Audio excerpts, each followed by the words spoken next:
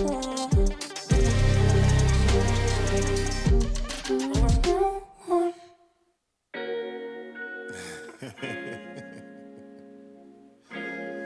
I just want to lay in the shade, get in those shade, you know what I mean?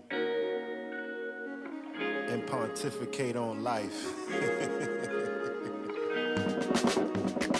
We vibing under the city lights, wherever the wind go take us. If it's good, we make it contagious. Said we vibing, laying on black sand beaches, thinking of what life teaches. So glad ain't fall from the deep end. Said we vibing under the city lights, wherever the wind go take us. If it's good, we make it contagious. Said we vibing, laying on black sand beaches, thinking of what life teaches. So glad ain't fall from the deep end. Said we vibing, even when the days feel low. Faye's gonna have that glow, already moving where they ain't think I go. Never show your hand off foe. Keep that poker face shining, keep that hope and faith and face the fire. Ain't no trace of hate that you can find. If you say I'm hating, then you lying. Put your hand on the Bible, won't you try and say that again? Polygraph it, I'll probably map it. Got an alibi or a friend. Ever seen lightning hit same place twice? Won't say I'm God, but Zeus like. Also the guy with the juice side. Phase average shot, we cruise. We vibing under the city lights, shine wherever the wind gon' take us. If it's good, we make it contagious. Say we vibing, laying on black sand beaches, thinking of what life teaches. So glad he fall from the deep end. Said we vibing under the city lights, wherever the wind gon' take us. If it's good, we make it contagious. Said we vibing, laying on black sand beaches, thinking of what life teaches. So glad ain't fall from the deep end. Said we vibing, and thinking about them things my mama told me. Courageous heart, it's pumping hard, got cold feet. All I gotta do is jump now. I'm afraid of heights, does that mean I'm afraid of the top now? Feel vertigo, gotta make the place I live or trying to go. But I know what it feel like, how I be in this real life. Can't be complacent or complicit. Life's complicated enough, the destination is us. Why don't you go like one up? Vibing under the city lights, shine wherever the wind gon' take us. If it's good, we make it contagious. Say we vibing, laying on black sand beaches, thinking of what life teaches. So glad he fall from the deep end. Said we vibing under the city lights, wherever the wind gon' take us. If it's good, we make it contagious. Say we vibing, laying on black sand beaches, thinking of what life teaches. So glad he fall from the deep end. Said we vibing.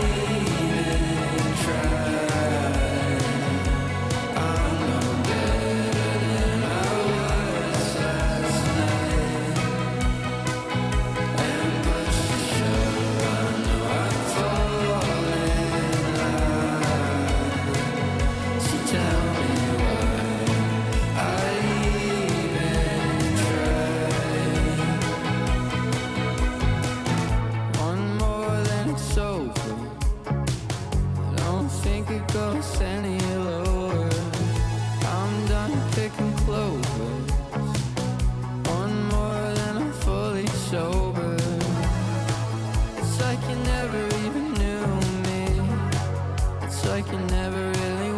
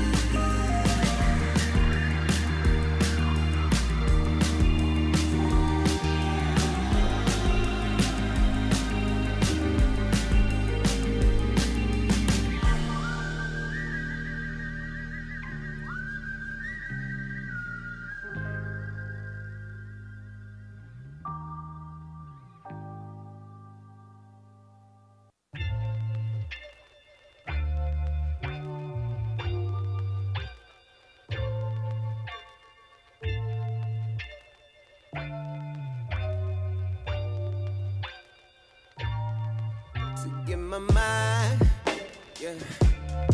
You gotta say something to get my heart back, baby. You gotta say something. My skinny jeans, your leggings. No two gon' do better. But you gotta love yourself first. Before I could be that brother. Grow a little, gotta search. Get in touch with your feelings. Know you hate the 9 to 5. You living to catch the spot. I'll be your Mufasa. I'm your Leo, I'm your lion. I don't really care about your hair length or your diet. Know you hate working and you working sick and tired. I can be the vibe, girl, the vibe that you trying to find. Get my mind, yeah. You gotta say something to get my heart back, baby. You gotta say something. Say nothing, I'll find it through someone new. I close my eyes and I just hope it's you. Hope it's you, but you gotta say something. Whole house looking like a scene out of Insecure. Talking about dreams, but you thinking fit. Floating through life cause it's sink or swim. Take what you want by the horns and ride. You only want truth, but they told you lies. Get on your knees when you pray to God, and that's a capital G when I'm saying God. Really want you when I say it's time. Spitting that flame like it's 99. And all the girls from the 99 and 2000s know what's up when it's time to grind. You don't call or text me ever. Girl, I gotta see some effort. I don't mean no wine on Friday, but we chillin' watching Netflix. Get my mind, yeah. You gotta say something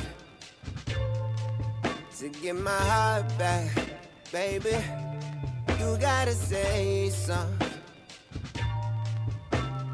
Say nothing, I'll find it through someone new. I close my eyes and I just hope it's you. Hope it's you, but you gotta say something.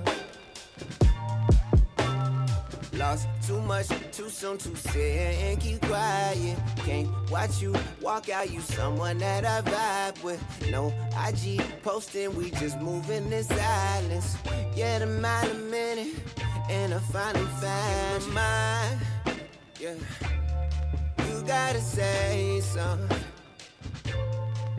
to get my heart back, baby. You gotta say something. Say nothing, I'll find it through someone new. I close my eyes and I just hope it's you. Hope it's you, but you gotta say something.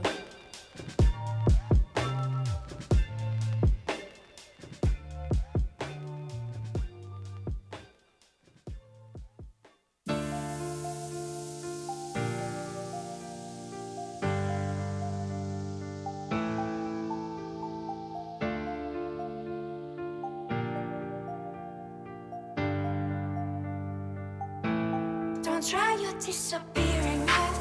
No, I won't stand for that. One chance is all you get before you get the axe. Try your disappearing trick. I won't put up with it. I know you think you're quick, but I quicker.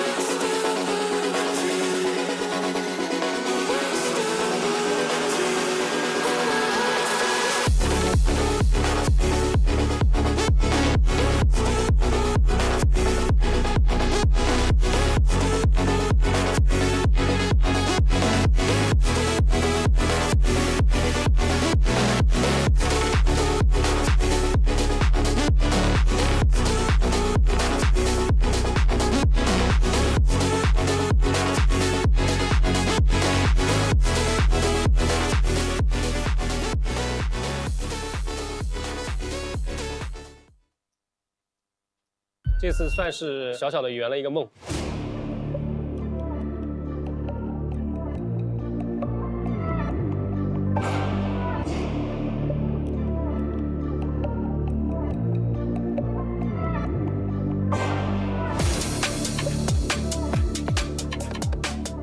我叫罗毅恒，来自中国江苏南京，有点激动吧，然后感觉到有点不现实的感觉，因为 Final Table 最后半个 BB 爬上来的。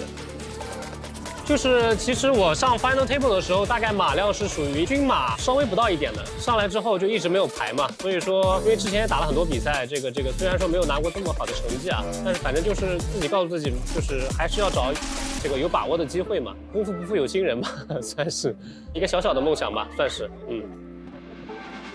最关键的一手其实是就是拿到一手 KK， 我在前位开池，然后有一个均马的选手可能比我稍微短一点，韩国的一个这个职业选手，他也是 all in， 然后我 call 嘛，他们两家一家 A 勾一家 A 圈，这手之后就是我就变成 team leader 了，我们最终也是很幸运的夺冠。但是 APT 是第一次，很好很好，这是我应该参加过的最棒的一届比赛，就是赛事方非常井然有序，然后游戏的种类设置的也非常的丰富，适合不同的玩家，可能男女老少吧，这个在赛场里都能找到适合自己的游戏。这次算是像你说的这个小小的圆了一个梦，对。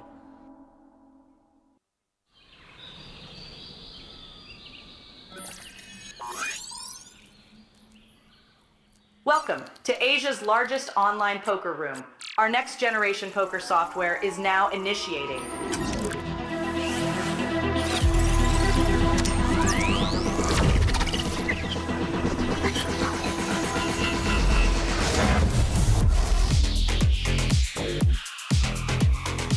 Elevate your online experience with a wide variety of poker variations to choose from. Get fully immersed with fun and social features.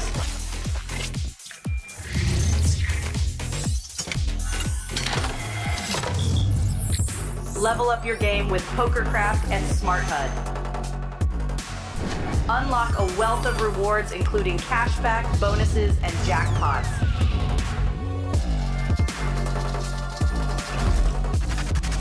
Join world-class poker tournaments featuring some of the world's most renowned brands and the largest guaranteed prize pools in the world. Experience the best in customer service and hassle-free transactions for a seamless online gaming experience. With online poker available on all your devices, you'll be able to play your favorite games anytime, anywhere.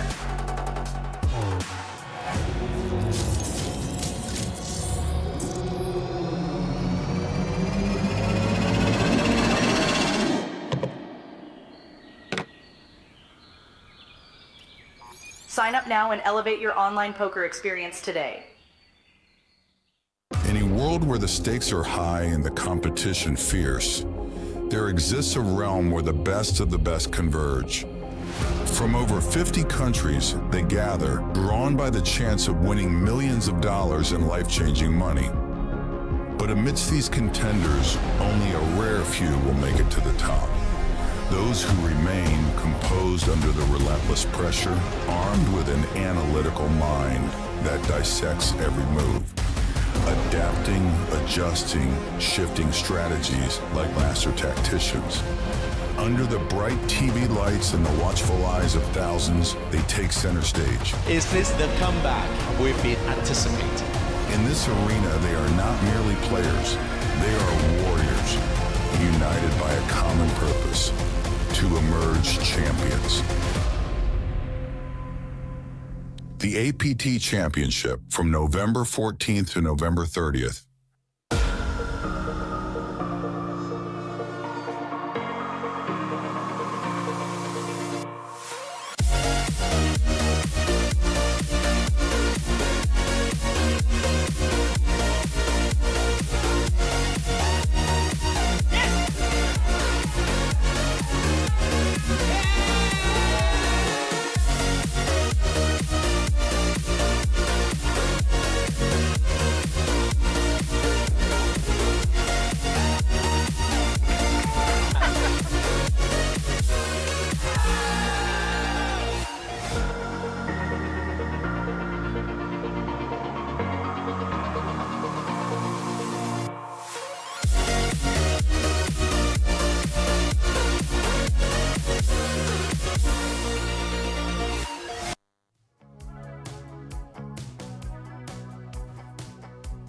Well, hello and welcome back, everybody, to the Asian Poker Tour.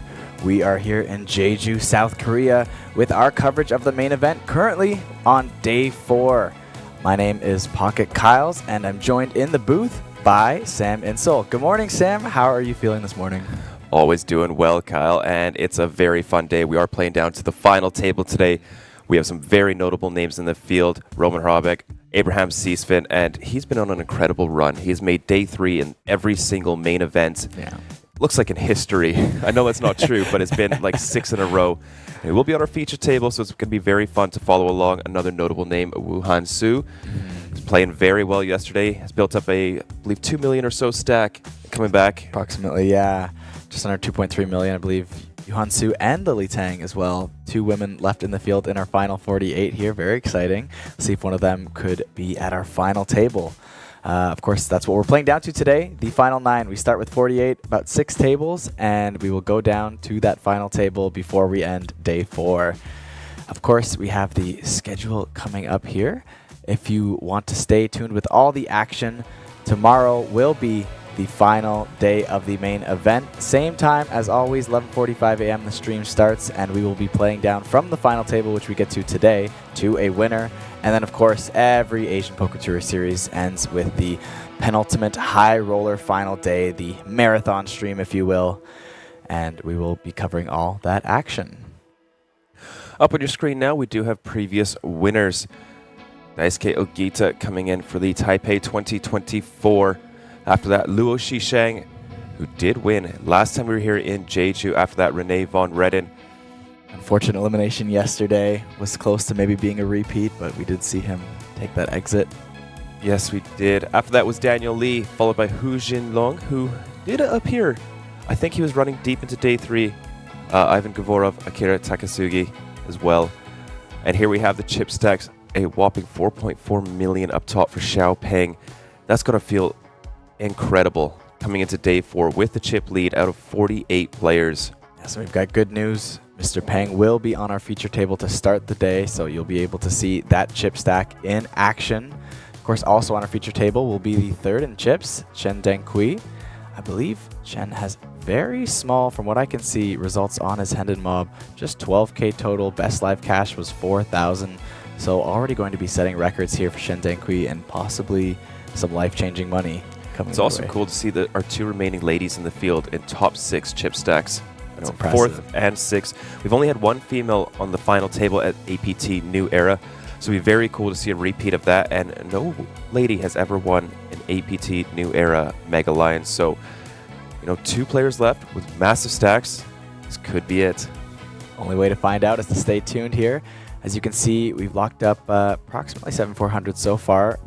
First pay jump is going to be almost $1,500. Starting to get into some serious money here. And we will be playing down to the final 9 today. So as you see, that last pay jump will go from approximately 28,700 there up to 34,000 US, I believe, for 9th place. There you see it there on your screen. Really, really big pay jump. And then, of course, the final table, the ultimate end of the tournament where the most massive pay jumps will occur, including from 2nd to 1st, a whopping $200,000 pay jump. That's just the pay jump. That's not the payout. The pay jump. That's the difference in prizes. 200,000, almost $500,000 for first place. Absolutely incredible. I will say something surprising. With the main event being so top heavy, I'm surprised that we don't see more deals when it comes to the final table. And we do have lots of people coming in, with sub 6 figures on their hand and mob, just saying, no, I want to play it out. It makes it a lot more entertaining, but we totally understand if the players do want to make a deal, it is life-changing money for a lot of these people. Average big blinds, 36, a little bit short. We've had 70, 45, and now we're getting down into the territory where a lot of MTT players feel very comfortable, that 20 to 40 big blind range. Yeah, it took us a while to get there. Of course, very deep structure, as you were saying, here in the main, but we saw sort of towards the end of day 3 there that the average stack was starting to go down. And of course, that sort of a little soft day 4 bubble, a little bit of an ego bubble maybe, to bag up those chips and say, hey, I made it to the 4th day of a main event. Absolutely impressive. And of course, these 48 players have. And now they will battle down to that final table Not going to be too many spaces left if you want to make it to that final table. Most people will be being eliminated today.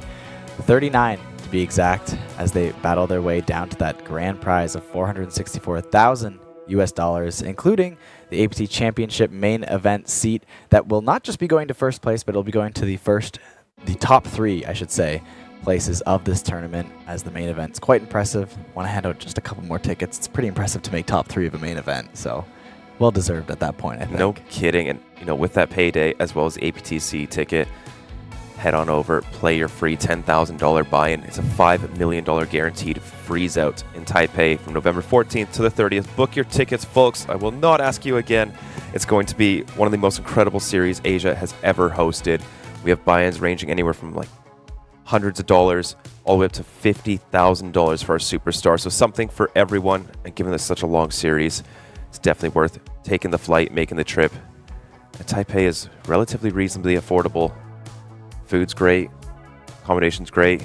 City's so much fun. So. Oh yeah, beautiful. Even just heading around Taipei 101, I got to see some of the sites there, and you think right in the middle of the city, it might just look like a bunch of buildings. I mean, of course, Taipei 101 is beautiful, but not too far from it. I took a walk, and there was even some like beautiful parks and lakes right near the city there. Here's what happened yesterday. To join our 247 contestants playing down to the final 48. As the field narrowed down, we saw the plays intensify as some of our stronger players started to find more aggressive spots, including rare 4-bet bluffs, come out of the weeds and attack the unsuspecting opponents. Wow, you don't see that every day. But Ace Jack doesn't make have to fight back. Jeju showing how to do it. Yeah, definitely a lot of action there, a lot of 3-betting, a lot of squeezing. We had some good players there. You had my good friend Roman Hrabets just dominating the table. So yeah, very tough compared to some of the other tables maybe, but yeah, we're still alive, so we take it. We even saw one of our final remaining women in the field, Yuhan Su, finding spots like King 7 off to bluff her opponent's early position open. She managed to rack up a stack of 2.29 million that just might be strong enough to find her way to the final table on day 4. Another contender, no stranger to final tables, Roman Hrabek, and has actually made a final table appearance at the Superstar Challenge as well as the Super High Roller. This series already has an average stack of 1.4 million going into day 4. This is where the money starts to get serious. Our final 48 players are already going to start the day by competing for a $1,500 pay jump. The lucky 9 who can make our final table will lock up $34,000. Want to find out who that final 9 is going to be? Stay tuned for day 4.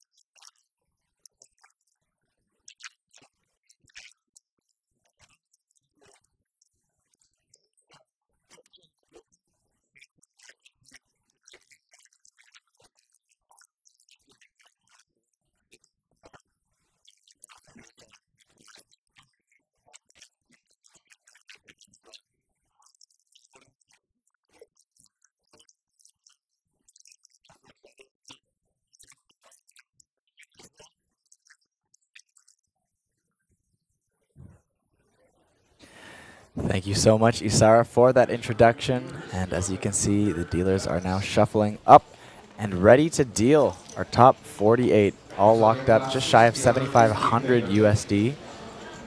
9 eliminations away from that first pay jump of the day. Nearly a full buy-in at this point. The pay jump, that is, not the payout. Yeah, I got it. Yes, don't worry. But here it is. Making day 4 of a main event is got to be an incredible feeling. I wonder how many of these players were out till the break of dawn last night. We did have our players' party. I saw a couple of them out there. I was out late a little bit myself, but I think it'll be well worth it. You know, there's a certain luck to letting loose and then coming back to play in the morning. Let's see. We got Martin Sedlak there on the left. Another orange hat, but it's not the Jeju one, so I'm a little bit disappointed by that. I cannot wait to pick a few of those up for my nephews. They already look stupid enough, and with this hat, it's just gonna be icing on the cake. Oh man, I think I have to find a couple for myself as well. More than a couple. More than a couple, all right. They're so cheap. If you go to the market, you can get them for like $2, $3. You're gonna need at least 10 because your friends are gonna steal them. Right. All right, we'll take a little road trip. Find some hats before we leave here.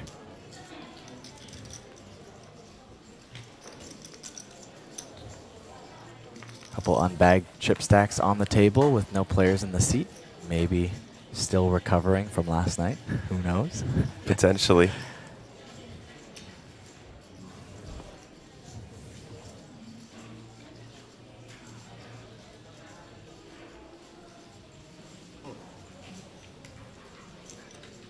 Chang in the cutoff there with ace-2 suited. Going to open up the action. First hand of the day. Got 1.1 million in chips there. Really decent hand and mob record. Nearly 850,000. Graham Seaspin, of course. Very notable face here at the APT. Making up with pocket tens first hand of the day. Played some drinking games last night with Abraham. That was very fun. I crushed him in the, I don't know if it's called shuffleboard or whatever it is where you flick. Sure, yeah, some kind of tiny shuffleboard. Destroyed him. But Nice. he got the best of me in like 4 games of pool. Ooh, it's okay. As long as you won the shuffleboard one, that's really where all the bragging rights are. Very first hand of the day, coming in for a 3-bet. Wonder how much nerves are going on. You haven't had a chance to settle in, and right away, you're in a big spot. Your opponent's asking for a count, looking over at your stack, and I find players have been a little bit unwilling to pull the trigger early in the day on big bluffs, but let's see if Cheng Xiaoting is going to be different. Checks his cards again, which is usually a sign of a fold. There it goes. First hand, heading over to Abraham Seaspin's way.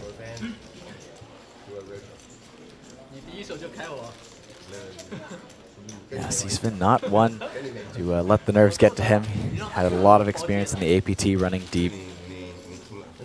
I believe his biggest score was about $250,000. Last year in Taipei, was that where that was? But either way, some very impressive scores for Abraham Seaspin.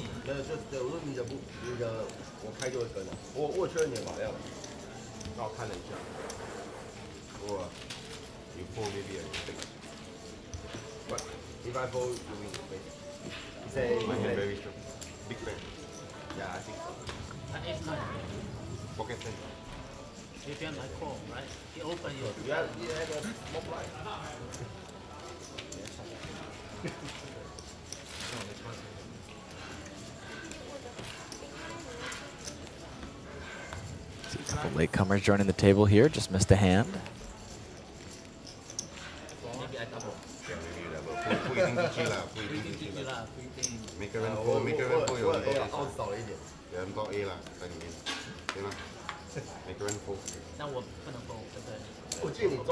That is Li Xiangshan, sitting down at the table right now.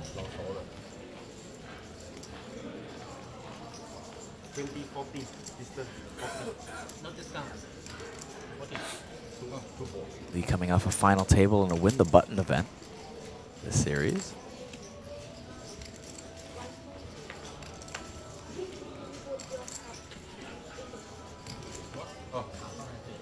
Zhang with another ace here, gonna fold it this time. Unsuited. Go to Su Yu Han.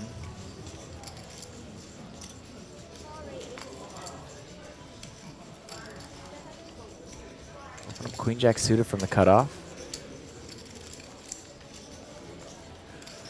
Good morning, every one of you joining us in chat. If you don't mind, chuck us a like. Let's get our viewership up to over 1,000 today. It'd be very, very cool. Good morning, Blue Eyes. Good morning, Justin. Good morning, Kiwi Special. Good morning, Warna Siri. Good morning, all of you that I missed as well. Glad to have you all joining us. Coming into hand number 2 for our main event, day 4. Only 1 day left to go for our main event. Don't forget, we are going to still be covering the high roller 2 days from now. Li Zhengshen here with the defend, barely sat in his seat. Already getting in the mix here with a flop. We'll just check.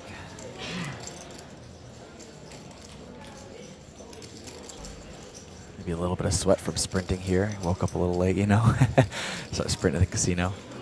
It is pouring down rain out there. Oh yeah, that's true. We'll do a C-bet here on this flop.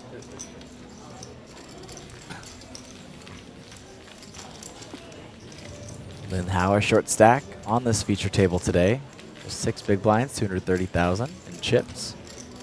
Managed to eke into day 4, the 6 big blind stack, and like we've seen many, many, many times, it's never over.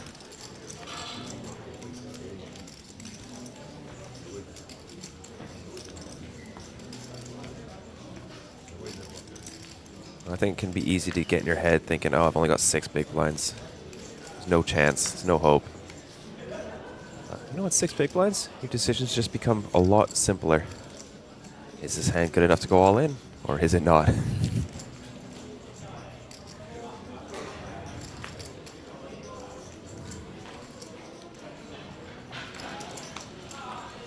Another big pocket pair. This time Cheng with the kings.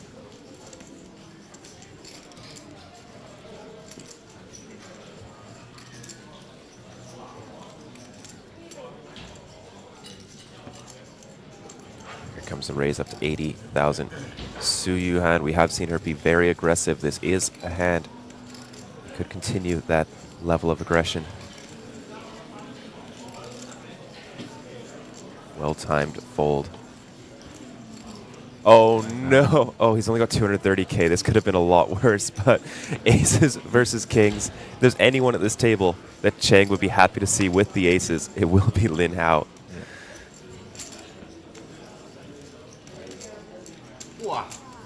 Lin Hao, very likely to get a double up here. Will be incredibly unfortunate if this is Lin's bust out hand. I believe we saw 1 king folded as well as 1 ace folded. Cheng, still with 13% equity.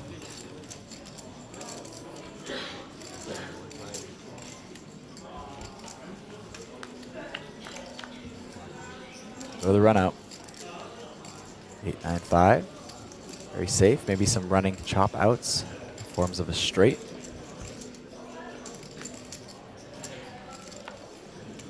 That's one of them. A 6 will chop this up.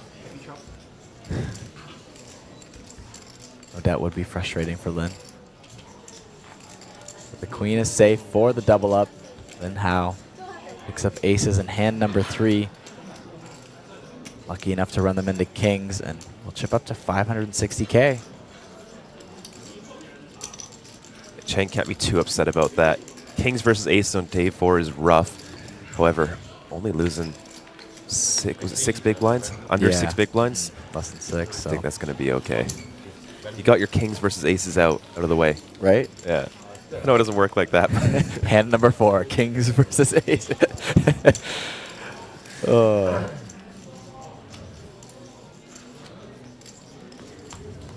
mean, we all know the odds don't work like that, but there's something that just makes you feel better about it, like it's gonna be true, you know? Yes, for sure. Just human nature. Right. If the roulette wheel has hit black 20 times in a row, there's no way, not a chance. It's got to be red. People say that about 19 times and 18 times and 17. And right. Yeah, but I wasn't there for those ones, so it doesn't count. Cheng with a much easier decision now. I actually think the opposite way. I think 20 times in a row, there's no way it's going to change now. The same logic? Essentially, yeah. Actually, if I ever gamble, I don't gamble outside of poker things too often, but I do tend to go streaky as opposed to changing, if that makes sense. Yes, it does make sense. Yeah, I think it's kind of the traditional baccarat way playing. Yeah, you go with where it's going. Or Chinese superstition, I believe.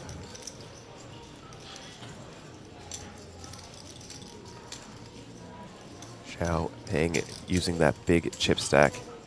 Apply pressure, 7-3 offsuit. And coming in as the chip leader today. Power pose from Shang Hao. He's about to make some big business deals. Does that say Money Sleeping Club? Monday, I think. Oh, Monday. That makes a lot more sense. Yeah.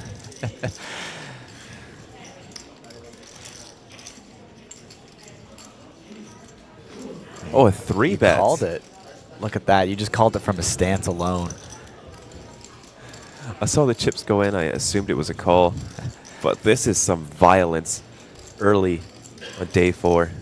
This is 11:26 in the morning there for live time. It is early to be going at it like this. Well-timed aggression from Shang Hao. Did he show? His smile looked like he showed. So we've had 4 hands and 3 of them have been 3-bets. And yeah. It's going to be a fun like stream. that as a 3-bet bluff too to mix it in super early in the day. You were just saying, people may be shying away from some of these bluff spots in the first, couple hands, maybe first door bet or so, just getting settled into the table. And not for Shang. Just going to go for it. And to be fair, we are 4 days into this tournament. It's not like hand 1 of the tournament or something, but there is something to be said about human nature. Just starting your day. Maybe some of these players got in a good breakfast and a workout, so they, maybe their day is long started, fresh at the table. Kiwi asking, how was the players' party last night? It was great. I actually really loved that it was at a bowling alley. Some games to play, pool, that little shuffleboard thing. Even smaller than shuffleboard, but whatever it was. Finger shuffleboard, I don't know. Sort of like, what's the curling? Yeah. Finger curling. Just sounds like a workout for your fingers. Yeah, it does. 2 sets, 3 reps of finger curls. That's what my trainer recommends. Chen Zhangqi, king, queen off in the big blind, facing the cutoff open.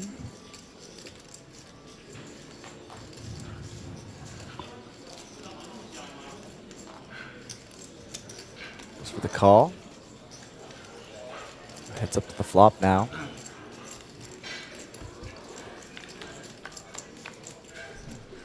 Yisheng Shen, ace-10. But top pair for Chen Zhangqi. Could be some merit to checking back this board. It is king high, however, not a great king high. Big blind's going to connect quite heavily with this.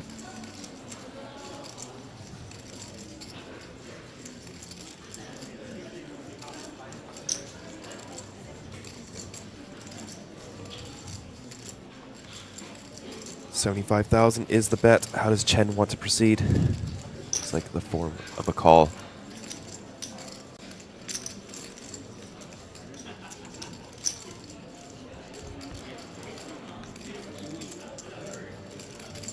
Three of clubs. That beautiful looking card for Chen.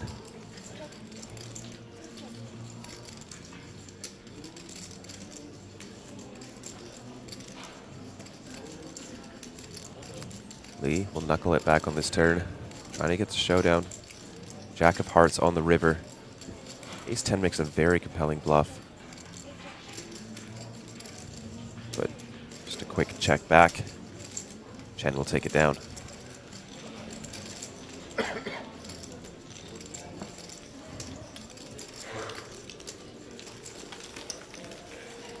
Zhangqi cashing in our mystery bounty event here at APT Jeju, as well as the Korean National Cup. Both of those cashes were under 3K though, so more than double that this current payout.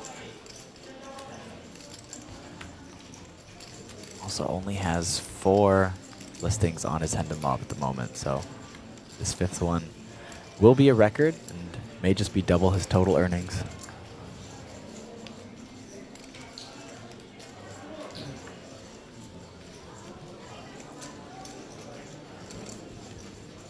So we got Justin with the live for the stream updates in the chat too, telling us that Mingri Chen was eliminated in 48. The first elimination of the day. Wake up early just to go home. 11:30. Ace Jack offsuit for Lin Ao. Middle position, raises it up to 80,000.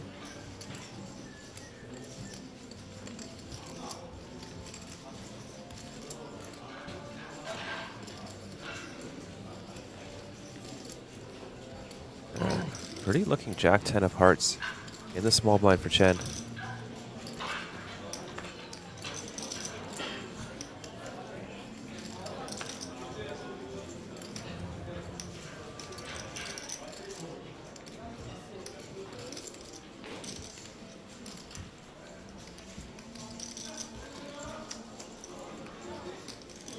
Just say rate. So only say rate. Don't need to give time back. You put the money. Yeah. A little bit of confusion.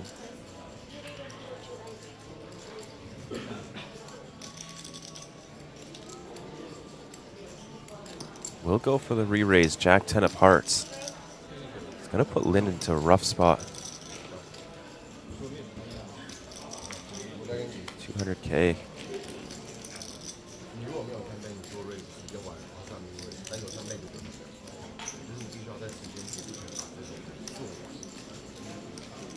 Now, Ace Jack offsuit from early to middle position is usually leaning towards a raise fold hand. Let's see if he can figure this one out. Would be able to get it extremely good for a second time in just an orbit. He checks his cards, not yet ready to release. This looks incredibly strong.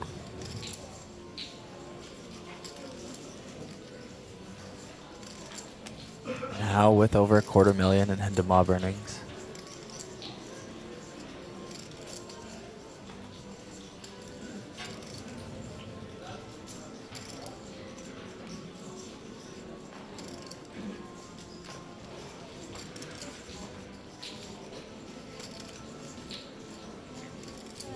Let's it go. Very well-timed bluff. Chen Dan Kui. It's the dominating Ace Jack offsuit to fold.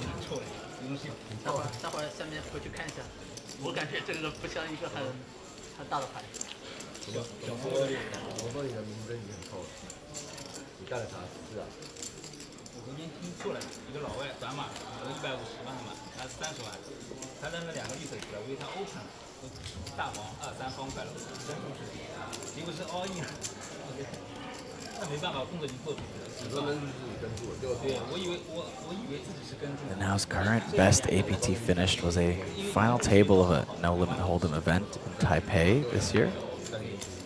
Finished 4th for about 15,000 USD. Wow, it's a big event for 4th place, 15,000. Just a regular No Limit Hold'em. Yeah. What was the buy-in in that? 20,000. 20K Taiwanese. It's only 650 US in 4th place. Wow, how much was first in that tournament? Must have been highly entered. First place was 40,000. For a $650 buy-in. Wow. Just a side event. Folks, if that doesn't get you to come to Taipei in November, I don't know what will. But back to the hand. Chen, now the one with the Ace Jack offsuit. Facing a raise from Shang Hao in the cutoff.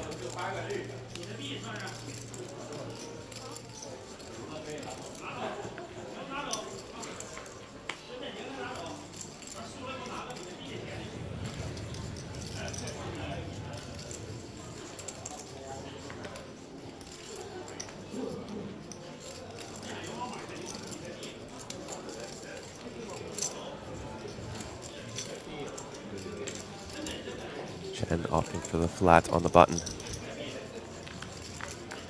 We're playing in position with the dominating holding. An 8-3 deuce. Shang Hao moves into the lead with top pair, top kicker. Chen does have backdoor spades working for him. Starts things off with a check.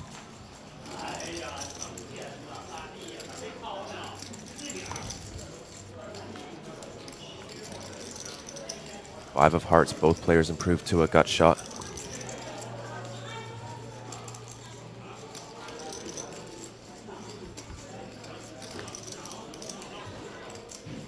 And they are going to chop it up if they get to showdown.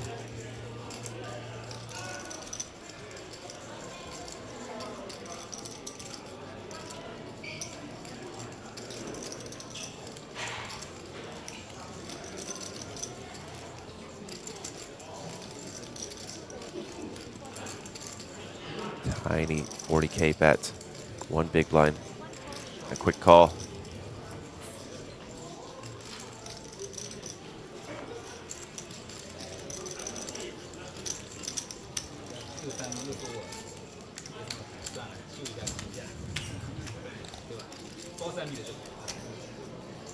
Already lost 2 players today so far. First orbit.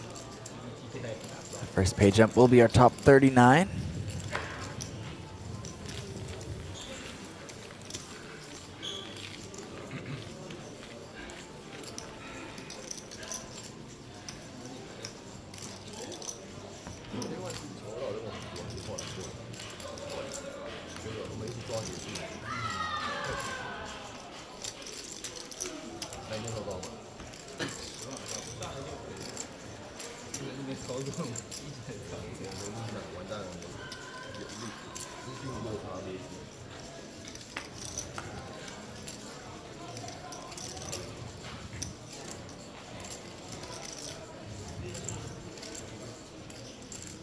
This pay jump is about 1,500 USD.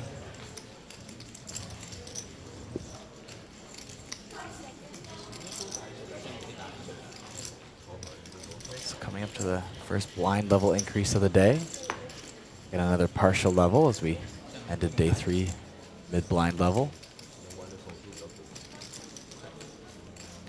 Lin, it's a pretty uncomfortable raise to make. Under the gun, 12 big blinds, ace-10 offsuit. Let's go for it. Not done fighting.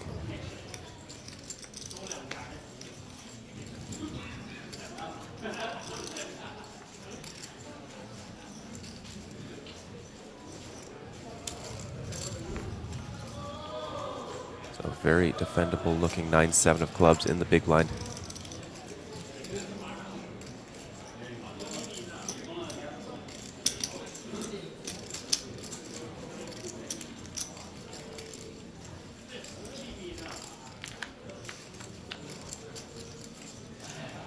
Wow, bottom 2 for Abraham Seasman. Only thing better would have been if Lin hit that top pair. Yeah, Lin may lose. May be able to cut his losses at just another big blind. Small C bet on the flop. His hand probably looking to check down.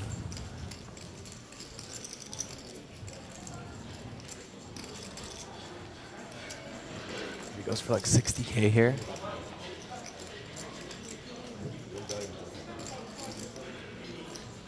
I think you had it. One big blind.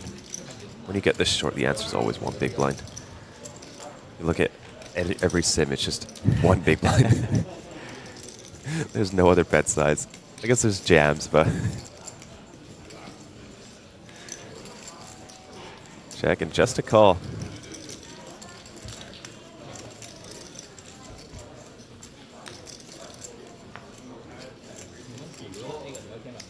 Three of hearts, huge brick on the turn.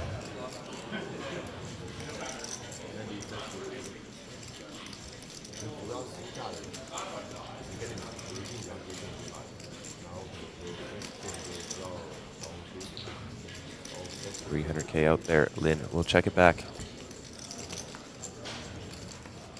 Off to the river, 8 of clubs. So Jack 10, 6-5. Do get there. Also straight draws like 10-8, 8-6 did make a straight.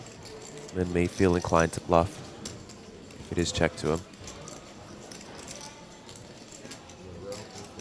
Abraham may go for value against hands like 10s, jacks, queens.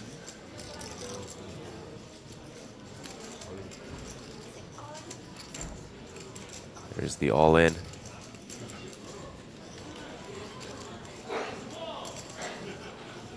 Basically impossible to call for Lin.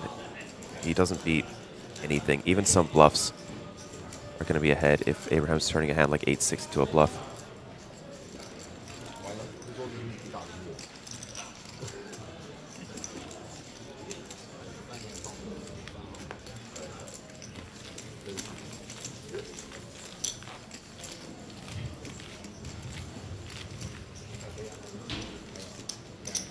Will take down that pot, sitting over $1 million in chips.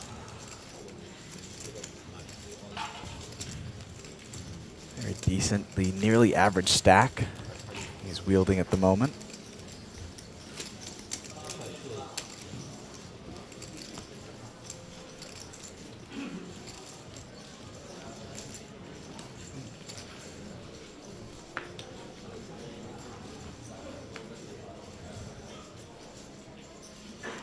Queen off, Li Zhengshan.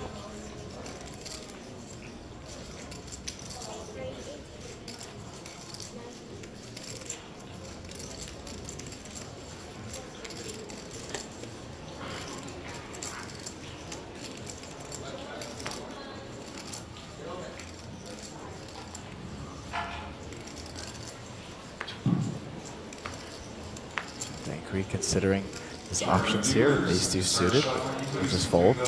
Lines are at 25,000, 50,000. Next hand.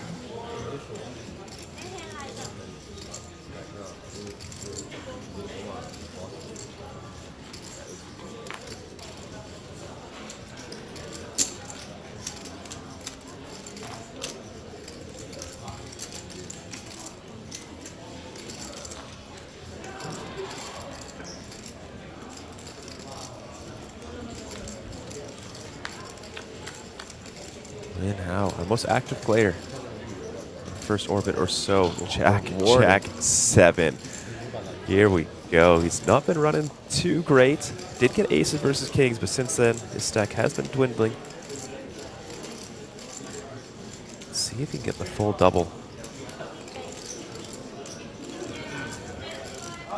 Okay, bet Lee.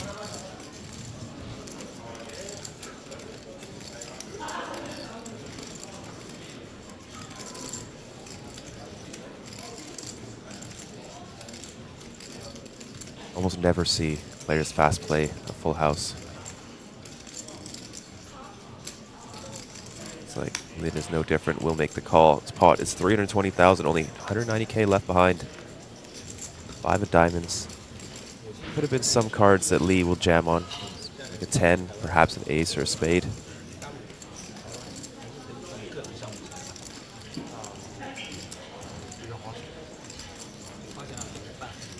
Good morning, Renee. Sad to see you bust, but hopefully you've got a stack in the Zodiac Classic today. I always forget that's Renee's handle.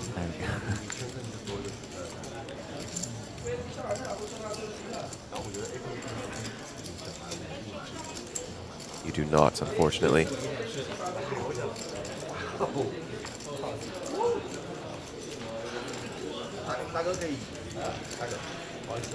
Nice pickup for Lin. So Dave Spade is in the Zodiac Classic. Did you see him yesterday? At the party? Yes. I don't come across him. Didn't? No, I don't think so. Did you? So he lost a prop bet and had to cut his hair. No. His hair's like this long now, like an inch long. I didn't even recognize him. Wait, maybe I did see him yesterday then. He came out and says, "Hi, Sam." I'm like, I know that voice, but no. Who are you? Yeah. So I was like, no, I don't think I saw him at all. I would have recognized him, but not with his hair buzz cut. Yeah. Oh my God, maybe I did see him. Yes. Now I've got to go think back to all the buzz cut people I would have seen. Oh man.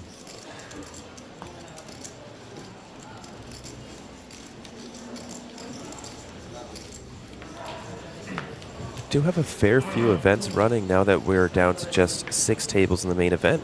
Open up Lots of tables for the mini main. Currently 93 runners. 450 entries into Zodiac Classic. We eclipsed 1.2 billion Korean won in that prize pool.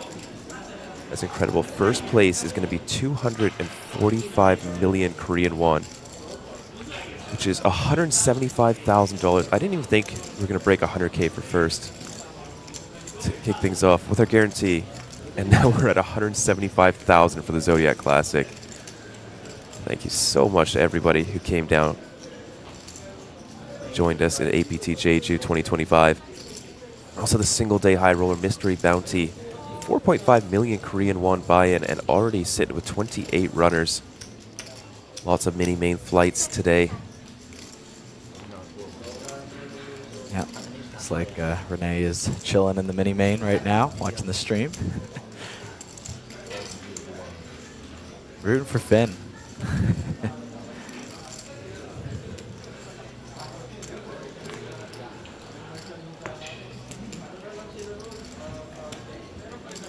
Maybe with a Freudian slip, rooting for the win for Finn. You're one of our live bloggers. There's a pun for you, ready to go. It's a good one. You may have to take it down first, though.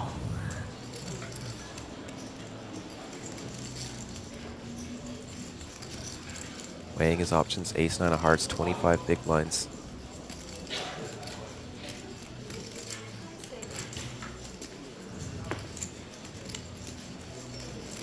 I just realized Su Yuhan raised to 3.5 big blinds in the cutoff. I think this is closer to jam or fold. I wonder if they played together at all yesterday, because we did see Su Yuhan on our feature table. Yeah, I don't think I ever saw them cross paths, but assuming they didn't hop around tables too much, this might be the first time.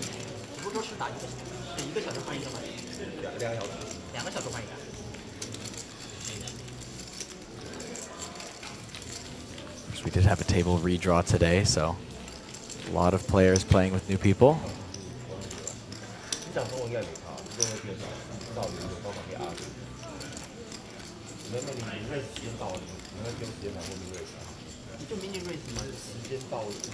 As always, sitting in front of the feature table to taunt you or maybe to encourage you. It's that golden Mega Lion trophy. Sitting right behind the dealer right now. Maybe 5 feet away. If you're here at APT, you can walk by, and there's a little bit of a rail to check out the live stream feature table.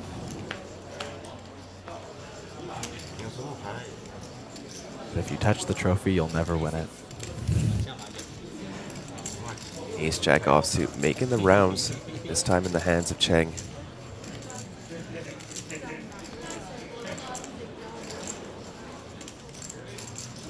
Whoa, that is a tight fold from Cheng. Wow.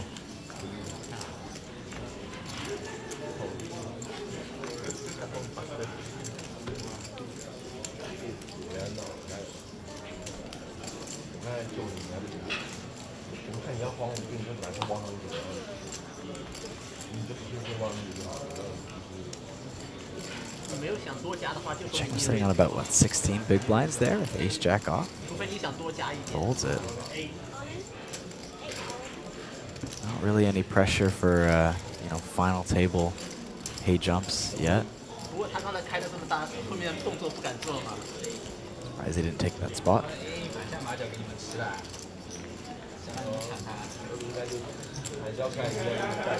Li Xiangshen's going to take the spot here with pocket eights. I'm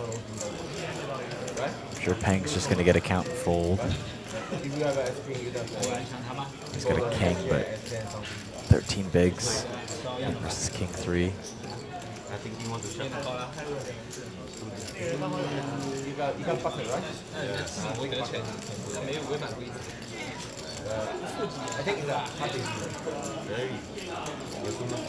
Well, you're looking something around maybe like king 7 plus.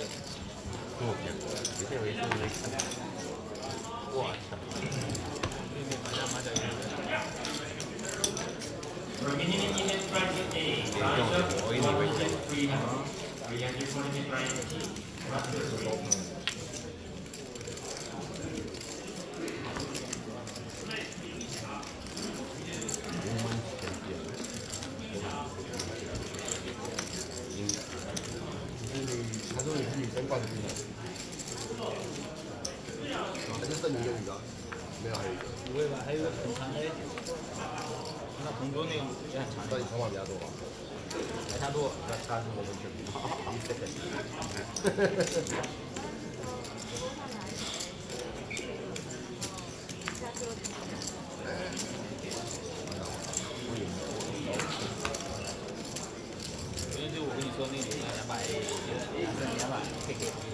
Ace Jack offsuit making another appearance, this time Su Yu Han, and she will be raising.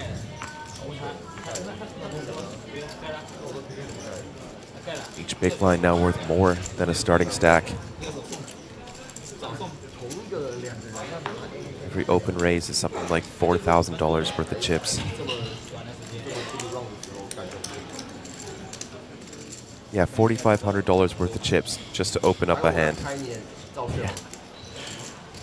Imagine if you actually thought about it that way. Yeah. It's going to cost me $4,500 to open this hand. I might just go home. 9-8 deuce, no connection for the 10-5. Little bit of wraparound, 3 to flush, 3 to a straight. Su Yu Han does have the ace of hearts.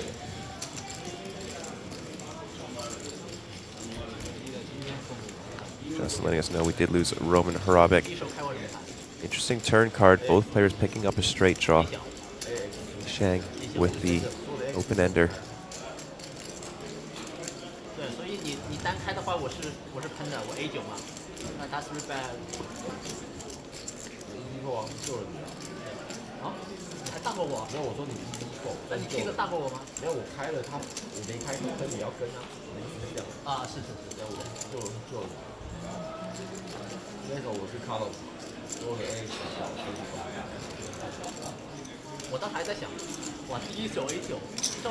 Makes the call. Go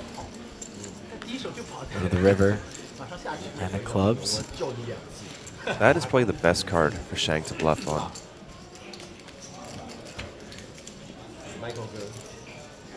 Nine's going to feel very comfortable betting river. Even an 8 is going to feel a bit better about bluffing, or sorry, betting river for value. This is a pretty mandatory bluff for the 10-5. Shang not one to shy away from bluffs either. Cutting out some chips.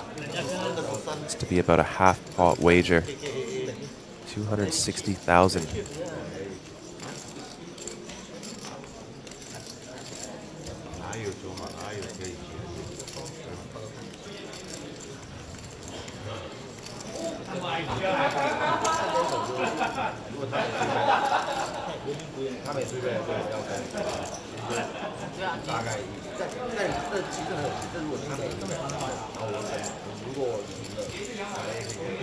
Wuhan, not one to shy away. Light calls, light 3-bets. Su found some very good spots yesterday with aggressions, folds, and even calls. So I think she's been playing very well yesterday, and to be thinking about this, you know, her skill level doesn't match her handed mall earnings at the moment, that's for sure. Seems to be very impressive and doesn't find the hero call this time, but pretty hard to on that board. I don't think you want a jack in your hand. I think some bluffs are going to come from Jack X.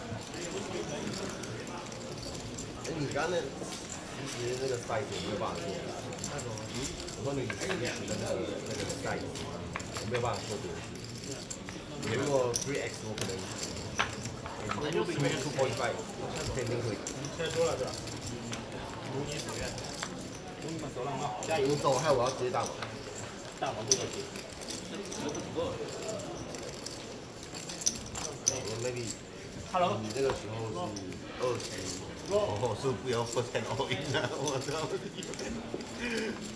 起来，看看起来，看见了。 Table's quite chatty.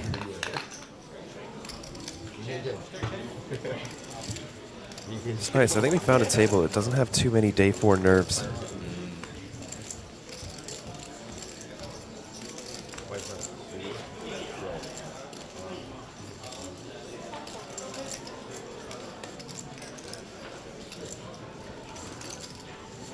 I think it depends on the type of player you are too. it's a little bit counterintuitive, but I'm the kind of person that once I've locked up a fun amount of money for myself or something more record-breaking, I feel more chill about the tournament, even though it's actually more important and I'm playing for more money now. Yes. It's something about the pressure goes off because I go, even if I somehow bust out here, I'm still happy with my run. But of course, that's where most of the money is made. If anything, that's where I should get less chatty and dial in a bit more. But I've been chatty and taken down tournaments, so it's fine. I can do both, you know? Yeah, it's an important skill.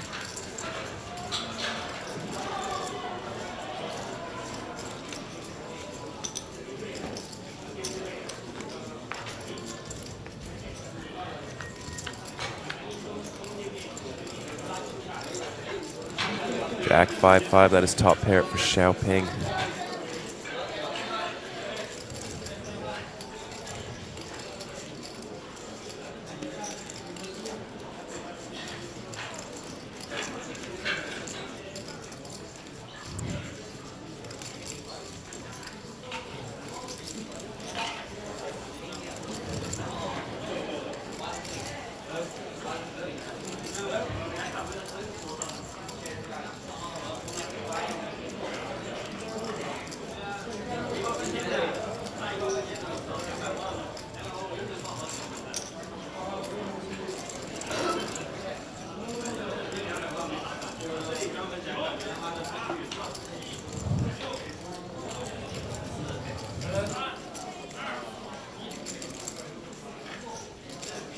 With a little bit of a fake tank. Let's try and induce a check. It does not work. Xiaoping will bet his top pair. No. Table 4, this is table 4.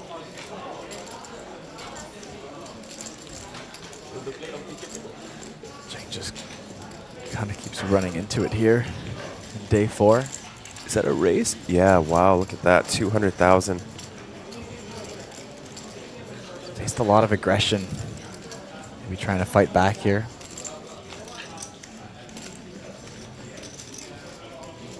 Dry paired board, you know, the back door. Decides it's good enough for the bluff. This blocks some top pairs as well, but just gets shoved on. Unfortunate timing for Cheng. Frustrating start to day 4 for Cheng. Getting involved quite a bit, but he's losing about 2/3 of his stack. Just in both, basically just like pre-flop and flop action.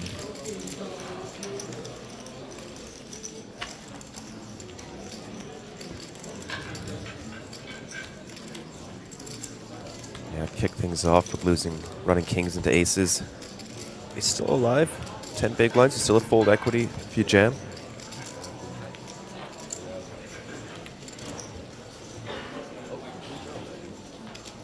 Looks like we have reached our top 39 though.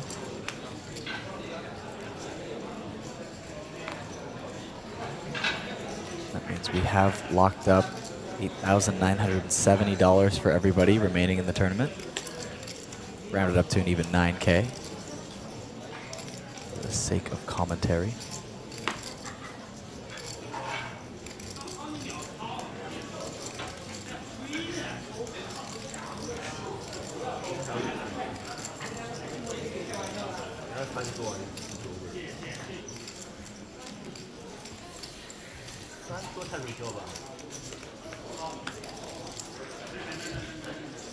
Paying with the king 10 off, cut off open.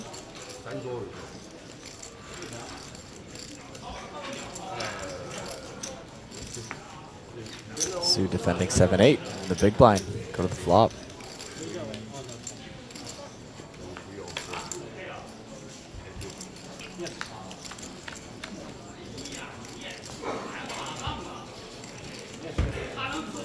Open ender, Xu Peng.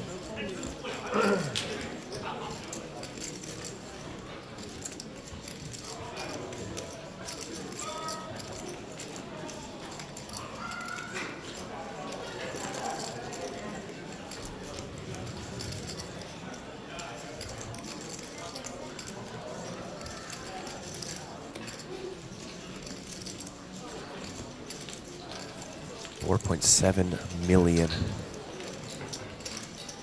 Things start to turn around for Xiaoping. Starting to chip up once again as now probably the biggest stack we've seen in the tournament, 4.7 million. I believe a final table average stack is going to be 8.6, so he's halfway there already.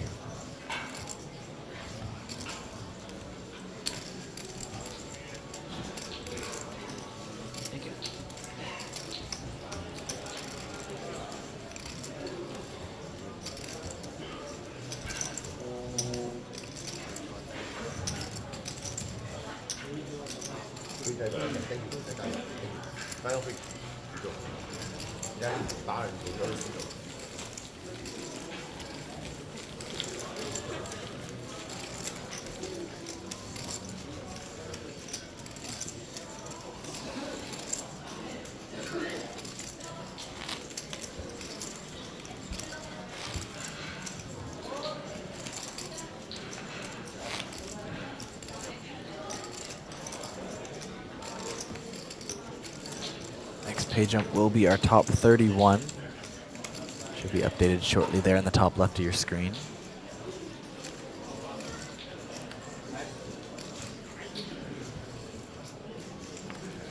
Got about another $1,500 pay jump. Be the first time we get to 5 figures in the tournament. Top 31.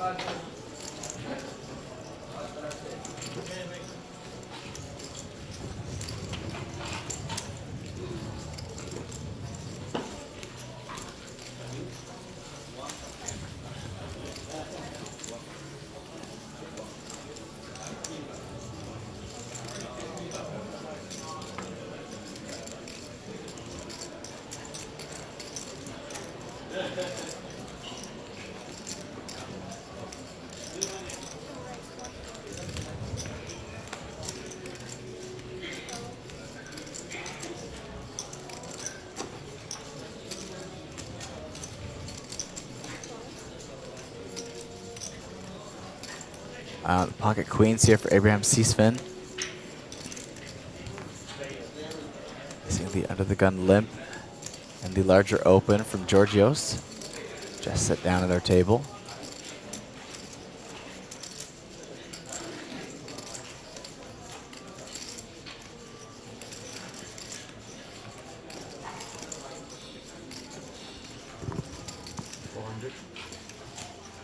He announces 400,000.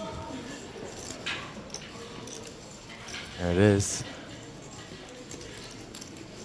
Action 3-bet. Abraham. What a feel for Lin. He's just getting, finding 2 big spots, aces, and a flop full house to chip up a little bit, and then just bleeding. Ace Jack, not working out, getting 3-bet. Ace 10, that's a check fold. Another re-raise.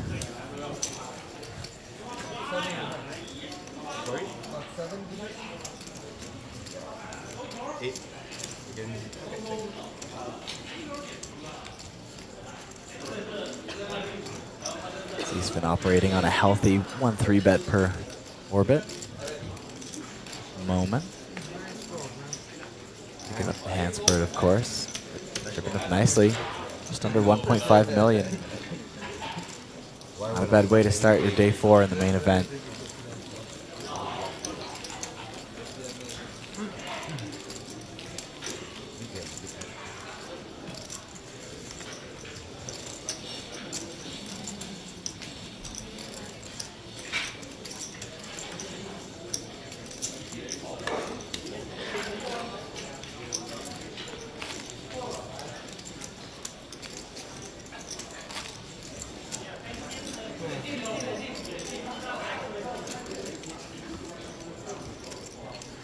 That's an interesting fact. Thanks for letting us know, Justin. Peng is a player that busted Kitty on the direct bubble. King Queen offsuit versus pocket nines. But use those chips wisely, Peng. It was a devastating bubble. Swear she didn't even realize.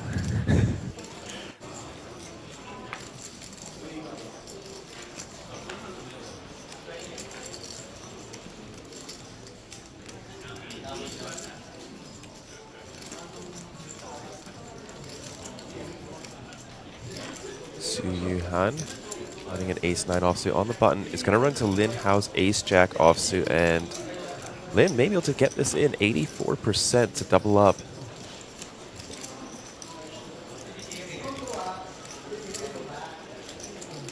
And this strong, I think I prefer jamming rather than stop and go, and Lin does so. Especially when you're in 7.7 bigs and you just know your opponent's not going to be folding an ace for only 5.5 big blinds more.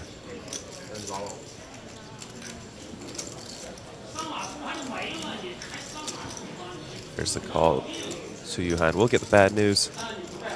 16% equity due to card removal.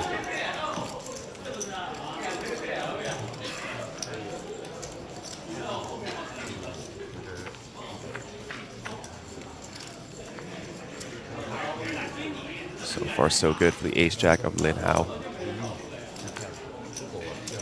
Just 1-9 deck in the left. 1-9 left in the deck would be devastating for Lin to hit it here, but the ace on the river is safe. Lin with the double up again, staying alive. Staying alive. Staying alive. 如果他追带，他扣300，只是扣。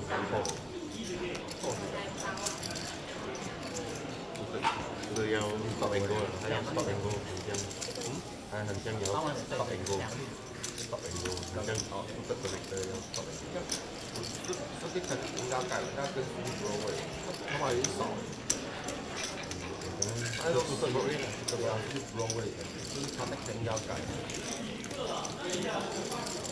这个位置要开很高，都是类似给8、9、10。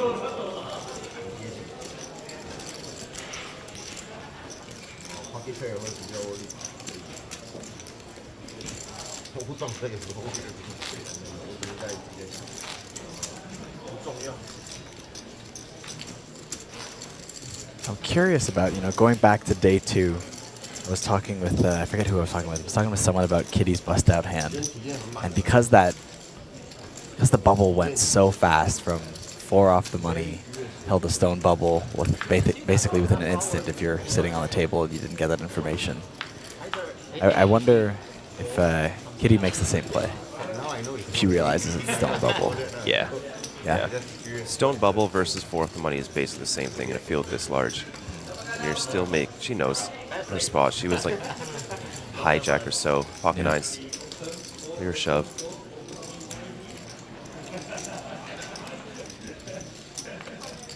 Fairly deep though.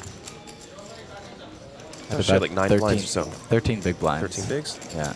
Actually maybe 14. Yeah, 13.5 or so. You're still shoving 9s. Yeah, it was stuck on 251 forever.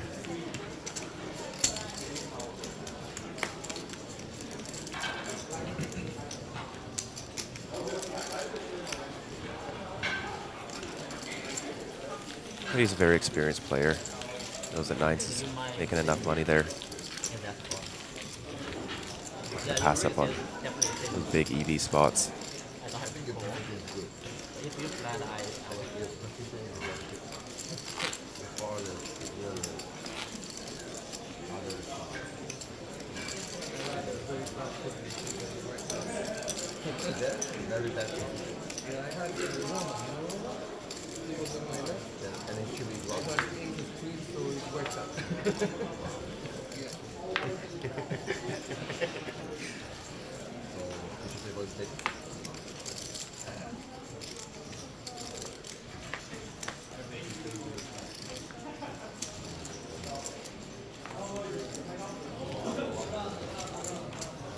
Speaking of pocket 9s, Ram C-spin in the cutoff with the named hand.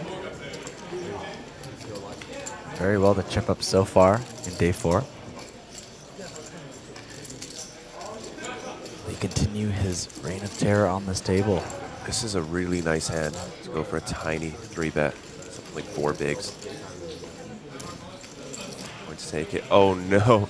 Li Shongxiang picking up pocket kings in the small blind on 13 blinds.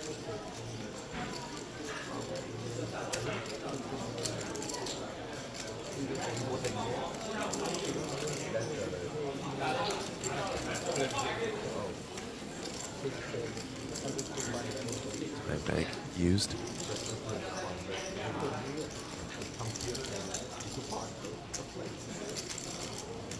Renee in chat going, no way. Hates to see it. Already cheering for the 9. If big blind wakes up with a hand, then there's where he gets away, but Jack 5 offsuit's not going to qualify. Unfortunately not. He's been with the quick call. Renee cheering for the 9. Let's see if Renee's chat juju is enough to 24%. bring it in. Quite high. Kings versus 9s. Ace 6 4. No help. C-spin. No backdoors either. 7 spades on the turn. One more card for Lee Songsheng. Chip up. Oh. Wow. 9 of spades on the river. A brutal way to go for Lee Songsheng. Out in 37th place. Good for roughly 9,000 USD. That is a very, very rough one. Abraham C-spin chipping up to 2.2 million. Good for 40-something big blinds. Began the day with just around $1 million. Renee called it. What I told you, chat juju, it works, guys. I will say, he was very good at 9-ball yesterday. Crushed me in every single game we played. Oh, man.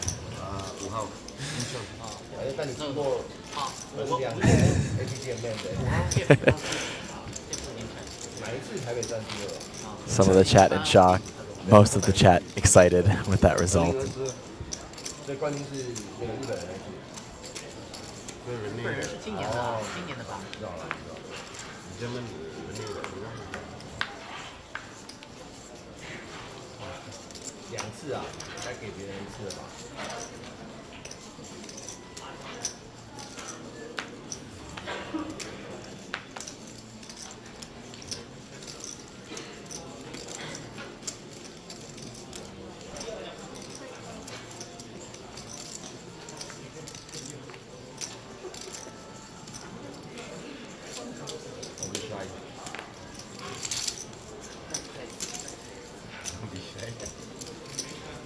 All smiles now for the man from Singapore. King 6 offsuit in the small blind. Xiaoping. I've seen him be aggressive before. This time will be no different. 175,000 is the raise. Shang Hao with the King Jack offsuit in the big blind.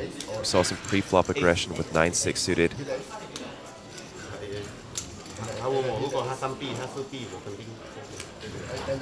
Opts for a call this time.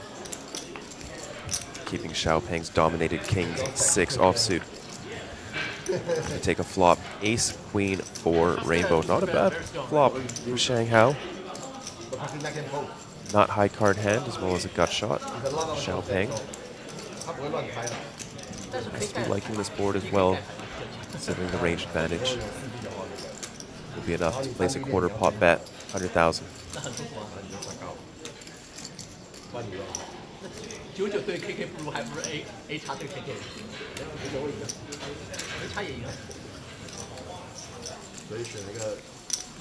Bet and a call. This pot is already up to 600,000 as we see the 9 of clubs roll off on the turn.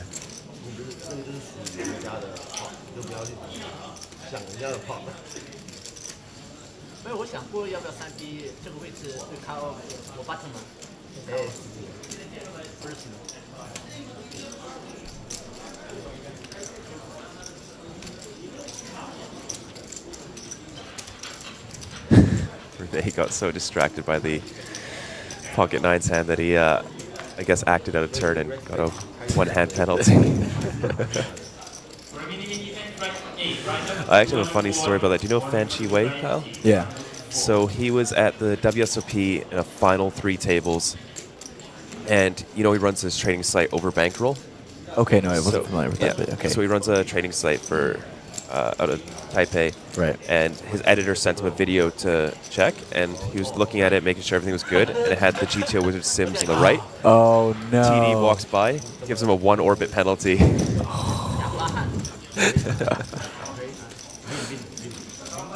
I mean, at least it was just a 1-orbit penalty. If they thought it was an actual solver, can you imagine like getting disqualified or something like that? Yes. One orbit still a lot that deep, but Fan Chi Wei just took it with a smile. He said he'll make a funny story.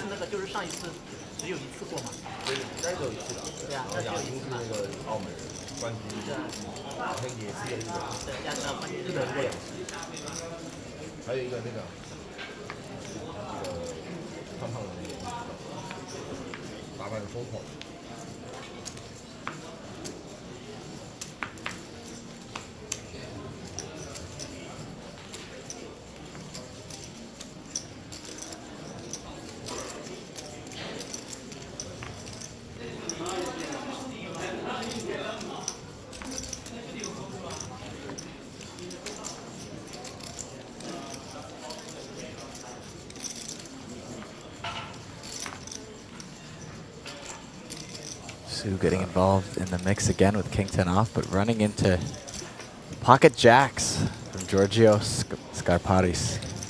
Just check the, actually I'm not going to announce that just yet. Don't know if it's up to date.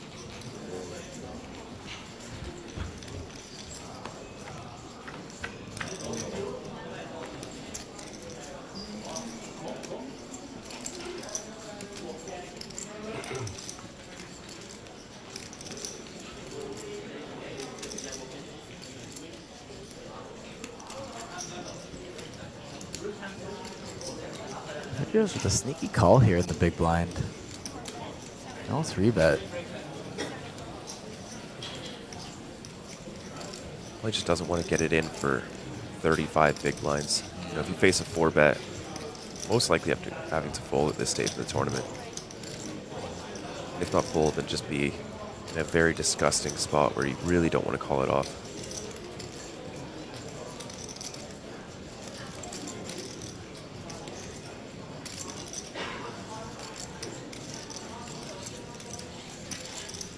Incoming check raise, 4 deuce deuce.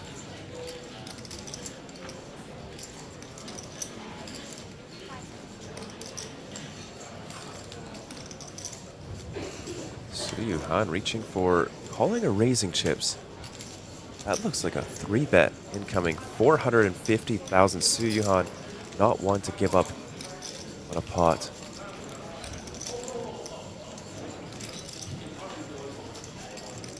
Back over to Giorgio's uncomfortable spot. You think your opponent does this with the worst pocket pair.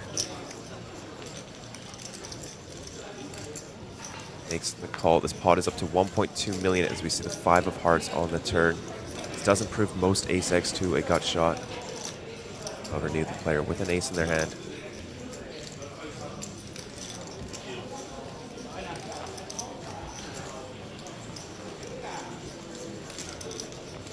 Check, check as we take a river, another 5. That's not a nothing card. Su Yuhan can have some ace 5s. They go for the 3-bet on the flop. It does make some full houses, and I'd argue more than Giorgio's, as he did call out a position. I'm not sure if he's calling a hand like 5-6. It was a very good price.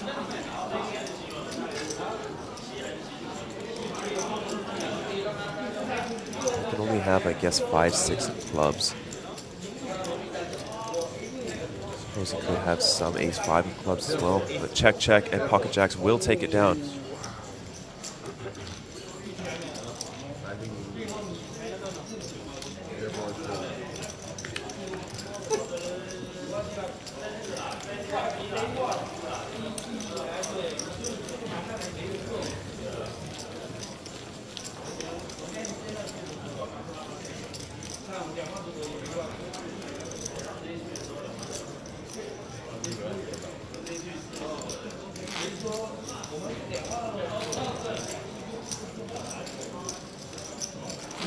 Runout's not too much big blind at this stage in the tournament. They're just lacking a lot of offsuit combos that connect with that board. I suppose you can have some 5-3 suiteds. But I'd say that runout kind of favors the under the gun range. Just because big blind can't defend too wide at this stage.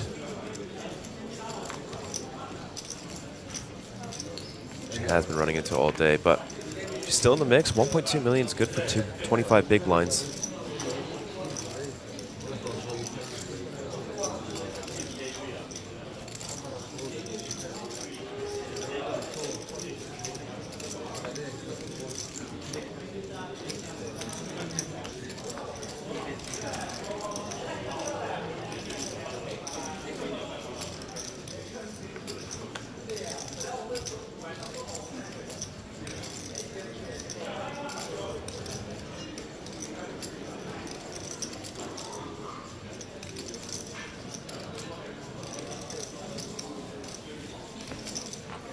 In hand for a stop and go. King 6 plays a little bit better at this stack depth for the big blind.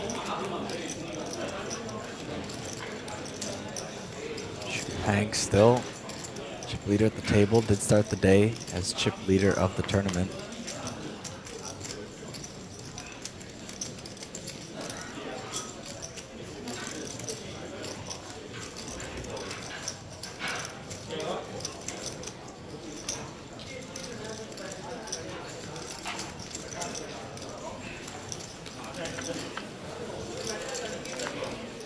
What a flop for the King 6. Dream spot for the stop and go. Is going to get it in very good. Xiaopeng also connecting with the 6. This could be Chang's time to chip up.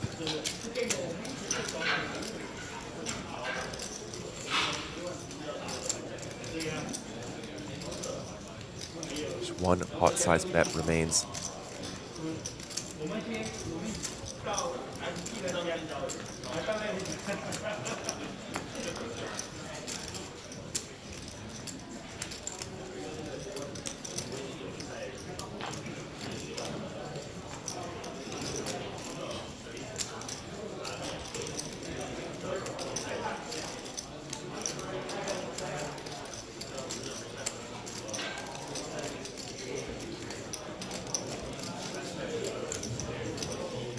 There's the stop and go.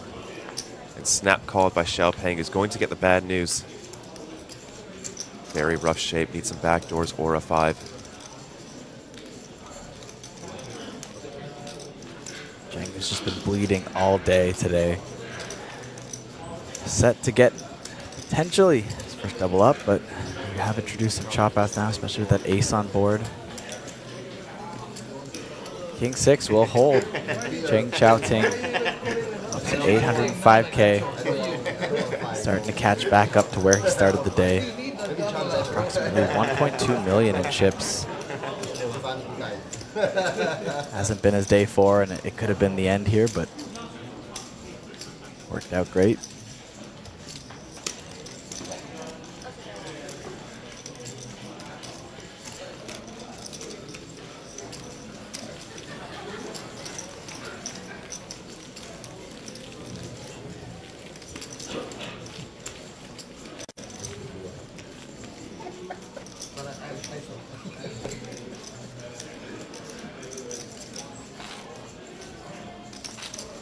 I gotta say, getting snap called there must not feel great.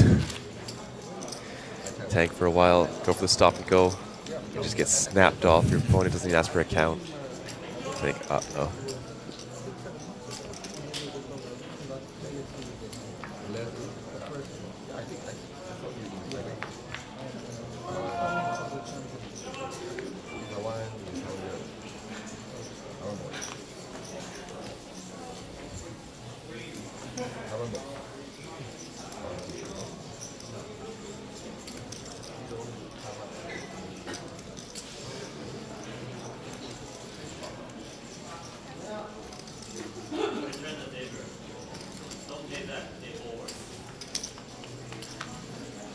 Paying with ace 10 of hearts now in the hijack. Puts that big stack to work.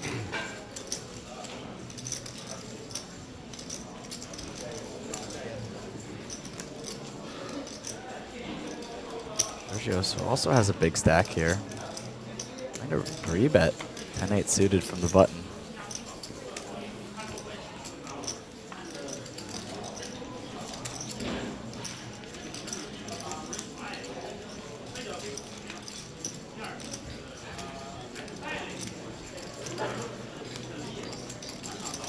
call from Peng.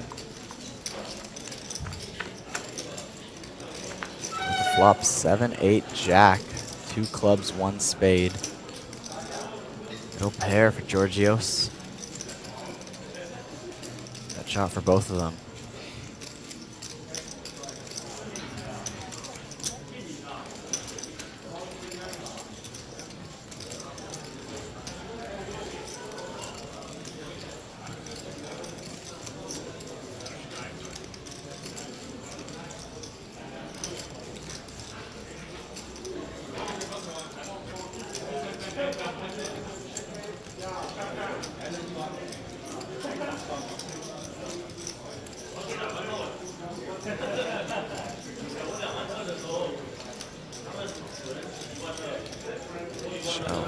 Definitely think something's up. You see c-bets too often with Jack 8-7.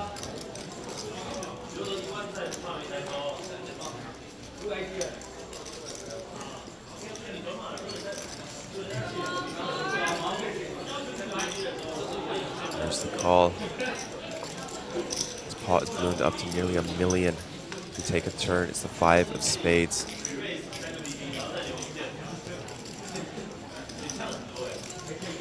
Georgios. Middle pair. Got shot. Flush draw.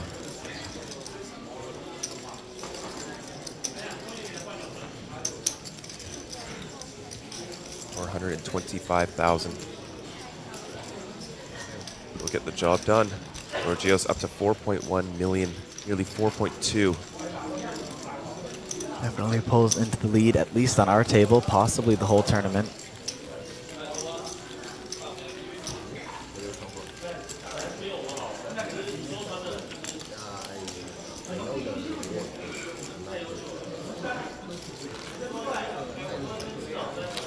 Nearly in the top 2% of players in this field now.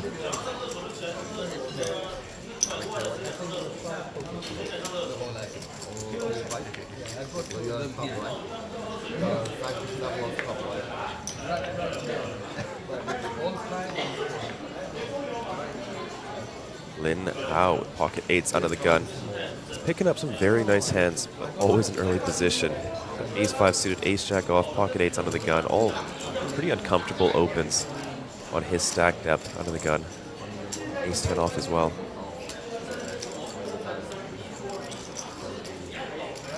Undeterred. 100,000 is the raise.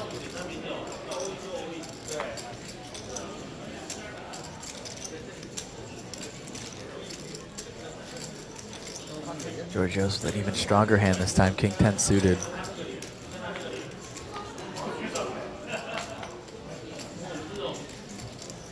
Makes the call.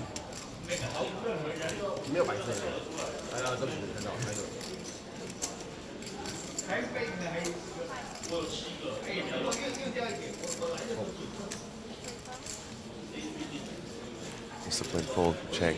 Let me get on the line. That's the one I almost spoiled, Justin. Almost said it. I was waiting for that one, yeah.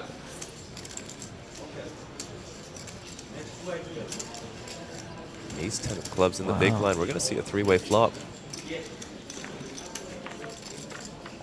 Short stack Lin with the best equity so far, but we go to the flop, and it is now top pair for both Abraham and Georgios. Open ender for Lin as well. A little bit of something for everyone. Equity's running pretty close between Abraham and Lin.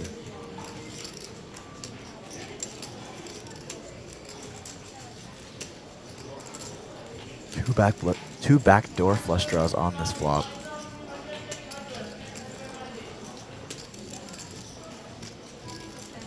Why are you even looking at the payouts? Well, Justin, I wanted to see if Punat was still in.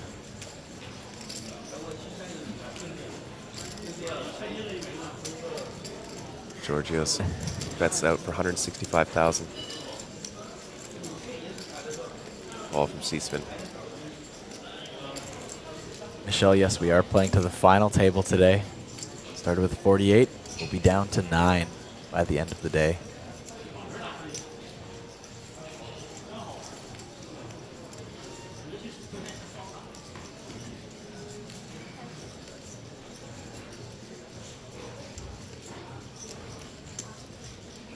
the call from Lin as well. Still 3 ways to the turn now. Backdoor clubs start to come in for C-Spin as well. Georgios picks up a gut shot. Nobody can be too happy with their hand at this point. King Jack did get there. Yeah, quickly checks through. 2 pair for Abraham C-Spin. Everyone, sorry, Lin and Georgios both have very interesting candidates to go for bluffs. I think Lin a little less so.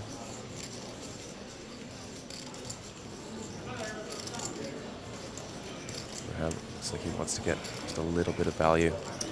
Few big blinds. 4 and change or so. Sorry, Justin saying Funat already won yesterday, so of course he's still. Funat actually in contention for Player of the Year. He is 2nd place right now by a few points behind Artur Rojin. Really? Yeah, Wow. speaking to the Players Party, he's learning mixed games as fast as he can to play as much as he can. Amazing. I love to see that. Lin gets out the way. Georgios, does he want to turn his hand into a bluff? I can't imagine call being too attractive. You're blocking King Jack, blocking some 2 pairs. Decides to let it go. Abraham C's been chipping up nicely once again, up to 2.7 million in chips.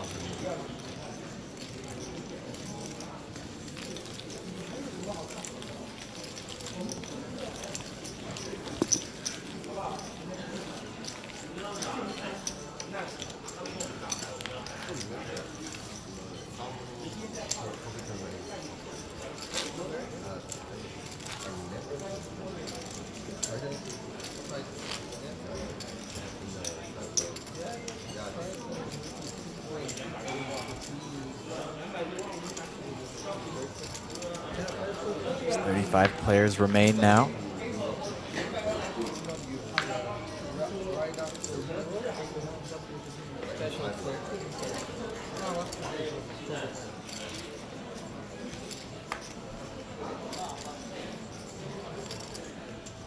Shell, my day's going pretty good. How's your day going? Managed to avoid crazy hangover from the players' party, so. Can't ask for much more than that. Some more action here. Georgios with King Jack off in the hijack. Going to run into pocket 8s from Abraham C-Spin. C-Spin with no shortage of hands to play today.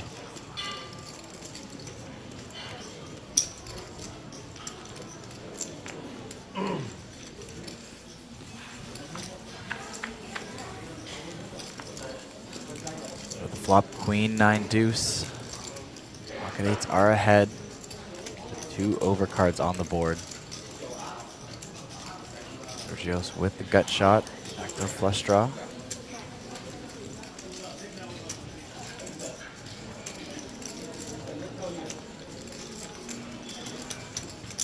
I'll just take this down on the flop.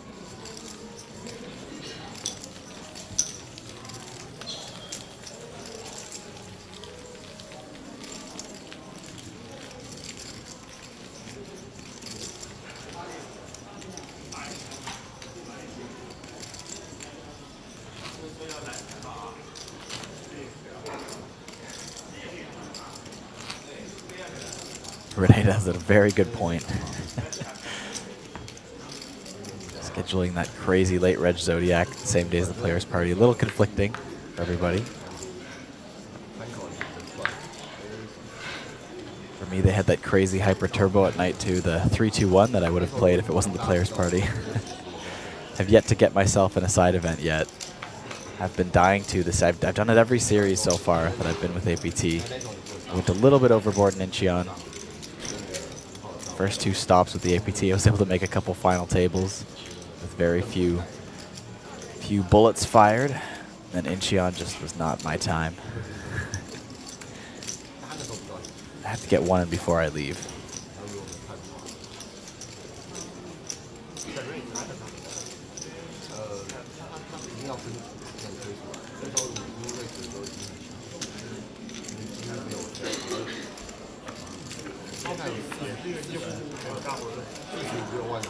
Su Yuhan versus Xu Peng.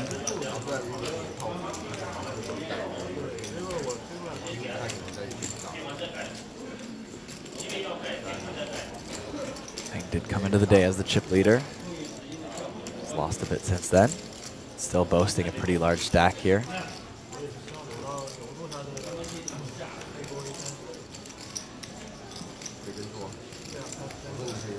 Su with a big C-bet here on a deuce 8-5 two-tone board.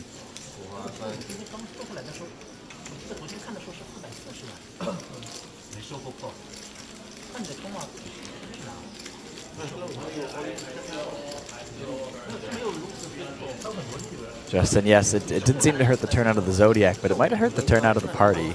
Like, don't get me wrong, it was still fun, but I think we missed out on a lot of extra people that would have been partying out with us. It was a less busy poker night. 我有一个大盲 check raise， 然后被打盖了，我赢他1点点而已。那种你顶对吗？55J 那种，就我大盲一样，我大盲是选丑对，比 J 小，比 J 小，比 J 小，more than 你把 J 带掉了，不可能。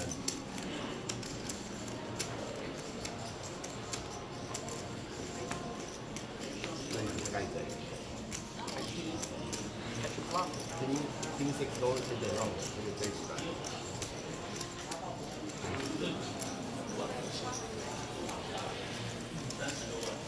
原来我在你眼里这么紧，很紧的。Nines again for C-Spin.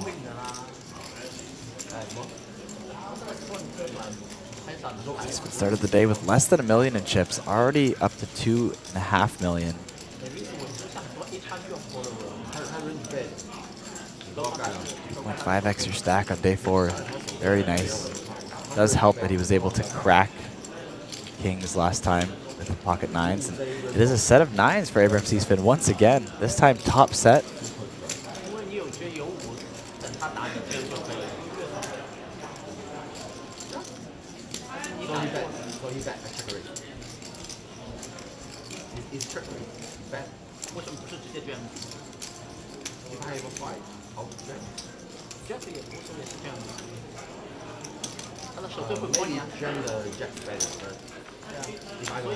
Small C-bet. Fang Hao makes the call and then turn boats up Abraham C-Spin's pocket 9s here.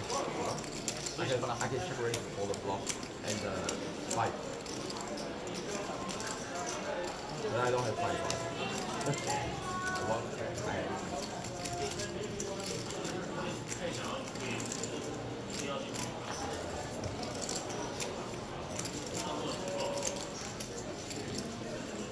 Stack still very deep behind at the moment. Be tough for Abraham to get any value here. Quick fold from Hao. Abraham C-Spin chipping up once again. Just shy of 3 million in chips now. Basically 3x what he started the day with.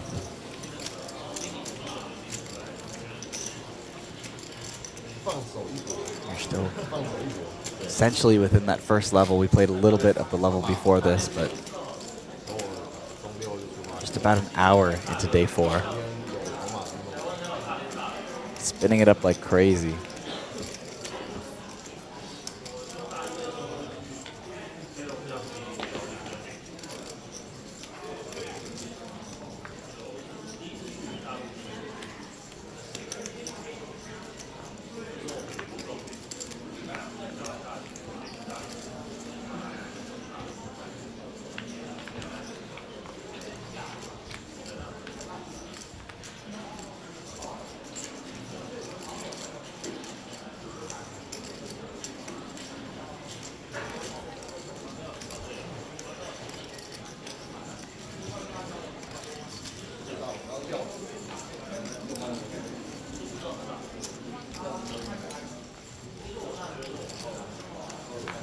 Pang, Queen 4 suited.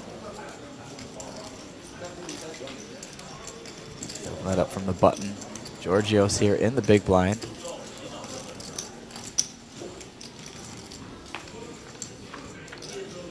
That's ace-8 off. We go to the flop, 5-5-7. Low paired board.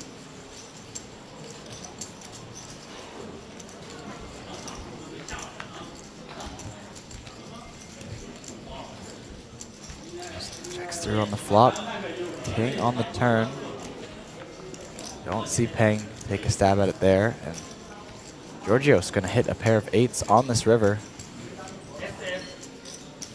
for a bit of value.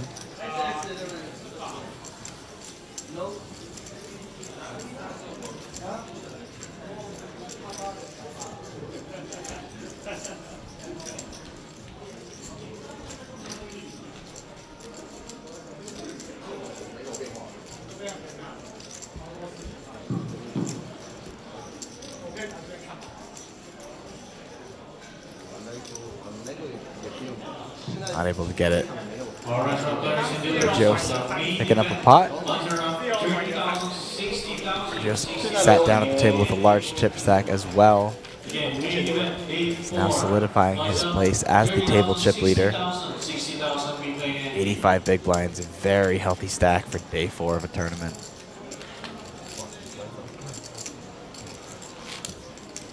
Just letting us know that Cree Chen, though, 5.15 million is our new chip leader.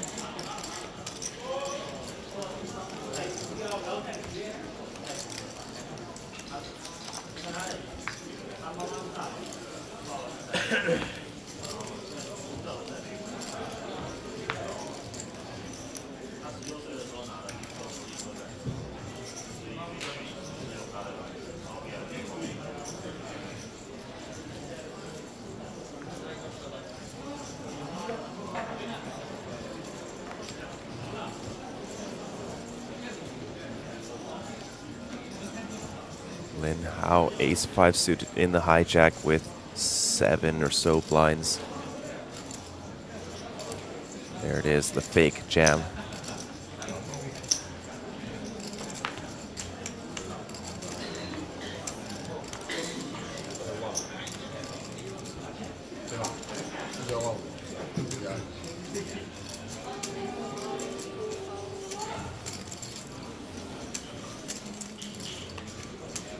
Safe.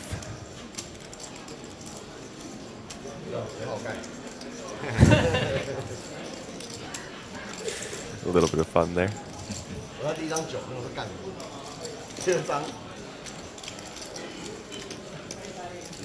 can you not have fun when you know you got at least $9,000 heading your way? It's a good day, any day in my books. There's some people that make 9,000 every day, but not me. Most don't.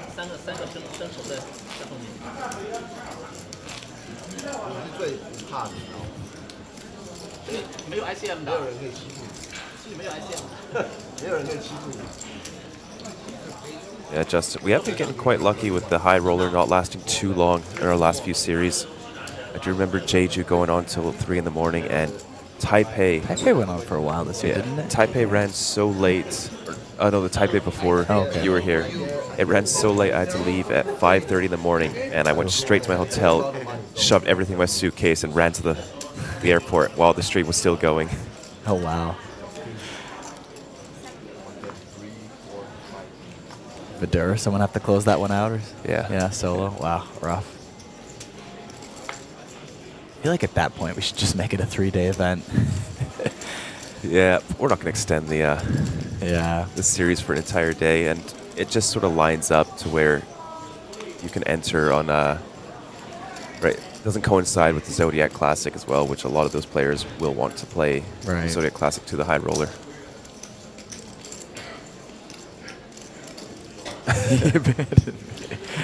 Tell him, Vidur.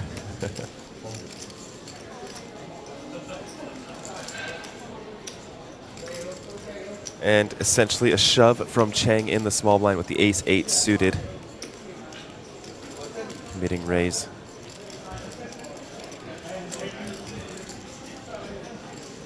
Cheng Hao, ace-8 offsuit in the cutoff, facing a... How many blinds does Cheng have? Oh, does decide to go with it for 11 blinds. Cheng with the slight favorite, with the 2 diamonds.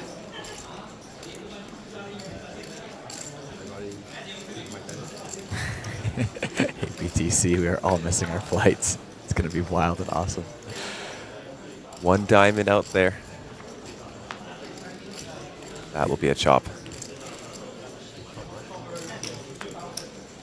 Chop on the board as well. I was going to say Jack 10 in the big blind would have won this one, and then and the Jack goes off on the river.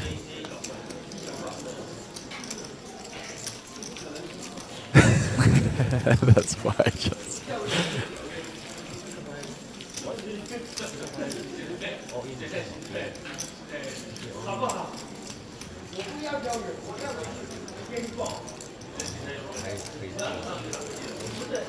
Thank you to our sponsors, Natural 8 and Copag as our official card sponsor. Landing Korea and GG, some valued partners here. Jeju, APT Jeju.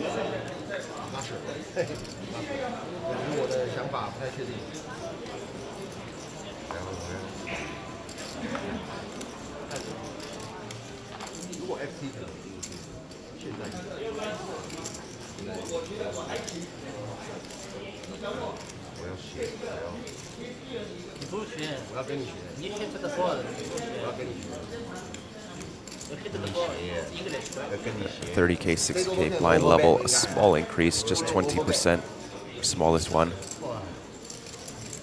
Next one is chunky though, going up to 40K, 80K, which would be around 33%, essentially removed from your stack in terms of big blinds. I don't think 140.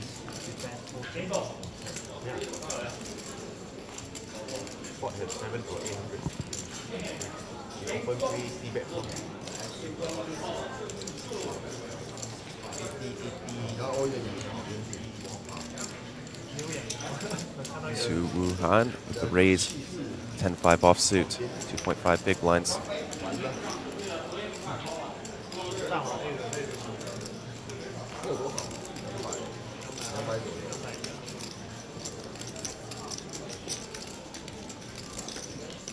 There's the call, 360,000 in the middle. Jack, 6, deuce, no help for Su Wuhan's 10-5 offsuit. I don't think she has enough. Go for a bet.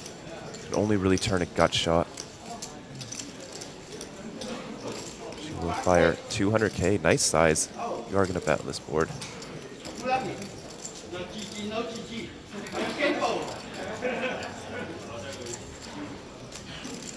Too soon to fold the 6-4 despite large size. And look at this, up to 760K as we see the 10 of spades roll off on the turn, improving Su Wuhan to second pair.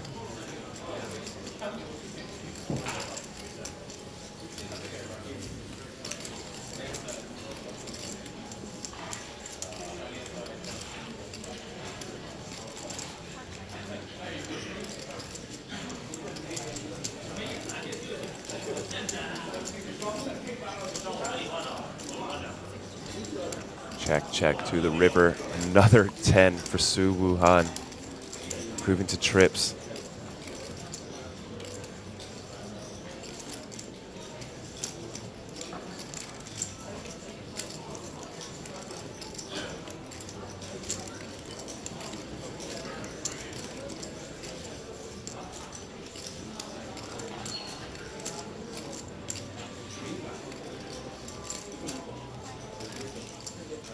Going big, 600,000 it looks like.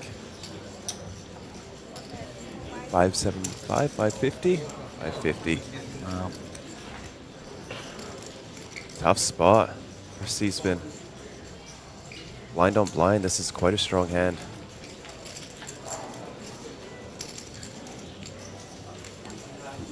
Doesn't have too many better hands than this as well. Will have some sort of 10-9 of clubs type hands, queen 10, ace 10.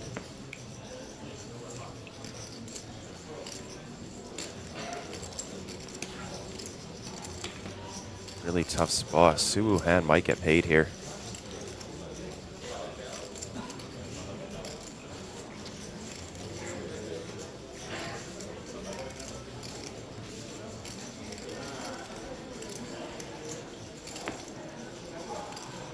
Another time bank goes in. done well to chip up tremendously today. He retained a big chunk of those chips with the fold here. Now he's really into the tank with this one, going over every spot in the street. Just trying to decipher which hands go for value here. It's going to be 10x mostly. That check bet line's typically quite underbluffed as well. Wow. I was thinking there's no way he's getting away.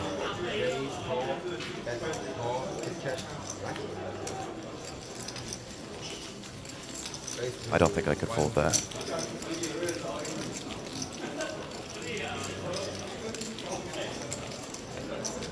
Suhan, 1.6 million.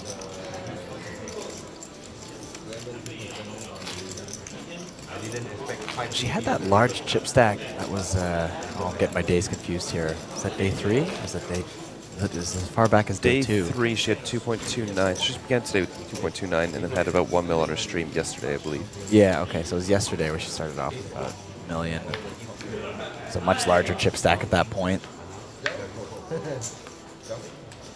Kind of hovered around $1 million for most of the day, I found. And then off of stream, she seemed to build up her stack there. Yes. Yeah. You think maybe all in, is it? C-Spin Maybe 4? had tripled his stack today, lost a little bit there, but saved a chunk of what could have been much worse. Yeah, but you still have Chang, the opposite direction, losing tons of chips, staying alive. Ace-Queen suited now. The cutoff. You may value me lower flush. Flush is very strong.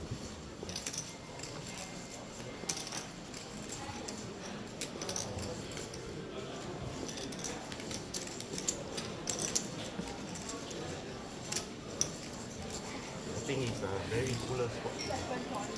Actually, I want to. I think you wanted. Yeah, I think you might have wanted. 720,000 Chang's hard-earned chips in the middle. I never play with that. No, you're supposed to play this way because we forget to go to this one. You will want to pressure me the most because I'm the second chip leader. The rest is waiting.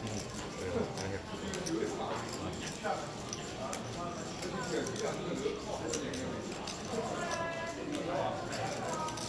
That's what I'm happy.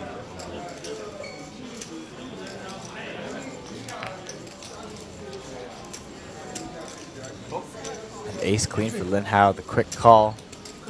Lin is the shorter stack in this spot. Slightly behind in equity with diamonds. Sheng Chao Ting. Once again has the diamonds, the same hand. Queen of Hearts. The reverse will happen here. Lin Hao now with the slight edge, but 5 of clubs on the river will chop this pot up. On the turn, I should say. Might as well be the river, hands over. A request in chat for Justin to put a tie player on the feature table. Get to work, Justin. You know you could figure it out.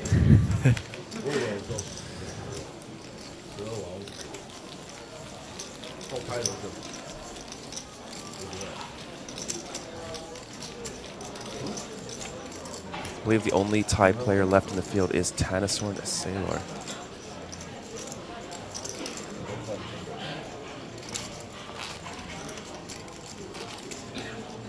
Would be correct.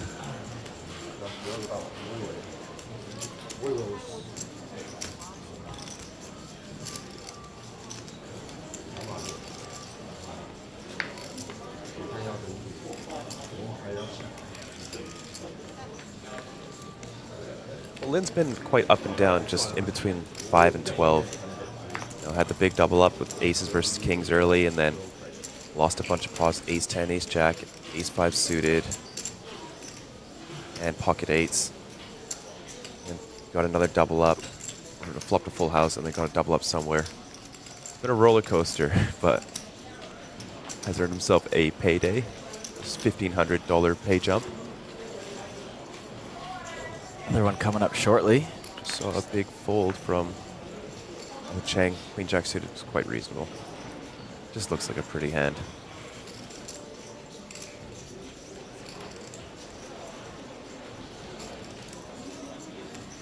So he's been flatting the threes in position.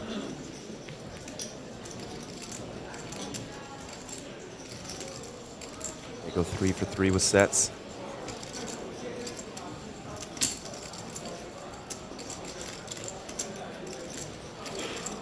Quite a reasonable defend multi-way, Jack Deuce suited. Xiaopeng, like he agrees, we'll make the call. We're gonna go 3 ways to this flop. 450,000 in the middle. Jack, 10, 5, all spades, and Xiaopeng moves into the lead with top pair. Shanghao with the middle pair. Everyone's got a pair.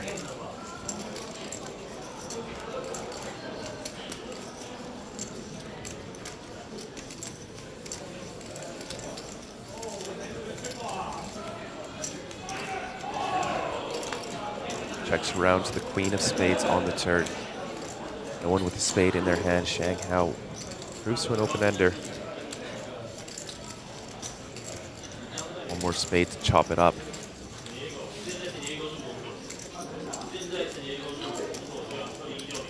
It's actually quite a good turn card for Shanghao's range. Will have the most ace of spades. Single heart or single spade hands. So Xiaopeng to fold better.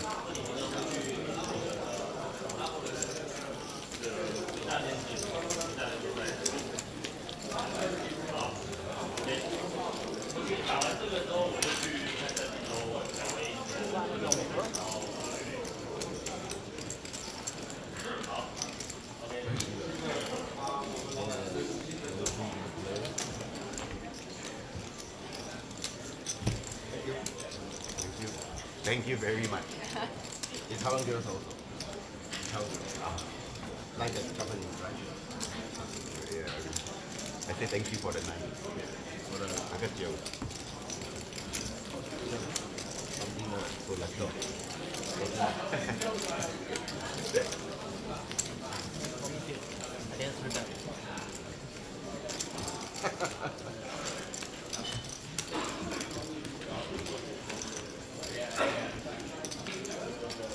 接下来去 APT Jeju 差不多吧。中间可以回去休息一下，我这样。可以回去打一下。拿了一个 ticket， 一定要去吗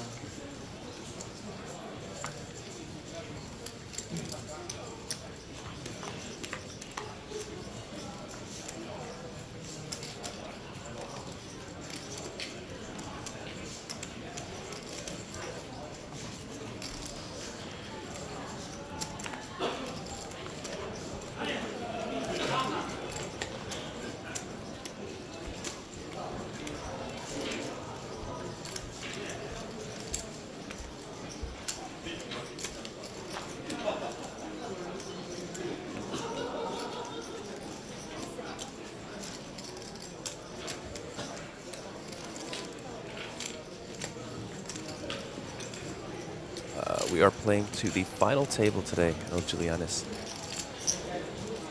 It's the final 9. Our final 9 contestants will return tomorrow to play down to the winner.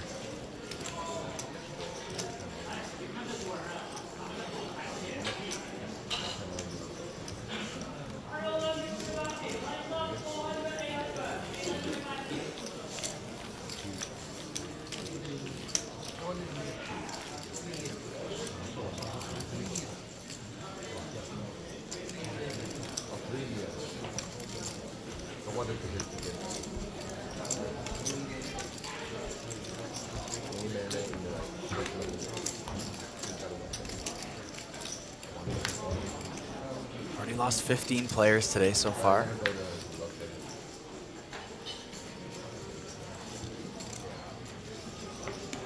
We're in the top 2% of players from all entries in this main event.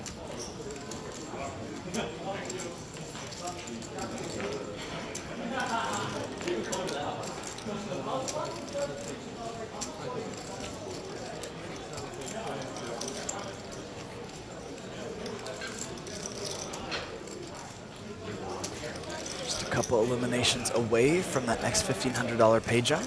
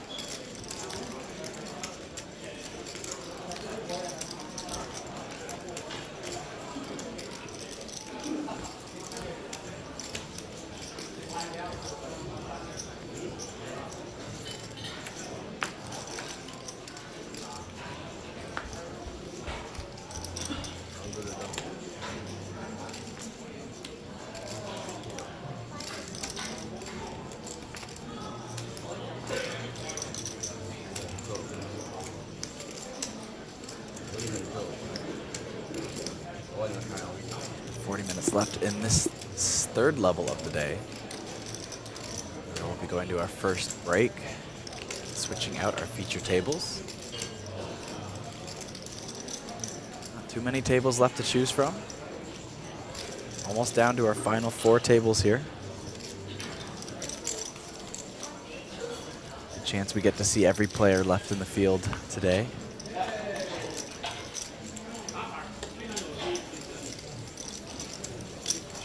Open here in the cutoff, going to run into Cheng's ace queen in the big blind. Cheng sitting on just about 12 big blinds.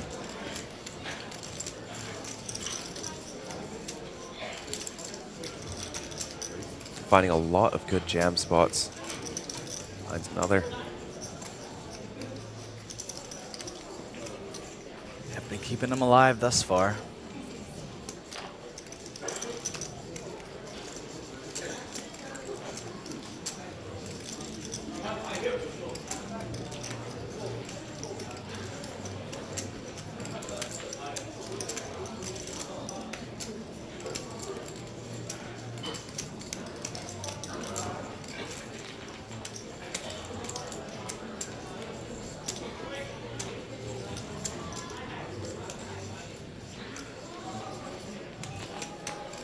Another decent pickup, 915,000. Always 8 diamond. 8 diamond, 8 diamond. Oh yeah, of course. Is that not lucky? Yes, indeed, Justin. Okay. You need to check if there's a 2 diamond. So if I want the 如果有话 it's a flash. If I want the block combo, I will give it diamond.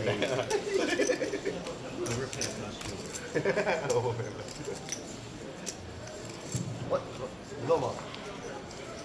如果发作，超对抽花呀？超对抽花。两条一样的吗？你知道直播说吗？之前直播都。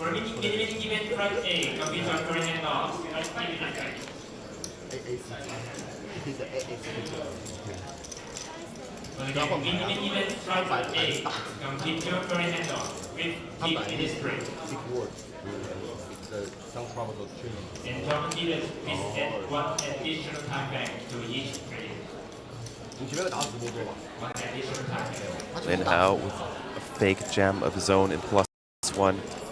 Mystery hand so far.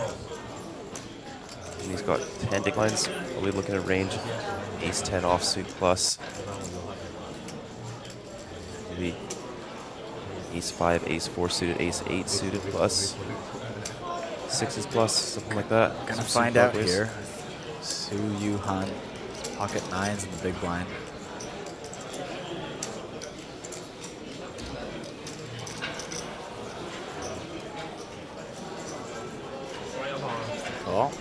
All in. Or sorry. Ace-10 offsuit, quite lucky to be flipping against a big blind jam. Sorry, big blind call.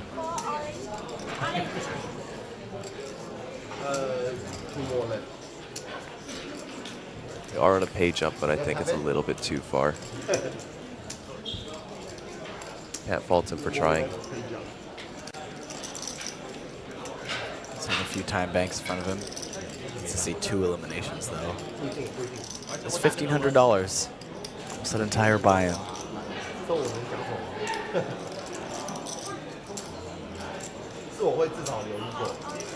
He just goes for it here.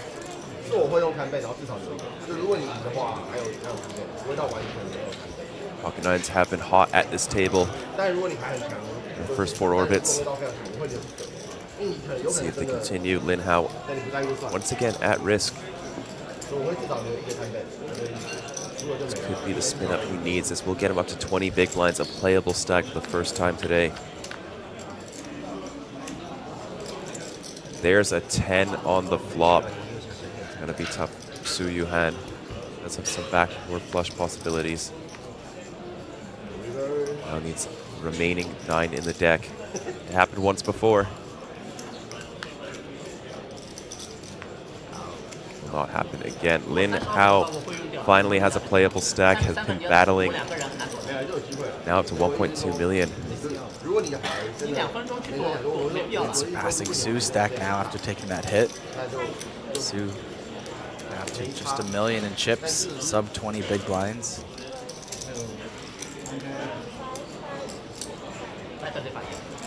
I've seen her get this short in the last couple days of this tournament.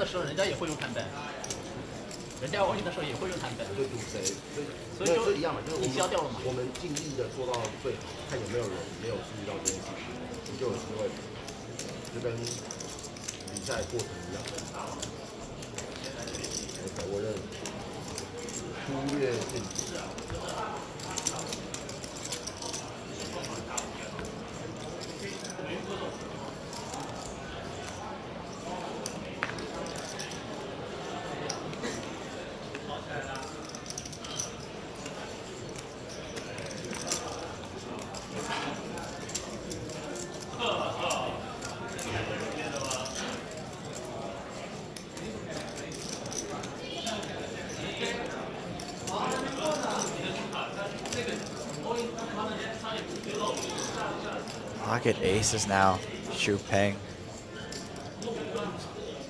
Running hot on this table.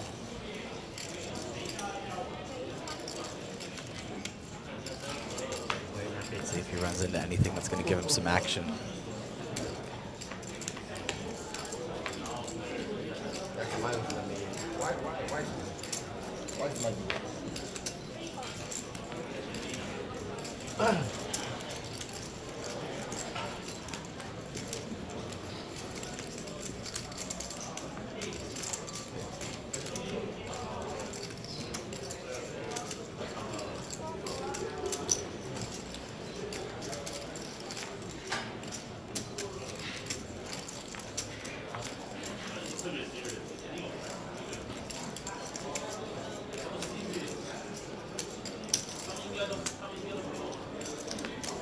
He's defending pocket sixes in the big blind.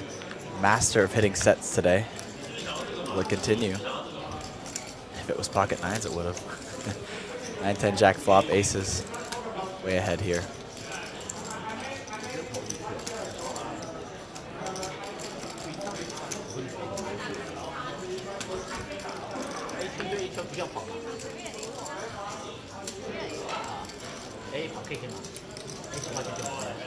Xiao setting the trap, checking back the jack to the 9 flop.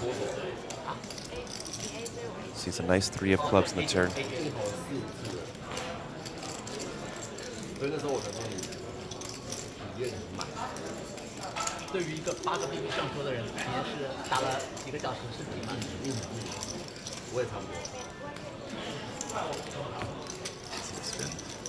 Just waiting to fold that one.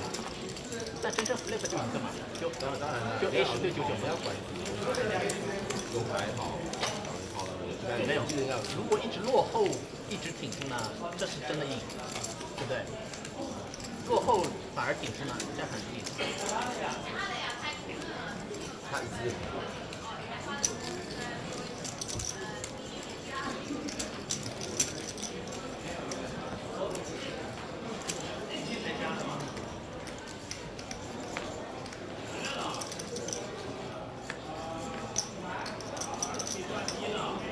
Pocket eights. Xiao Peng, another pocket pair.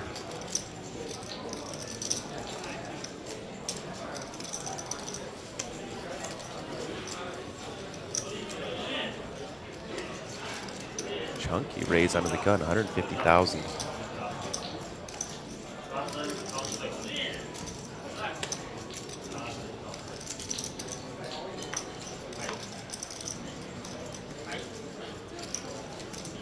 Chip leader, Georgios. It's the call with ace-10 off in the hijack. And what a spot to shove for Cheng. Extra big blind out there due to Xiao's larger raise size.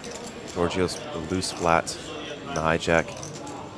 There's an extra 3 big blinds out there.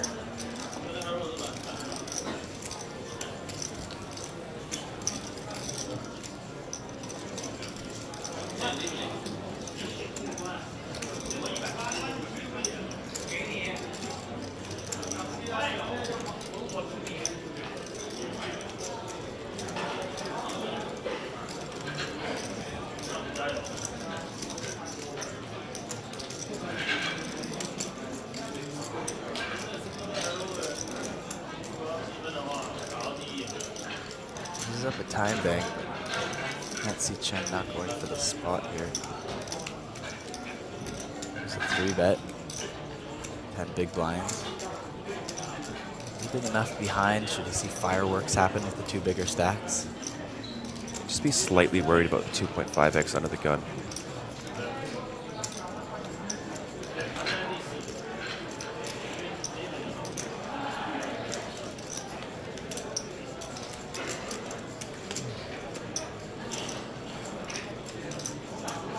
There is 1-9 for Cheng, should he need it.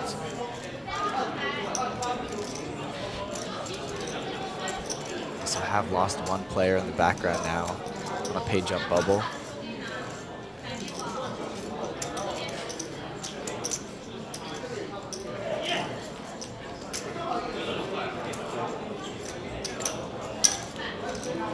Payne getting out of the way with pocket eights here.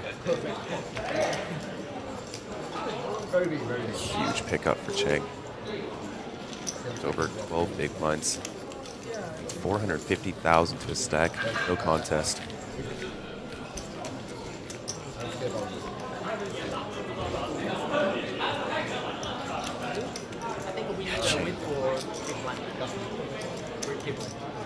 What was that? 50% of his stack at least? A bit more? Not been afraid to put his stack at risk multiple times. Very often you can have a 50% increase to your stack unless you're sitting on like just a couple big blinds. But pick that up pre-uncontested. No equities. Running it out.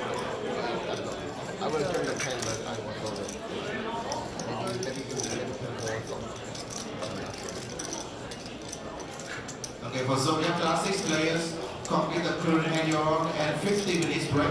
And we chip raise 500.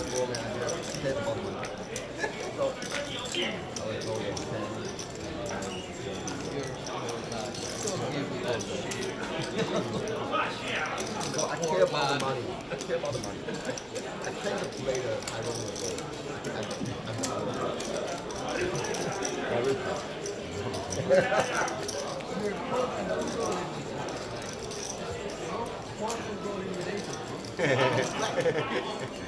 But you, I say if you drink I will fold. But you like I have to get. So I use the one and then to make the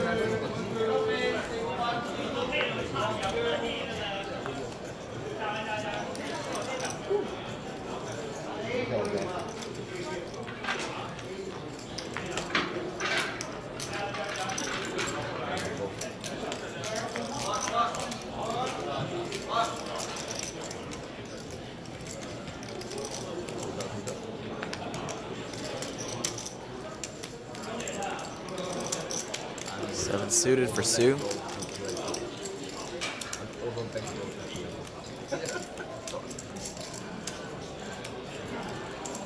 Now just under 17 big blinds here.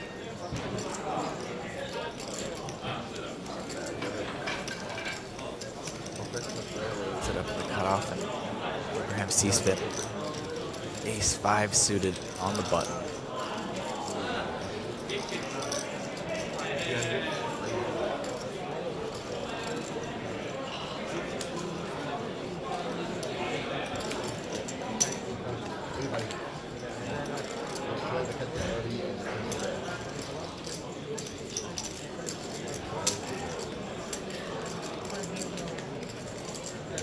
Let's take the opportunity to 3-bet. So Yuhan could go for the 4-bet. She doesn't like to pass up in spots to be aggressive. He's also just found a pay jump, 10.5K.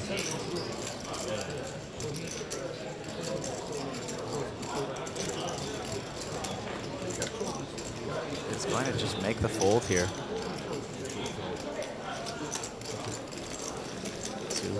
Under 1 million chips for the first time in a while.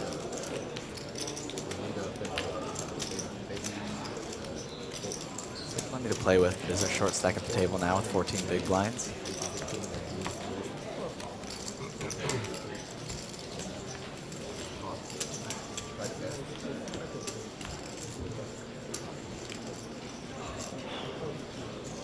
There's 4 eliminations till our next pay jump.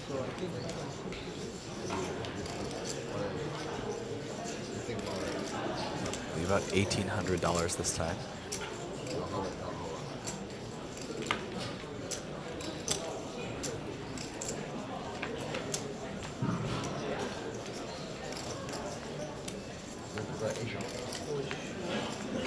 First time in the tournament where we're seeing a buy-in sized pay jump. Pocket Kyles, Abraham C-spin. Doing lots of kings in the deck today.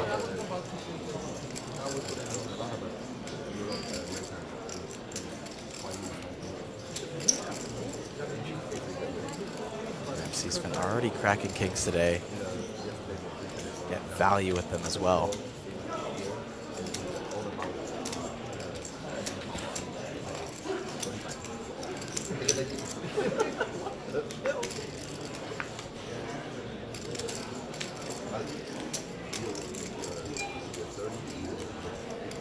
Xiaoping looks like he wants to raise. It's like, whoops, side, just a call.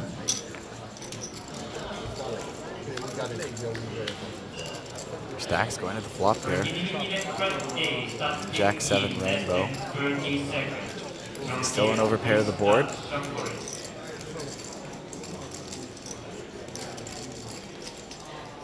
Paying with the quick check.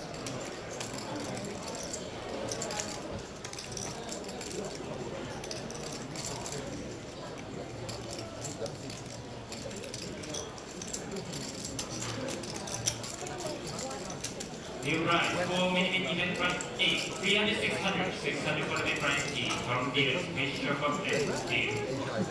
Pot bet here from C-spin.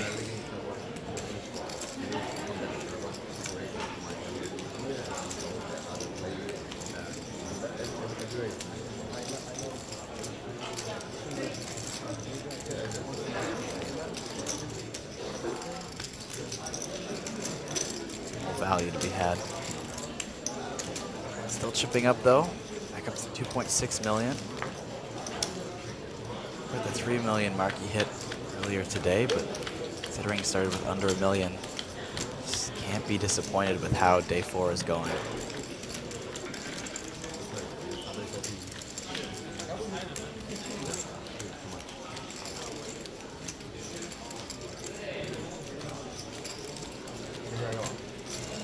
Approximately 1/3 of an average stack of the final table.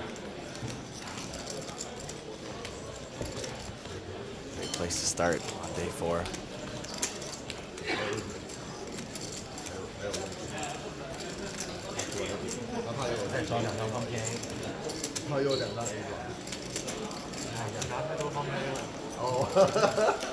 确认一下，最后一张，最后一张。他换一下。应该只是定时的换。对，我觉得定时换是合理的。当然当然。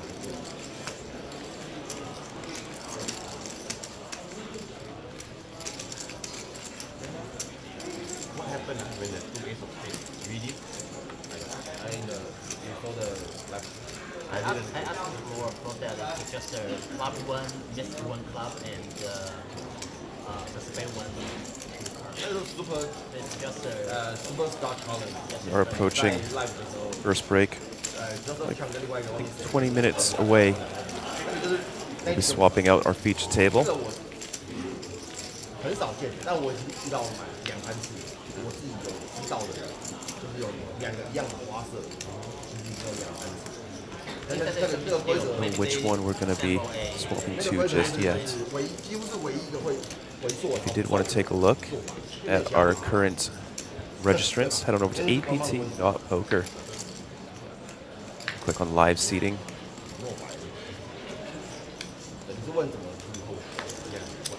Go all the tables. Fabian Gums still in play. Martin Sedlak as well.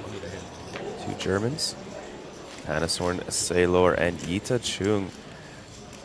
Still one of 31 contestants making their way to the final table. Zhang Chao Tang, 3rd time with Ace Queen, 2nd time of the suited variety.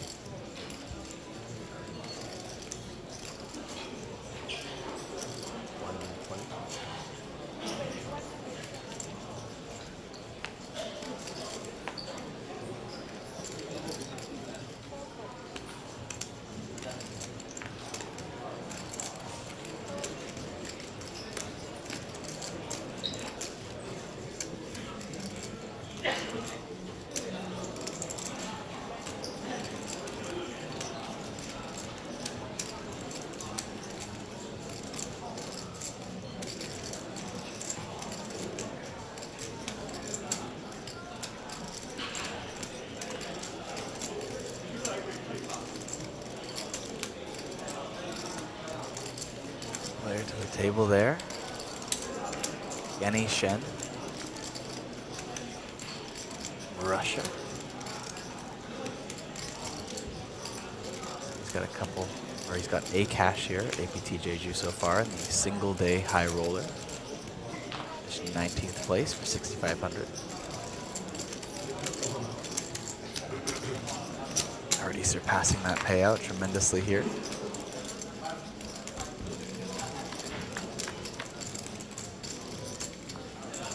Wow, that is trips for Shang Hao. Ace Queen of clubs nearly drawing dead. Not a great board for the +1 range. Shang wisely checking back. Does not want to see a club or an ace. Jack of hearts on the turn. Shang Hao squeeze out a little bit of value against ace high.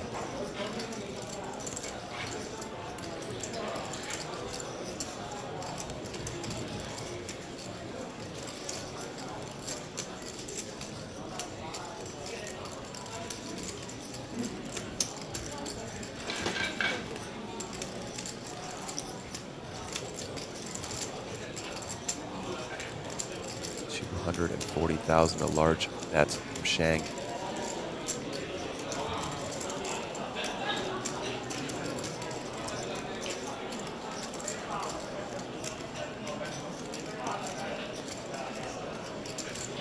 So many, so 31st place finisher Jian Feng Sun, I believe, was the day 2 chip leader.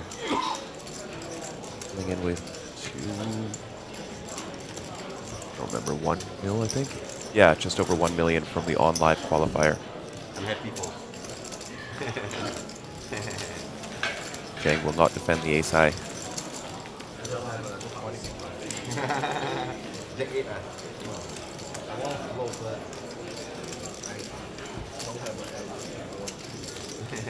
I have a 30.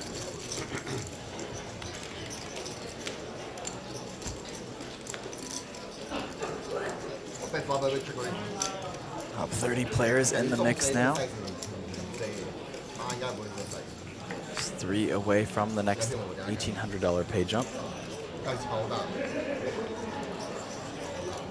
大的 A 嗨。我还没讲完，你再帮我讲完。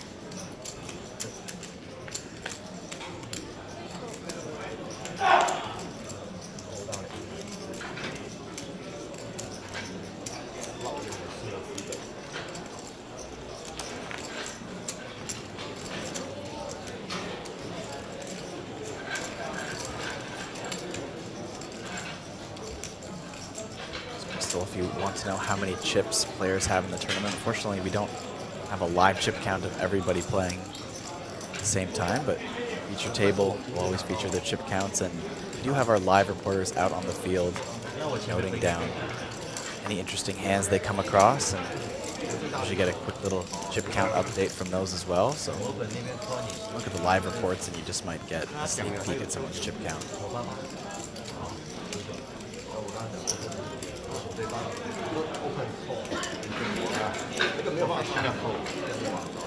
Shang Hao choosing violence, ace-8 of clubs. Right, guys, 2 minutes left for what time of Zodiac classes, 5 away. Please head back to the table. Thank you. 跟你上嘛。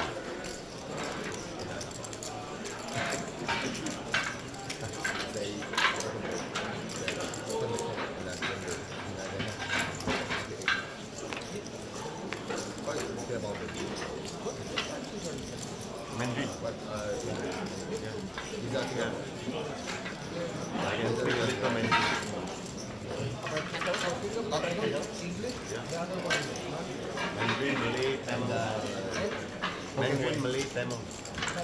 Tamil is Indian. Hokkien way Indian. And the Hokkien way. There's 4 languages. Main languages. We can talk about the main language. Okay, not ready to fold the queen 9 of clubs. Hokkien is Hong Kong. Like a, it's just vulgar. It's just vulgar. 3, I can only speak 3 words.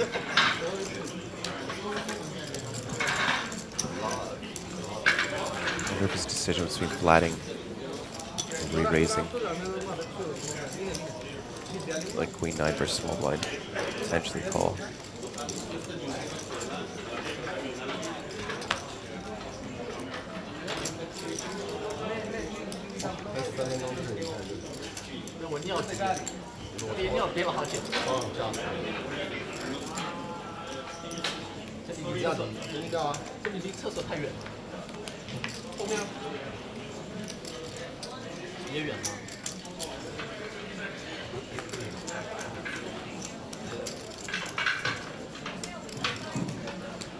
Okay, Zodiac classes, dealers, please prepare your deck.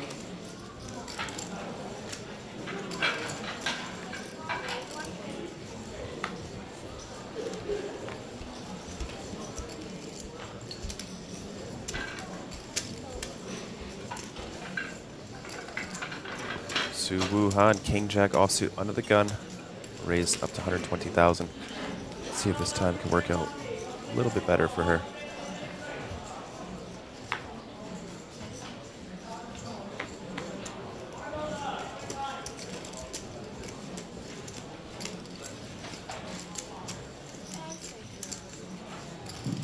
Zodiac classics, flying arrows 3,000, 6,000, and 6,000. Please shuffle and deal. Wu versus under the gun. Pretty reasonable to let this one go.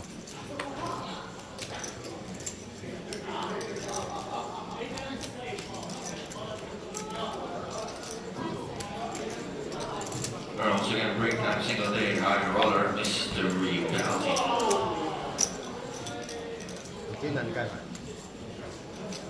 The King 7 was the hand Su decided to jam against her opponent yesterday.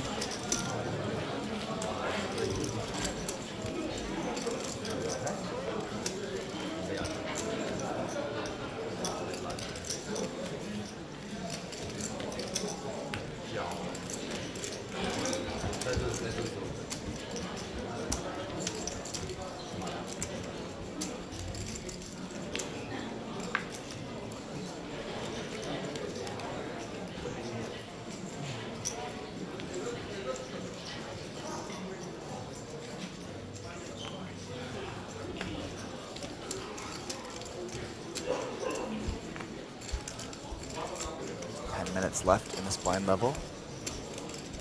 That's before the break as well. We lost 18 players today. Pocket 10s for the newcomer to the feature table, Evgeny. Just under 1.5 million in chips.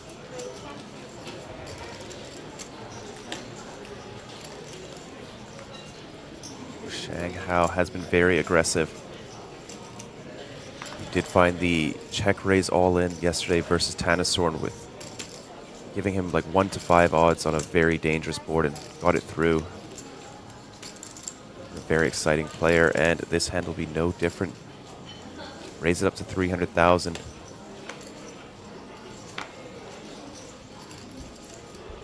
Again, he doesn't know it, but he's probably moved to the most aggressive table left in the field.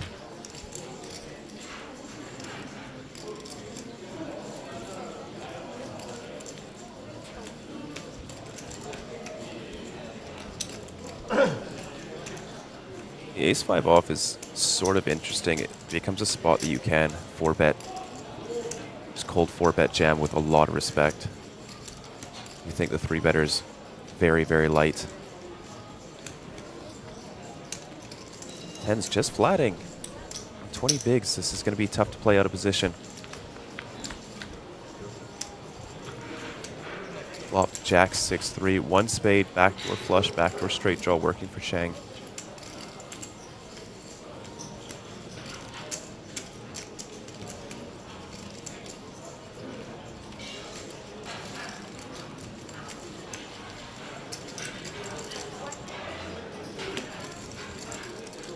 $150,000.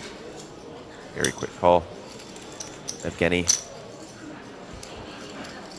1.1 million out there as we see the queen of spades roll off on the turn. Is that enough for Shang to fire the rest of the chips into the middle? 1 million behind, 1.1 out there. Not flush draw. 2 overcards now to Evgeny.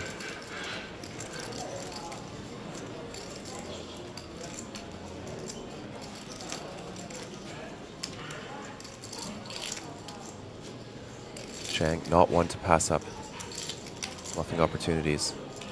Go small instead, 450k, essentially geometric sizing to get all in by the river.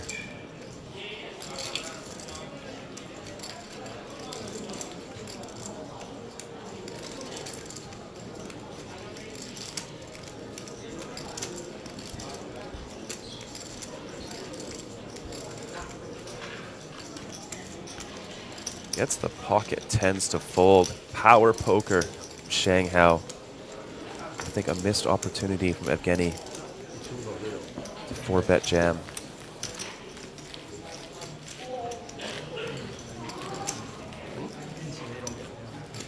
Looks like he may have been a little bit deeper, like 25 bigs. That played into it a little bit.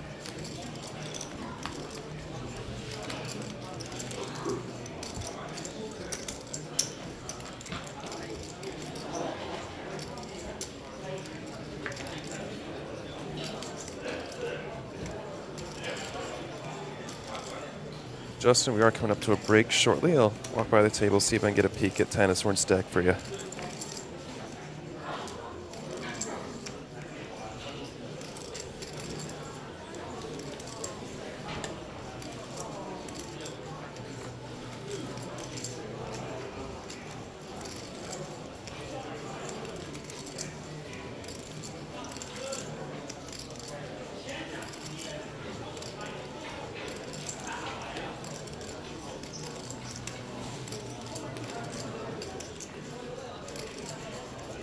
See, we've almost got 1,000 of you watching on the stream here on YouTube as well.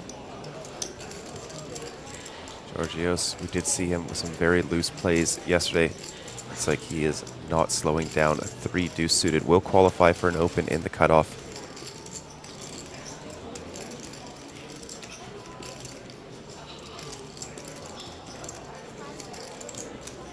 Very talented poker player with 1.5 million on his Hendon Mob. From Cyprus. 5th in the Cyprus all-time money list and a World Series of Poker bracelet holder.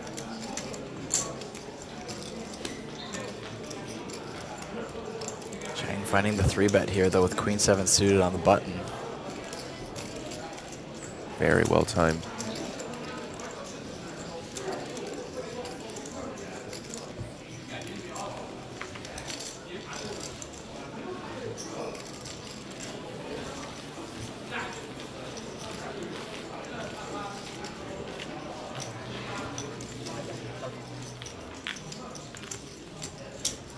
Did final table the Irish Poker Open main event. 4th place for $193,000. It's just this summer. And looks like early this year, took down 1st place in the $2,200 No Limit Hold'em warm-up for $180,000. So already a couple 6-figure scores this year. Looking to add a 3rd one to his results.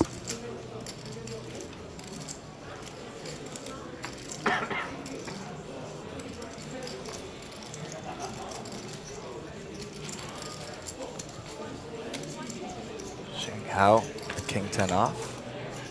Open up an early position.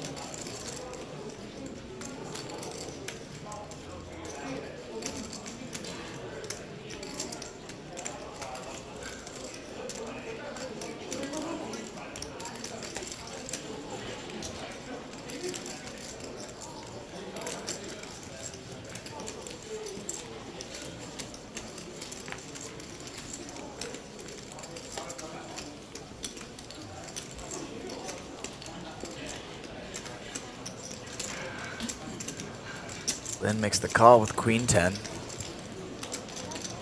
Outpit by Zhang. Oh, Renee, you gotta tell us this hand history. We're off to a flop, King, Queen, Deuce, both players connecting. A 10 would be very unfair to Lin.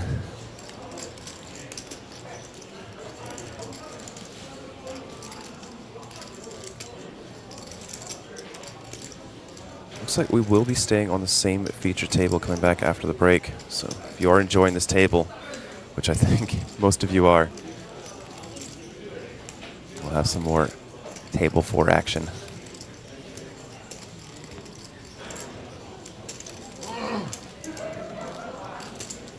Five-bet jam, King 7 suited 1 versus Jacks. The student stood behind him, told him, see the champ does it, it's good.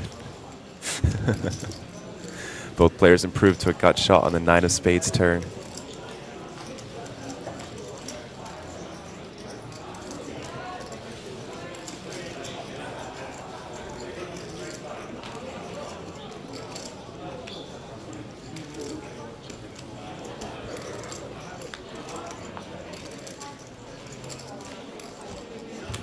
Use of clubs on the river, Xiang, a lock on the hand.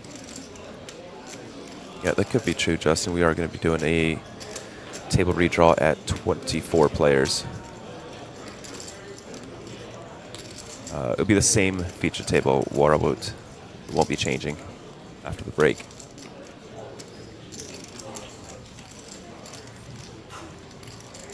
I think I just saw a block bet from Lin at 1 big blind.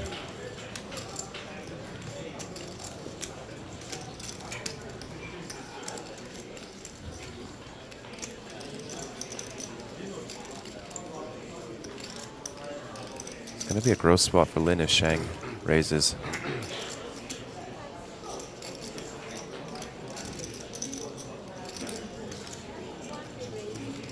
Yeah, now you start to think, did I induce that raise with a 1 big blind block? Tough spot for Lin.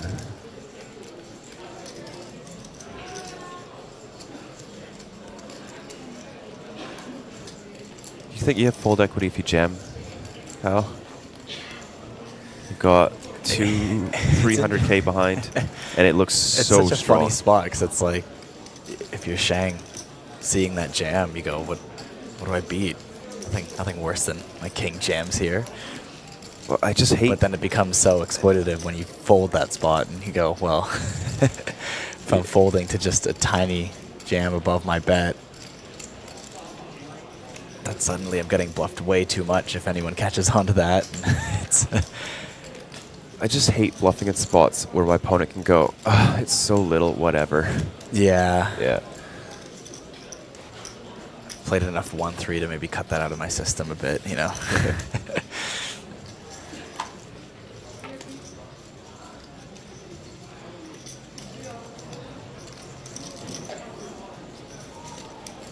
It's got to be the most common move in 1-3 cash games, just the whatever call. Yes.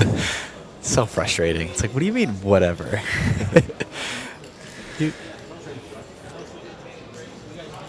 Lin is not that type of player. He's really thinking through this. Makes the call. Wow. 250k left in Lin's stack. Shang Hao getting 800,000 chips worth of value. 1.5 million chip pot will put him up to 4.1 million as our table leader. That is the last hand before the break. It's been a very fun one. We will not be swapping feature tables. Kyle, any closing words before we head to a short break? Well, we will be doing a table redraw in just about 6 eliminations, which is why we're keeping this table. As you see, everyone has locked up 5 figures officially now as we climb our way to the final table. Don't go anywhere. We'll see you all soon.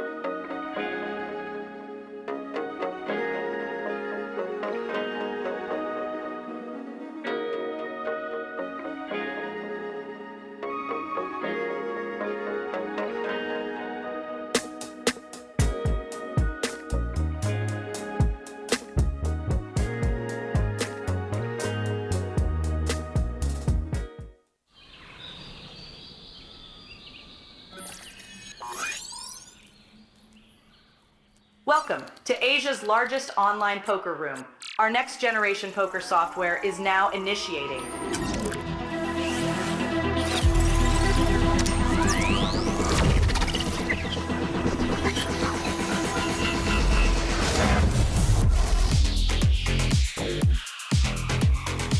Elevate your online experience with a wide variety of poker variations to choose from. Get fully immersed with fun and social features.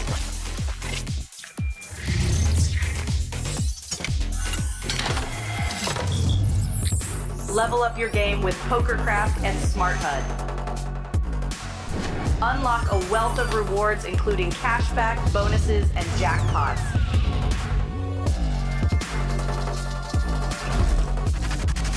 Join world-class poker tournaments featuring some of the world's most renowned brands and the largest guaranteed prize pools in the world.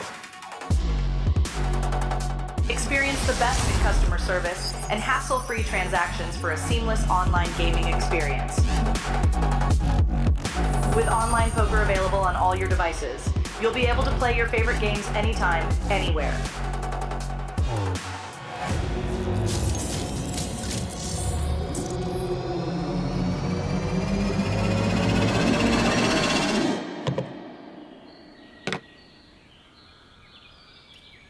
Sign up now and elevate your online poker experience today. In a world where the stakes are high and the competition fierce, there exists a realm where the best of the best converge. From over 50 countries, they gather, drawn by the chance of winning millions of dollars in life-changing money.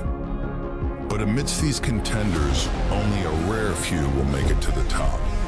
Those who remain composed under the relentless pressure, armed with an analytical mind that dissects every move, adapting, adjusting, shifting strategies like master tacticians. Under the bright TV lights and the watchful eyes of thousands, they take center stage. Is this the comeback we've been anticipating? In this arena, they are not merely players, they are warriors, united by a common purpose: to emerge champions. The APT Championship from November 14th to November 30th.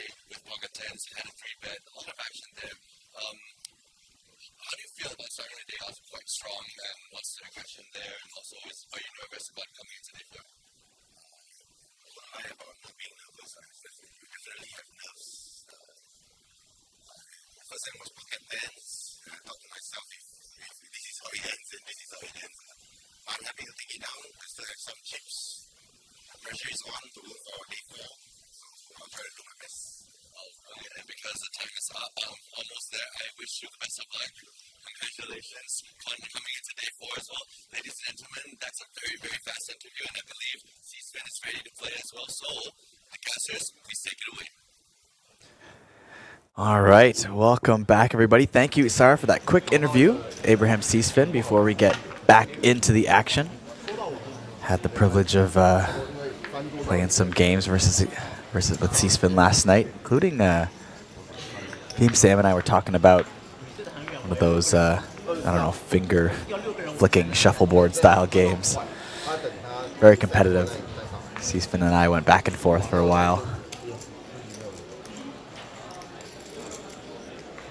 I believe he ended up besting me in the end.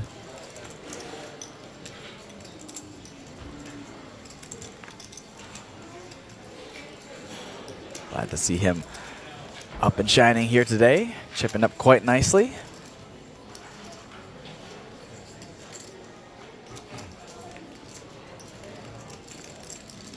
We see Cheng get rid of the Jack-9 suited there in the hijack. Sitting on over 15 big blinds. Electing to tighten up his opening range.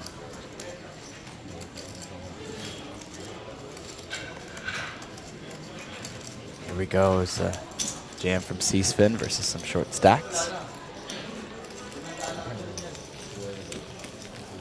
Just takes it down. And the chip up continues. Seasfin almost back up to 3 million in chips.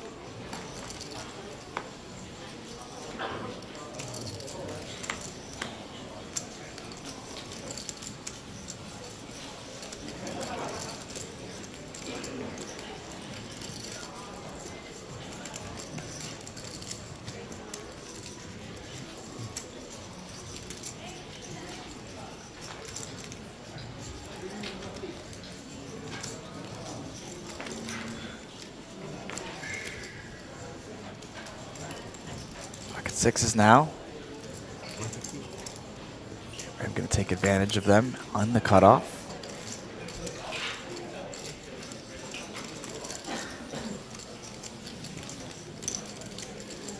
Xu Peng with ace-queen suited in the big blind.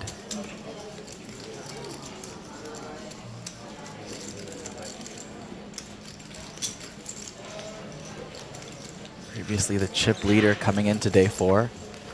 Now more of a middling stack, makes the call here. And look at that, Abraham Seasfin has upgraded from hitting sets to hitting boats on this 8-6-8 flop.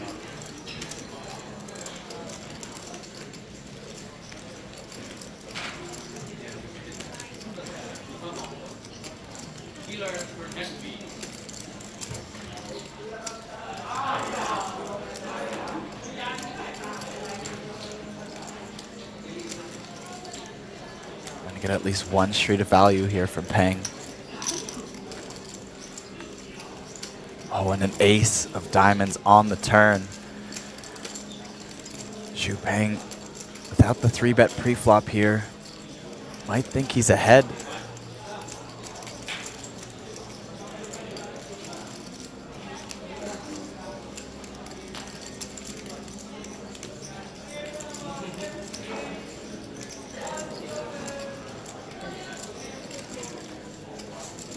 He's been going to continue to fast play his flopped boat.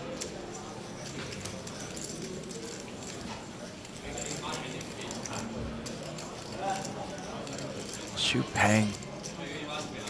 Go for a check raise on this turn with ace-queen now.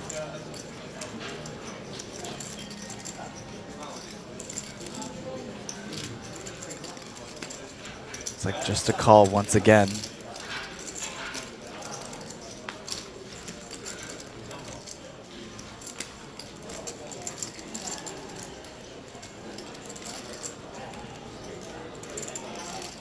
SPR on this river.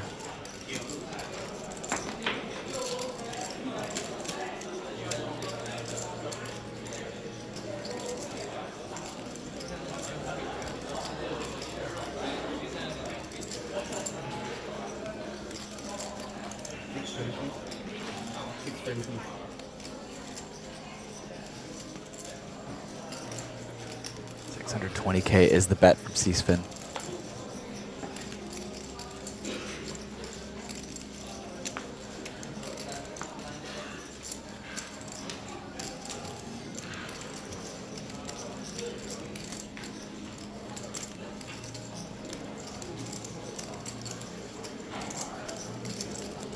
Can't see how he doesn't get called here, and there it is.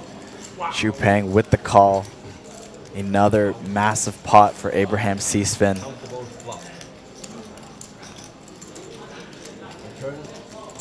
Now up to nearly 4 million in chips. 4 times the stack he came into day 4 with. Nearly the table chip leader. It is just Abraham's day.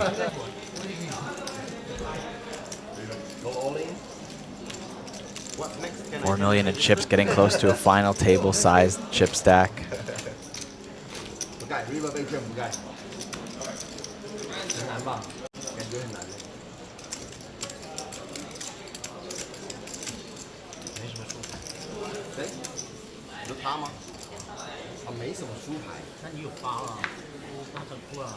Wow. 29 players left in the field. Just 2 eliminations away from the next pay jump. Will be about $1,800 for that next pay jump.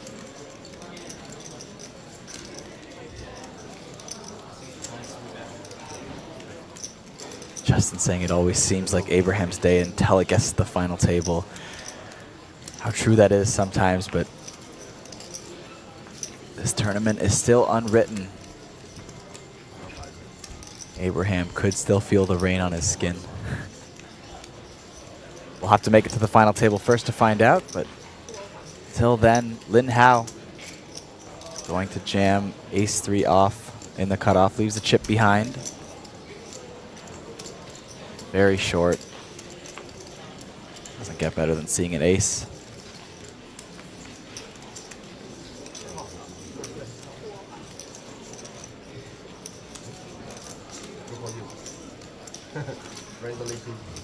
Two more left to jump. Okay.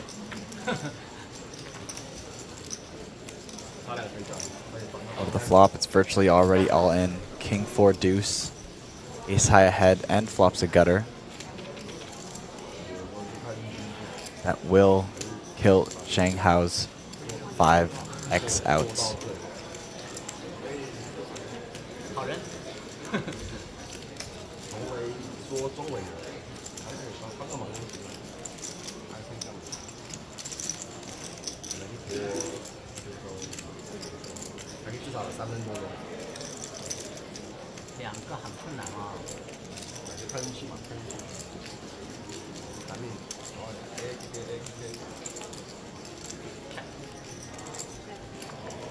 Then once again, buying a bit of time, just in case there's a pay jump. Julian is asking how much is a final table stack. I believe 7.5 million is the average, so I'd say somewhere around 5 million. You're feeling pretty good about a final table chip stack.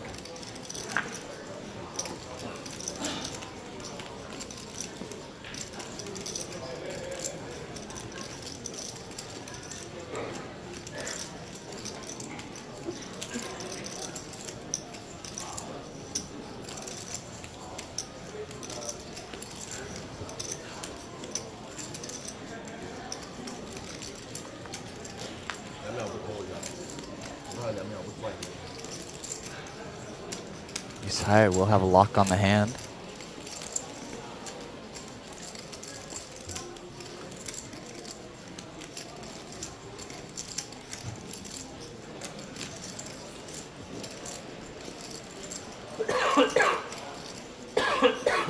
Lin Hao staying afloat once again. Much needed double up.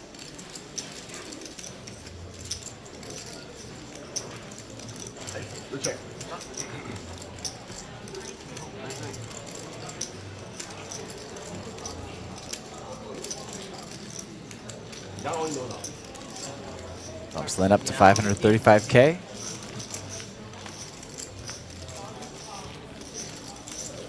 Just under 7 big blinds now. 我抓了他一把机没刚没抓一把，对。他最后一把刷了。对啊，我有看完那种。Nice man, under. Best of the check time. Heavy berry. Heavy weight. Law of a chop.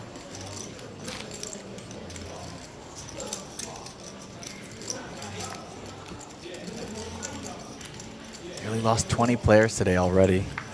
It's going fast. We've been saying that a lot lately. Yeah. Something about Jeju. Even day 3 was very quick. Getting down to our final 48, I think it was 8.5 hours of play, which for how large the field size was, I was not expecting that at all. I don't think anyone was.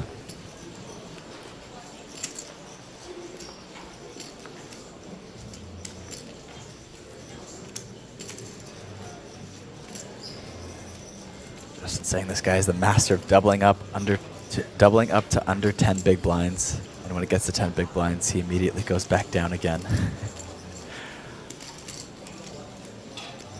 His chip stack is up and down like a toilet seat. But as long as your chip stack keeps going up and down, you will keep laddering up.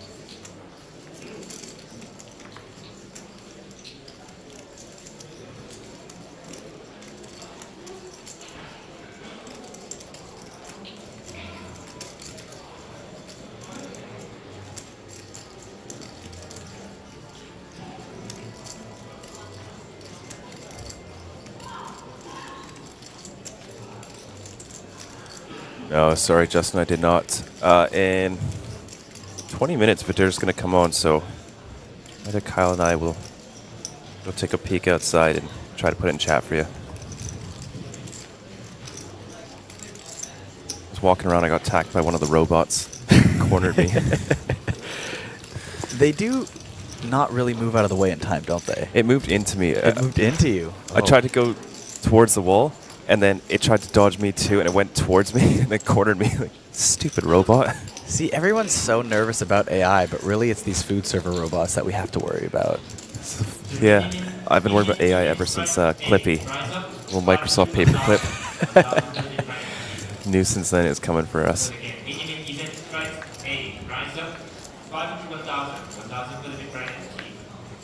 Hey, you know what's interesting? I start to see a lot of social media profiles with Clippy as their profile picture, and you think of it as just a joke, but I wonder how much of it is just Clippy becoming self-aware. It might just be Clippy creating its own accounts. Right? I think so.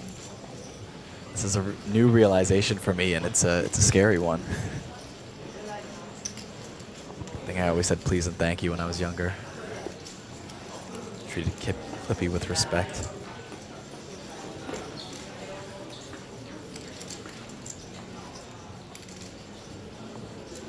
No problem, Justin. I'll try to get that for you.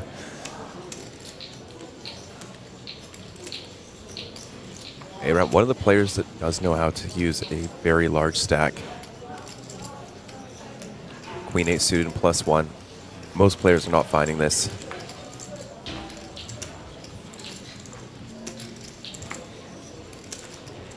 Easy, 2.5 big blinds. Yeah, a well-earned, fairly large stack at this point. Nearly 4x what he started with. Yeah, picked up great run. Picked up quite a big pot while you were out of the booth for a second there. Flopped a boat this time. A little better than hitting the set. Yeah. Opponent decided to not 3-bet ace-queen suited in the big blind. Just flatted it and turned an ace. Ouch. Yeah. Got max value, 3 streets all the way. Renee's saying he ran into one of the server robots in the elevator as well. They're in the elevator? I thought they were just on the floor. Were they going up the escalator too? What's going on? Can you imagine?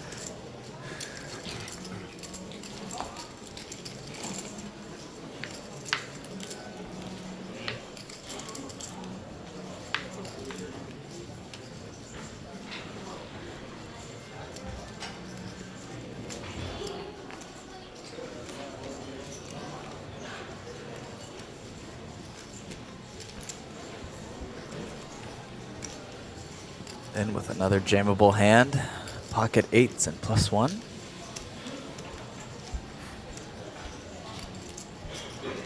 Still short, even with the double up.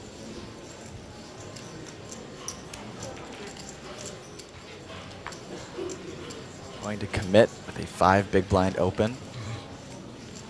Just leaves enough behind as a safety.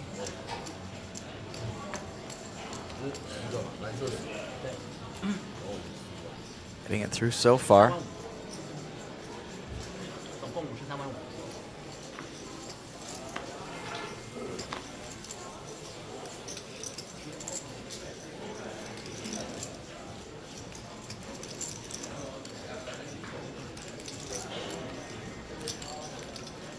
And ace king offsuit for Su Yuhan.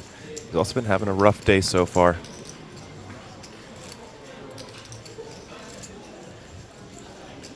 Their stacks are very close.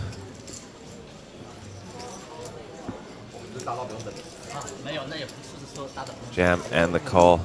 Lin Hao at risk. Can he survive once again?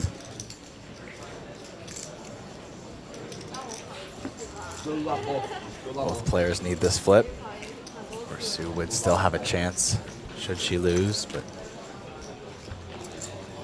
ace in the window will help Su's chances. Lin, now the one at risk of busting. 1-8 was folded. Going to need to find it on this river. Lin Hao with one more chance, and it is one card away. 7 of hearts will be the elimination of Lin Hao, 29th place. Not walking away empty-handed though, a 5-figure score for Lin, 10,510 USD. And an extremely deep run to add to the resume. Very accomplished player from Hong Kong. And he's got time to fire some mini mains, the mystery bounty high roller as well. And don't forget about Atomic Pineapple happening tonight. Yeah. I believe that, was it Atomic Pineapple? There's one side event where I was able to bust Punat, and it will be forever my best APT moment. I'll never surpass that. So I think it was in Taipei. I think we were playing Atomic Pineapple, and I got one through. Loves the loves all the fun games. Just loves the game, right?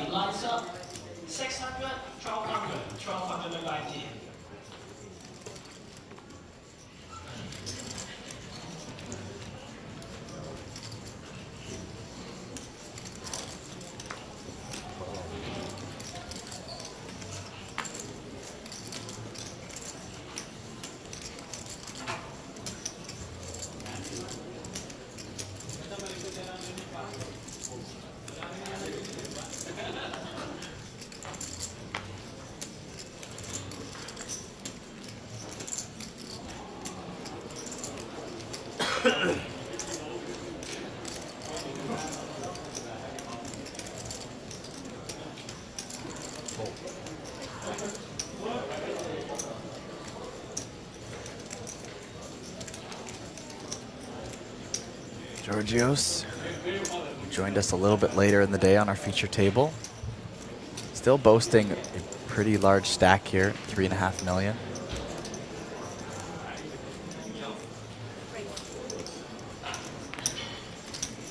Su Yuhan with some new chips immediately puts them to work with a small blind rejam. Looks like it's already worked. Just getting the chip count for the stream.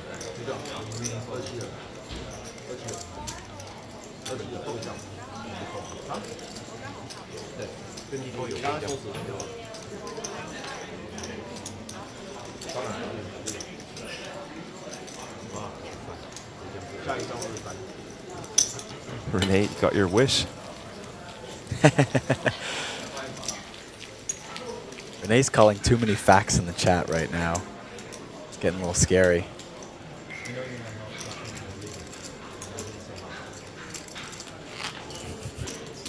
You never check race floor. If he 4-bets, he'll screenshot. Most of the time during the day. Unfortunately, didn't leave room the 4-bet.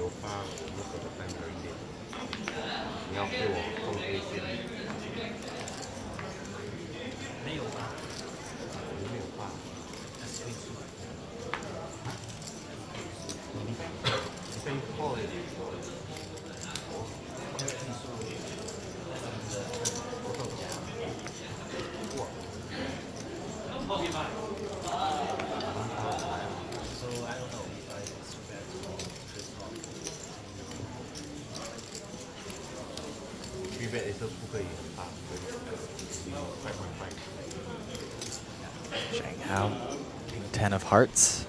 Going to run into the jiggities from Abraham Seasfin. Getting a lot of big pocket pairs. He has to recheck. Is he on 3 sets today? Ton of big pairs. At least there's the 2 sets of the 9s. The pocket 6s flopped a boat.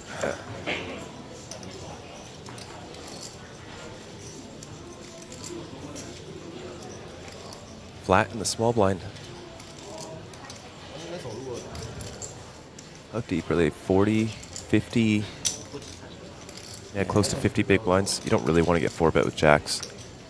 I think I'm mostly still 3-betting them. Ace, 8, deuce. Shang Hao, very aggressive player. And also letting us know we did just hit that pay jump, $1,800. Has been added to everyone's payouts. 12.3K locked up. He's been going nowhere on this flop. Makes the call. Another overcard to the jacks on the turn. Jack would be a disaster ripper card for Abraham Seasfin.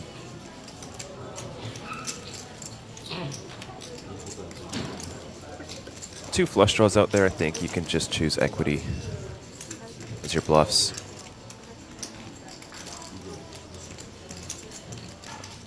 Shang does love to use aggression. 250,000, very small bet. We'll get the pocket jacks to fold.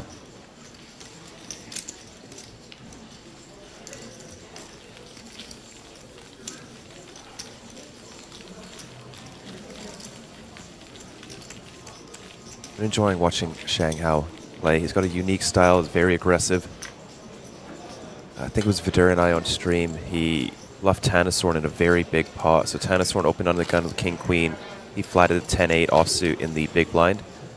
They both flopped a pair. I think it was a King 10-7 board. And then turn came Jack. Tanasorn bet again, very small. And then he shoved over the top, giving Tanasorn like 260K to call into a pot of $1 million as a bluff with 10-8. Tanasorn tanked, used up 3 time banks and folded. Wow. Like very creative bluff. And, you know, I can't fault Tanasorn for folding there with top pair open ender because who bluffs in that spot ever, Yeah. right? You just expect them to roll over Queen 9 or 9-8 every single time.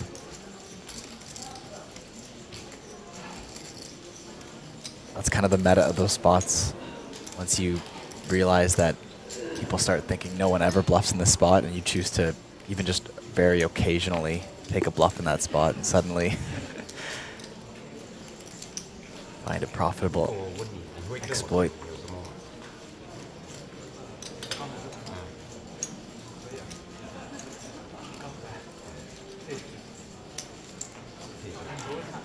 Shian Evgeny flatting in the small blind with King 7. Xu Peng goes for the jam versus Evgeny's short stack.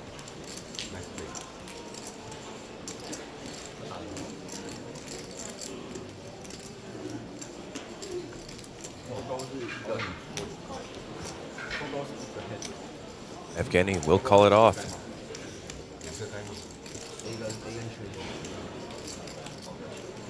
Surprised Evgeny doesn't just go for the jam himself there. Perhaps thinking that limping will induce some light shoves from Peng, perhaps, but I do agree. I think shove is standard course of action.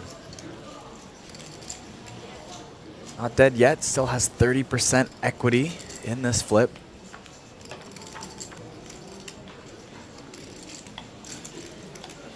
Flop runs 8, 9, queen, pair of 9s for Peng. Maybe lose some equity on that. 7 will help a little bit. Brings in those trips outs on this river. The 10 of hearts is no good. Shian Evgeny eliminated in 27th place. As the players on our feature table start to drop like flies. Did hit the pay jump though, $12,280, so another 2,000, I believe. About 1,800 from the last pay jump. Yeah, so full buy-in there. Full buy-in. Yeah. Next pay jump will be 2,600, a little bit less, 2,500. Hank's been having a rough feature table, rough couple hours, but chips trending in the right direction again.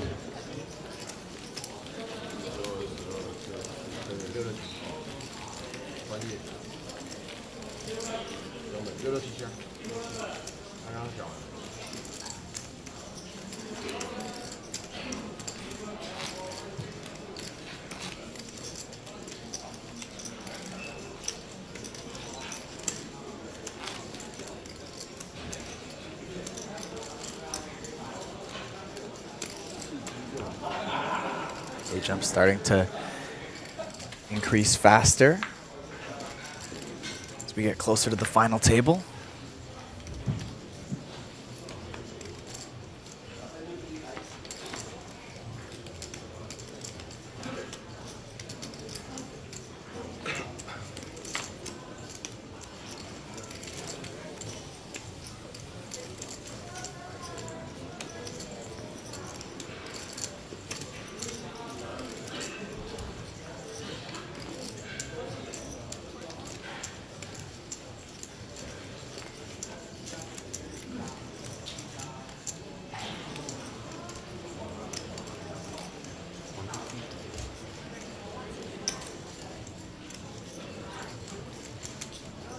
Abraham Seatsman opens up the King 9 offsuit and faces no resistance. Zhang Hao did flat 10-5 offsuit earlier, 10-4. Will not make the cut.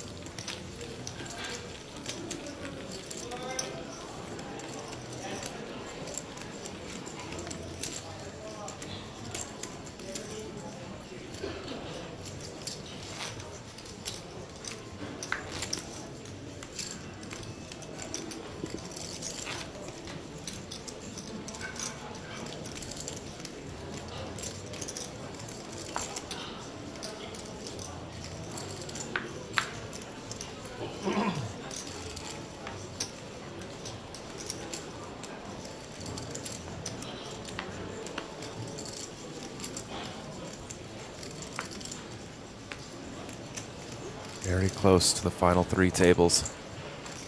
2 players away from a table redraw.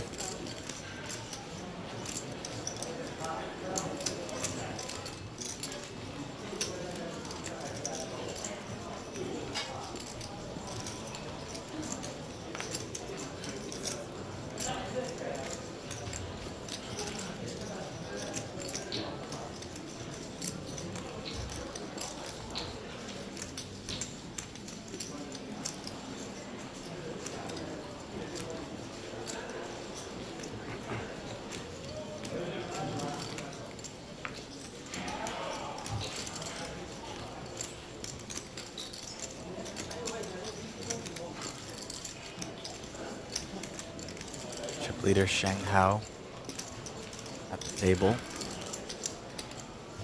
Getting close to that final table size stack. I believe about 5 million will be in contention for a final table stack.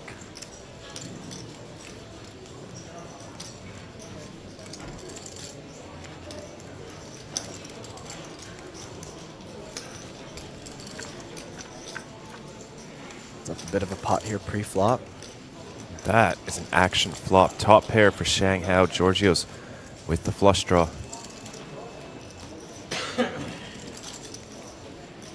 Players have over 3 million behind. Well, backdoor straights could come in for Giorgios as well on this turn.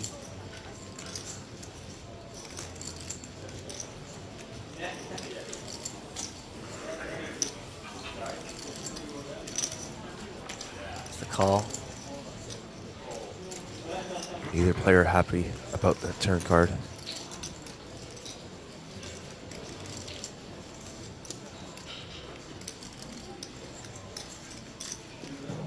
Just doesn't get the straight draw, but still has the flush draw.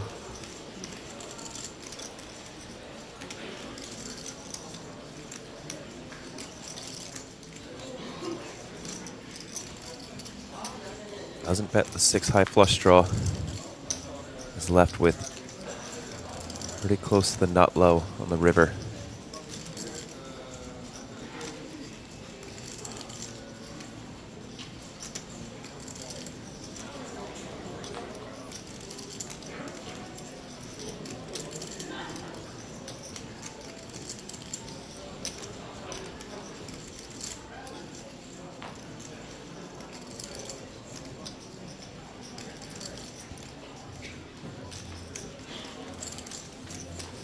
I think mandatory bluff in Georgios' spot. Can't win a showdown. Will likely get snapped off here from Shang. 475.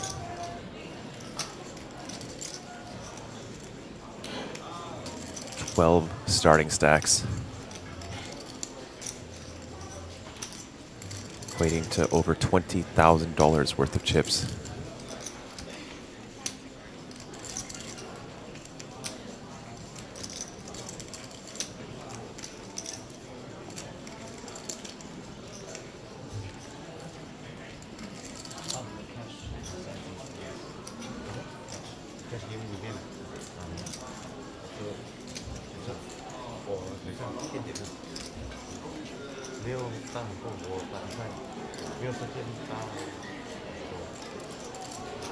Shanghao taking his time about how much to raise to.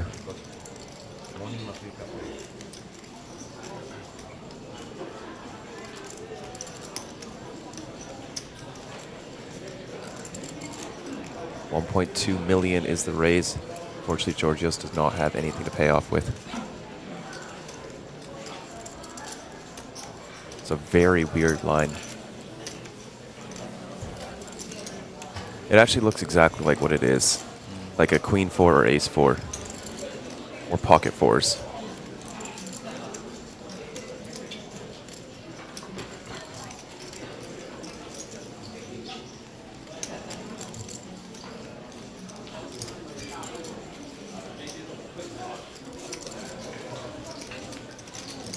$5.1 million for Shanghao. Yeah, I'll call that a final table stack. Not quite. I think it's 8.6 will be the average stack for the final table. So I believe still got a little bit. 7.5. 7.5? Yeah. Okay.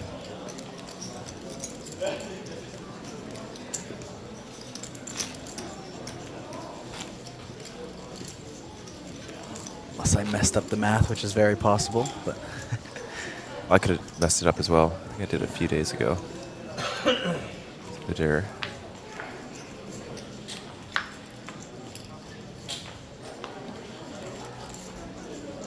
No, 7.5 looks right. Black 7s for Sue under the gun.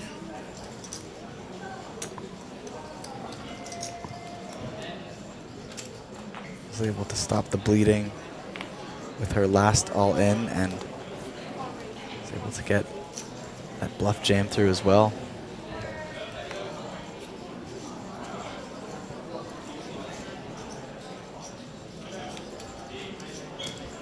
Well, not quite a jam, but committing raise that happened earlier.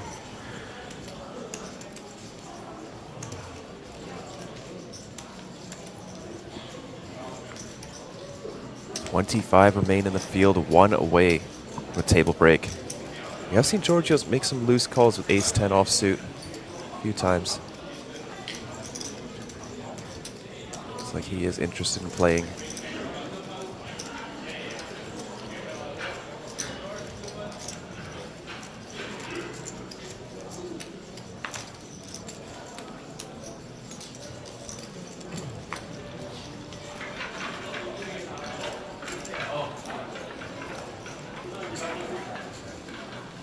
Does flop the best of it on the ace 8-6.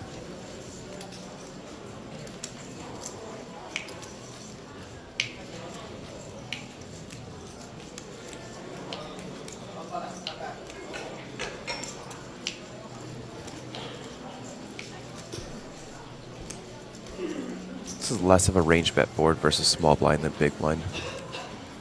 Under the gun is a very strong range.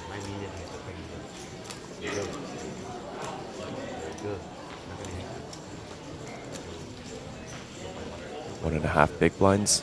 Su Yuhan. Quickly called from Georgios. Just 1-7 left in the deck.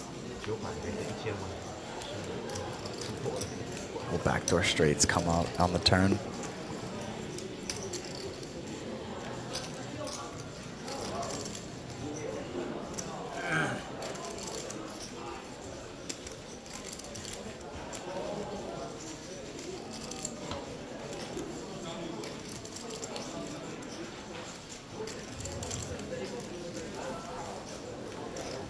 Only really beating a 6 here. There's not too much else that can call on that flop. 7's counterfeited. Just left with 7 high on the river. Georgios. Go for a trap. I think Su Yuhan is quite likely to bet.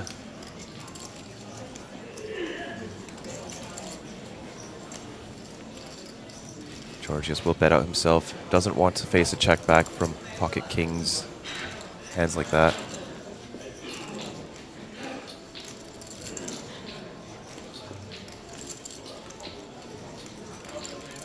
So Yuhan can have some bluffs here. Only needs to go for very small sizing. Generally just see a tiny bit over min raise in this spot.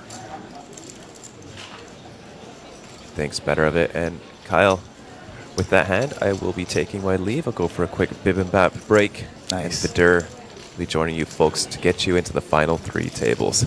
Amazing. Pleasure to have you on, as always, Sam. And now I believe we have Vidur Singal joining us in the booth. Vidur, good afternoon. How are you doing? Good afternoon, Kyle. He always rubs it in my face as he walks out, doesn't he, Sam? The bibimbap pick. Well, you know, well, when in Rome, as they say. I get it. I get it. Absolutely. Well, let me just say, you guys went to the players' party. I did not have the privilege. That means I am sort of the fresh pair of legs today, as they say in soccer. And let me just bump up the enthusiasm in the booth here, because it is exciting. We're almost on the final 3 tables of the main event. Day 3, day 4 now. The rubber's hitting the road. I can't wait. This is what it's all been about. I love it. What a fresh set of energy you've just brought into the booth here. I can feel it already. And it's, you know, the difference is obvious after a night of a bit of drinking. Let that be a lesson, kids. Right. That being said, you guys have been doing a great job. I know I've been coming into the booth post-players party in much more dilapidated states, but I can understand that the adrenaline rush of day 4 does help. I did see the recap video you guys did, shouting out a few of the players. Now let me just ask, any of the players you guys were really excited to see deep in the main event, are they still around, or are we looking at fresh faces now? Yeah, I mean, for me personally, seeing Sue in the mix here, especially on our feature table, was exciting to see her boasting one of the larger chip stacks earlier in the main event, and to still be in the mix in our top 25 now, the chance to be the 2nd woman ever to final table a main event, and of course still have a chance to take it down for the first time in history. I think, you know, I'm a little bit of a sucker for those firsts and growing the game of poker with diversity, especially showing more women in poker. I think the Asian Poker Tour is a very welcoming spot for women in poker. And so that's one of my standouts. Of course, there's also... Absolutely. Yeah, exciting. Right? Yeah, I think so. And then there's Abraham Seasfin, who I think just... We've played a few drinking games at a few different players' parties now. And he's a regular at these parties. So just with some of the camaraderie there, it's always happy to see him run deep. Well, Justin, in the chat with a crucial update, segueing from your point, the new chip leader in the tournament with almost 10 million chips and the best name at the Asian Poker Tour Jeju 2025, Lily Tang. Lily Tang. Wow, that is exciting. More than almost 10 million. That is going to be well above an average stack at the final table. It's starting to look likely at this point, isn't it, Vidur, that we are going to see at least one woman. Of course, it's 25 people is still a lot to go to get down to the final 9, but you know, I know we talk In about particular, jinxing I do things in the feel. booth. Yeah, sorry. Yeah, we don't do that. But I mean, we're obviously rooting for it. It's okay to be biased when it comes to women. Don't forget, this was the year Leo Marchetz made the WSOP final table, the November 9, as it used to be called. So could be going off that momentum. But I was going to say, Kyle, it is tricky to have a final table stack well before the final table, because this is a psychological game and you start picturing it. And you either get into stack preservation mode, which is probably not how you accumulated to begin with, or maybe you get a bit too frisky, a bit too aggressive, try to get the tournament over with on day 4 itself. So I'm looking forward to hearing more updates on Lily, but let's hope she's not succumbing to that final table stack pressure. We are also 1 elimination away from a table redraw. It's very likely we may see her on the next feature table. That's right, 1 elimination away. Each elimination just so difficult right now, not just because of the pay jumps, which I guess is 2 spots away, but so close yet so far. Yeah.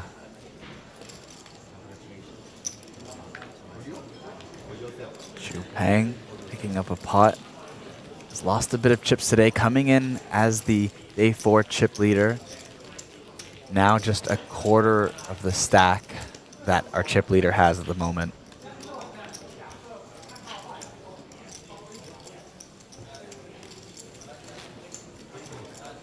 The table break and the redraw, whenever it happens, would be a bit of a welcome one for the shorter stacks, because we'll go from being 6 or 7-handed to 8-handed. Yes, back to that full ring of poker, at least by APT standards. So Kyle, please do paint me more of a word picture. Tell me about this players' party. Well, it was at a bowling alley here at Shinhwa World Resort. It was, you know, as someone who's been to a few players' parties now, it had your typical DJs and music and open bar, as you would all expect. But the fact that there were pool tables and bowling alleys and one, for some reason, tiny little hand-flicking shuffleboard type of game in the middle of the room. Between all those things, I thought it was a lot more social than the other players' parties. A lot of those player parties would have people, you know, sitting in booths, and you would still get to meet people and talk a bit. And, of course, C-Spin would still have his, I forget what he calls it, like a 5-0-5 game. A little drinking game usually going on somewhere in the room. But this time, I think with all the other activities, it let people do things together and start conversations and enabled more socializing than I think any of the player parties I've been at before. So that was very fun. That was a nice mix of things. Love it. Love to hear it. Yeah. Oh, and I see some of those velvet ropes have been employed to cordon off what's left of the main event from the mere mortals playing side events. Right. Starting. This is now the VIP section. As it should be. Right. You have made the top 25 out of nearly 1,700 players. 2%. Yeah, even less by now. It's, what, 1.5% at this point? Very close to it. Yeah. Sam will finally call it a deep run. I myself have lower standards. Yes. 12,000 guaranteed. You know, what's that on your return? Like 7x? Every pay jump now, getting bigger to state the obvious. The next one, about 14,800. So meaningful in every way. Decisions could correspond, but I think the players who have their eyes on the prize can certainly increase their chances in these stages.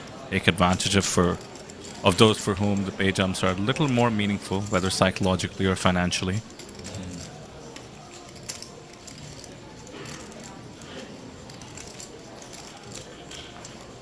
Justin in chat says, if you haven't made a profit, it isn't a deep run. I do not agree, Justin. Yeah, I think I strongly disagree. I think if you fire more bullets than you can win, you could still run deep and lose money. I've known people to play tournaments where they need it first to make a profit. Yeah. And how could you call second place in a tournament not a deep run? still unfortunate that you lost money for finishing second place, but definitely a deep run. Sue has taken the spot. She was the shortest stack the last time we saw the chip count, so this is off 15 bigs. Absolutely fearless. She was in the cutoff, so 3 people behind. They'd raise the under the gun opener. I mean, this has to be some sort of a read, no?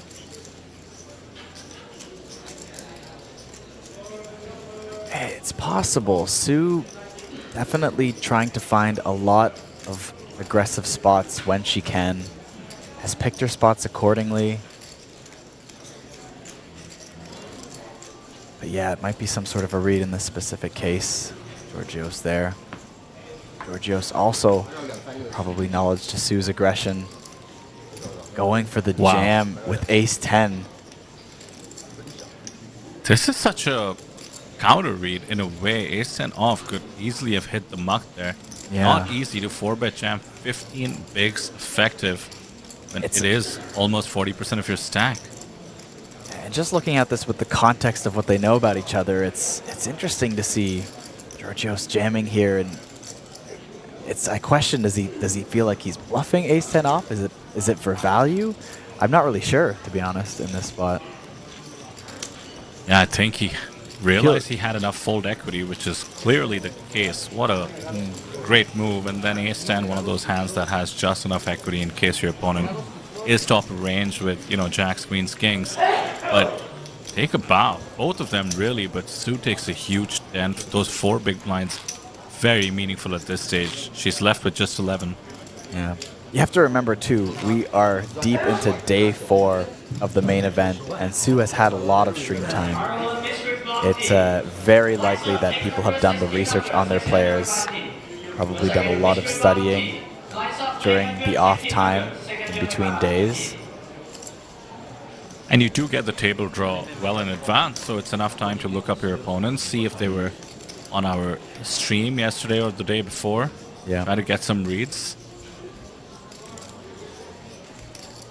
I have a close friend who actually switched off their hand and mob so that you couldn't look them up, which was actually a pretty big edge during the World Series of Poker because you were getting full names on your table draws on the apps, right, as we do here at the Asian Poker Tour as well.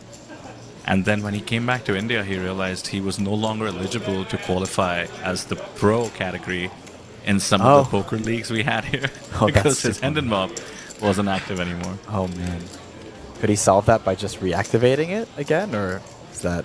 By the way, once you turn it off, you cannot reactivate it. Ah, I didn't know that, actually. Sue with a much stronger hand, ace-queen suited. Stack a bit shorter now. Sitting on a little bit more than 10 big blinds. This time we'll just pick up the blinds.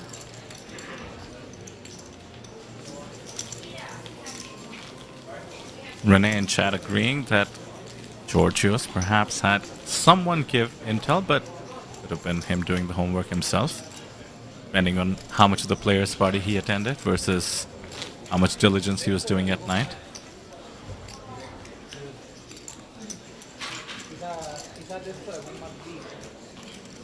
Yeah, you find yourself on day 4 here. As much as it could be fun to hit up that players' party, there's a lot of information to be had, and you got to find the time to do so. Of course, if you're fast enough, you could find the time for both. Yeah, but then the sleep is crucial as well. It's just all so difficult to balance this mental game. Oh, for sure.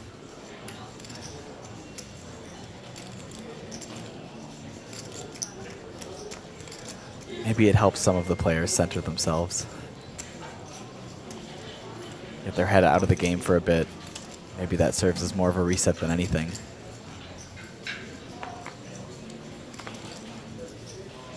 One of those players, as mentioned quite a bit, C-Spin. Can open up ace-7 of hearts in the hijack.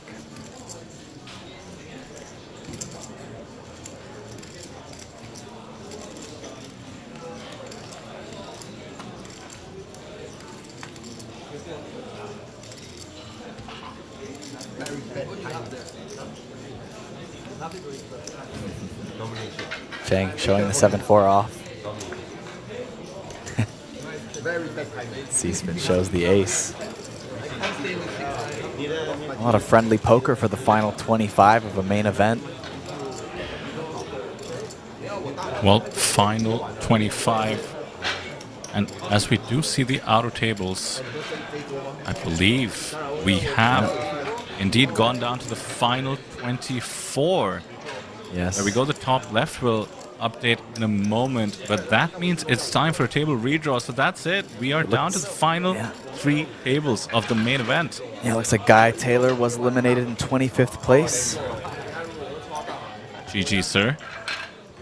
Always tough to leave at this point, but that does mean we will redraw. It'll take about 15 minutes for us to set up, so make sure you stick with us. Of course, hit subscribe if you haven't, in case you want to turn off the feed. That way, the next time you hop on, you'll be right there with us.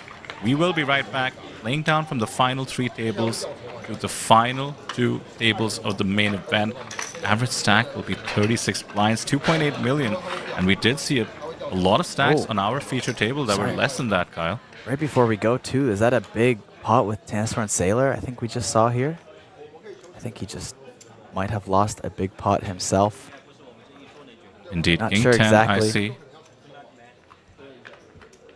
An all-in situation, King 10 versus Ace 3, and the Ace 3 survives, I believe. Yes. Yeah, Tanasaur and Sailor still in it, but probably giving up a big chunk of his chip stack there.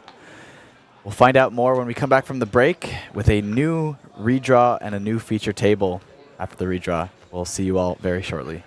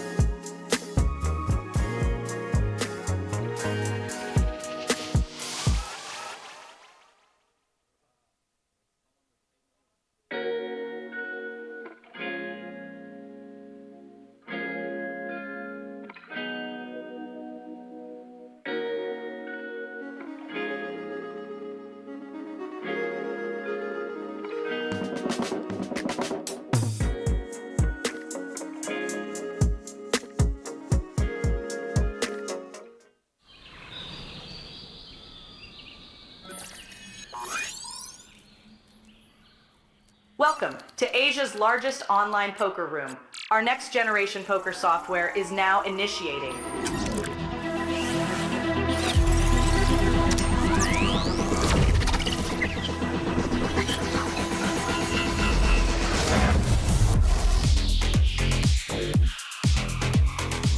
Elevate your online experience with a wide variety of poker variations to choose from. Get fully immersed with fun and social features.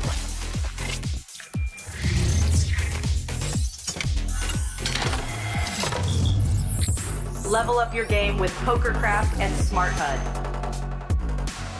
Unlock a wealth of rewards including cashback, bonuses, and jackpots.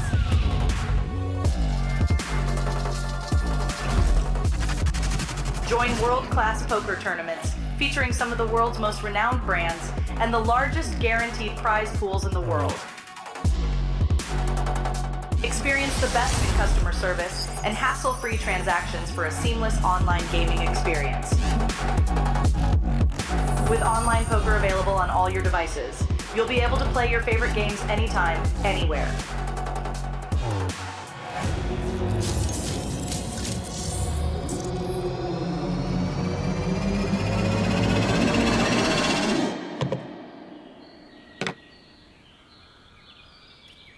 Sign up now and elevate your online poker experience today. In a world where the stakes are high and the competition fierce, there exists a realm where the best of the best converge. From over 50 countries, they gather, drawn by the chance of winning millions of dollars in life-changing money. But amidst these contenders, only a rare few will make it to the top. Those who remain composed under the relentless pressure, armed with an analytical mind that dissects every move, adapting, adjusting, shifting strategies like master tacticians. Under the bright TV lights and the watchful eyes of thousands, they take center stage. Is this the comeback we've been anticipating? In this arena, they are not merely players, they are warriors, united by a common purpose, to emerge champions. The APT Championship from November 14th to November 30th.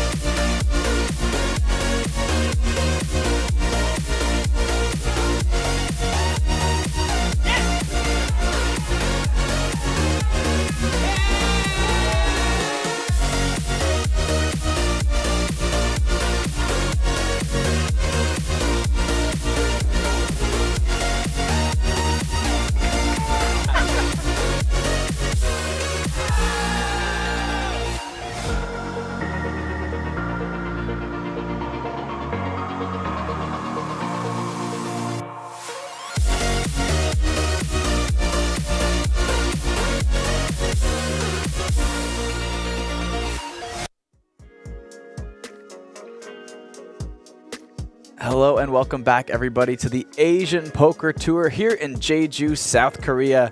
We are covering the main event and we have found ourselves all the way to day 4. Our top 48 players are playing down to the final table. My name is Pocket Kyles and I'm joined in the booth by Vidur Singhal. Vidur, welcome back to the stream. Thank you so much. Cannot wait to get the show back on the road. 24 players remaining, 15 spots away from the main event final table, the record-breaking main event here in South Korea in Jeju. $2.7 million was the prize pool, $460,000, and an APT Championship main event ticket to the winner. Meanwhile, 24 runners have the next milestone to keep in mind, making it to day 5, aka the final table. Yes, of course, we did just do our table redraw for these final 3 tables, and we see a familiar face people have been asking about. Canisorn Sailor is on our feature table. You will finally get his chip stack live in action, and we'll get to see how he fares over the next couple blind levels. There he is, right there. Indeed, and there's Yita Chung as well. I was going to say it's tough to find a table that's not stacked with talent. No surprise, considering we're down to the final 3 here at the main event. However, this one might be peaking in terms of the well-known names. Canisorn, one of the 2 remaining contenders, to become the first ever winner of 2 APT Mega Lions. Him and Martin Sedlak from Germany on one of the outer tables have both won the high roller. That's the Rose Gold, and of course the APT main event comes with the prestigious Gold Mega Lion. By the way, Kyle, as soon as you said familiar face, the shot had cut to the APT Mega Lion, and I thought you were talking about the trophy. No, unfortunately for me, not a familiar face. I guess I have filmed a lot of content around that trophy, but it's as close as I get to it. Yang Hai Yang. Sorry, go ahead. Yeah, you and I are in the booth together for this series for the first time. My running rule for the APT, yet to be implemented in the rulebook, is that the main event winner needs to fly home with a separate seat for the trophy, and in the same class as whatever you're flying. If you're flying business, that trophy better not get a seat in coach. Yeah, I don't think I would trust it in a different part of the airplane. That thing would have to sit next to me. Yeah, it might be a bit of a hazard to have such a heavy trophy just flailing about on a seat, but it deserves it for sure. And that trophy is heavy. I don't know if you've ever tried to lift it in person, but oh, absolutely. Yeah, I barely managed. Yeah, had to move it a couple times. I'm sure it feels a lot lighter after you've taken down a big tournament like the main event, but it is a hefty piece of hardware. Bai Bizen going to defend the big blind with 10-8 of hearts. 4-9-9 on the flop. 2 spades out there, 1 heart. Bai still has 2 backdoor draws.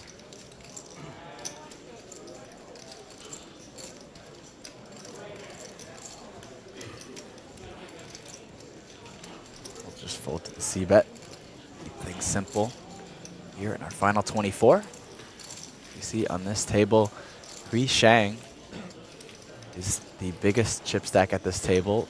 90 big blinds, 7.2 million in chips. Not quite as big as Lily Tang's stack. I did take a quick walk out to the floor on the break just to take a peek at the final 3 tables. I was actually going to try and eye Canisorn stack, but then saw he was on the final table and figured out, well, we're going to see it live on the stream anyways. Feature table, you mean? Yes. Did I say final table? Might be jumping ahead, but I'm sure he'd be happy to hear the good omen. Right? You don't have that big a delay.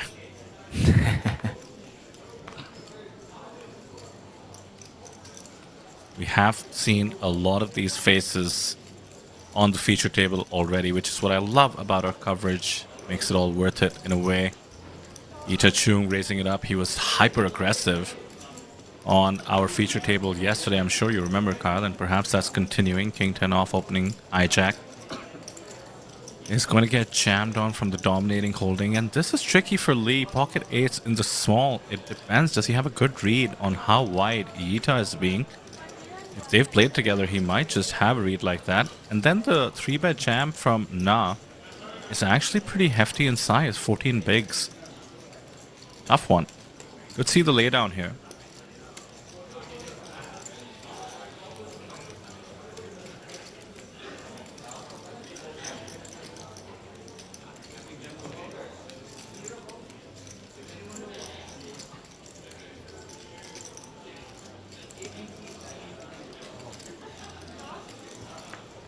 Oh, we don't. He calls it. Looks so strong. Yita should get out of the way. Oh, and I believe we have a chip stack that got knocked over into someone else's chip stack here. I think they're going to get that sorted out first. Let's show the card. At least player got a pocket piece, king of spade, king of heart versus confrontations. Cards have been turned up in the meanwhile, by the way. Or have they not? I think Yita probably is still waiting to act.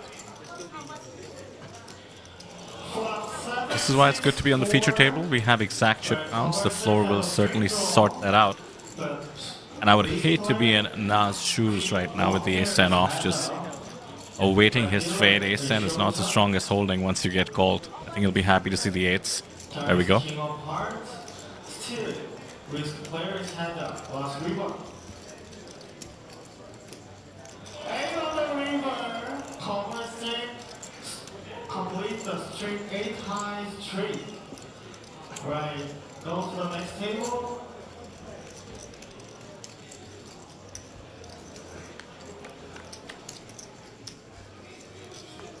Nice hand ahead at the moment. We go to the flop 4, 5, 7. Beats are holding. Naming Yang looking for an ace or the remaining 10 left in the deck to stay alive in this tournament. And Naming Yang is able to find it. An ace on the river to stay alive. It's a massive double up to 2.5 million in chips. What a catch. What a feeling. Flop 8, 3 deuce. Risk player. Pocket queen is his hand up. Next time.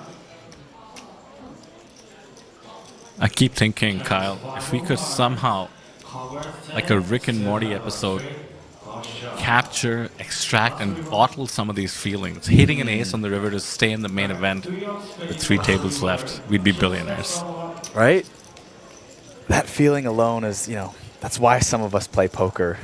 It's that thrill of the chase. It's the odds of something that are not likely happening, especially when you've played enough poker to have your fair share of variance where something that should happen, let's say 1 in 4, 1 in 5 times, seems to not happen 20 plus times over, and you just get used to your bad luck and just go, well, I never hit.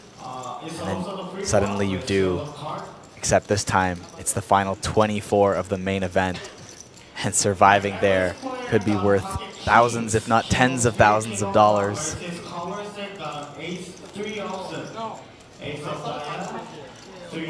Exhilarating moment of staying alive with your little bit of luck on that river.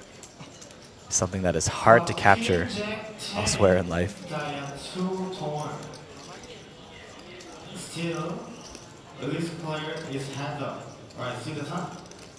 Still sorting out the chip stack confusion, perhaps? I believe so. But in the meanwhile, the next level has been hit. It's an easy one for us, Kyle. 50k, 100k. Look at that. We don't even need the big blinds on the screen anymore.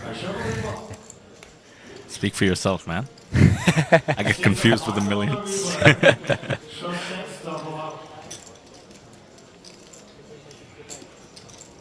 A bit tedious, but crucial to sort this out.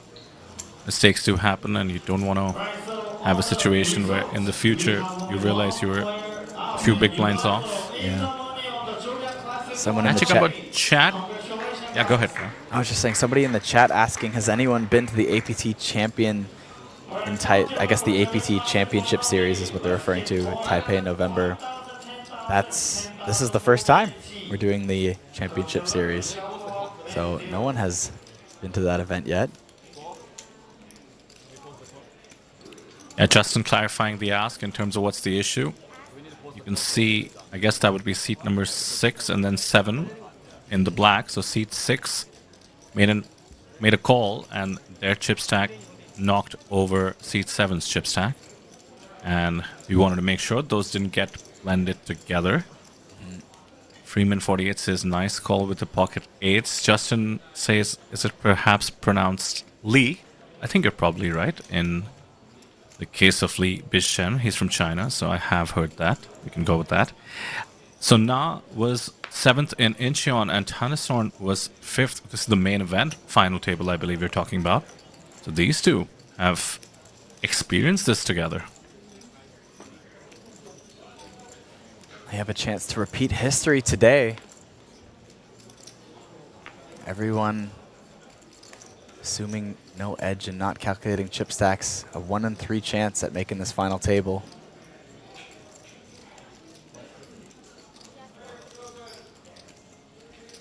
Liu Yayun with the pocket queens in the small blind. This is Yuta Chung's open. Just going to flat. No 3-bet from the queens. Tricky, tricky. All 3 stacks are 40 bigs. One of them gets out of the way.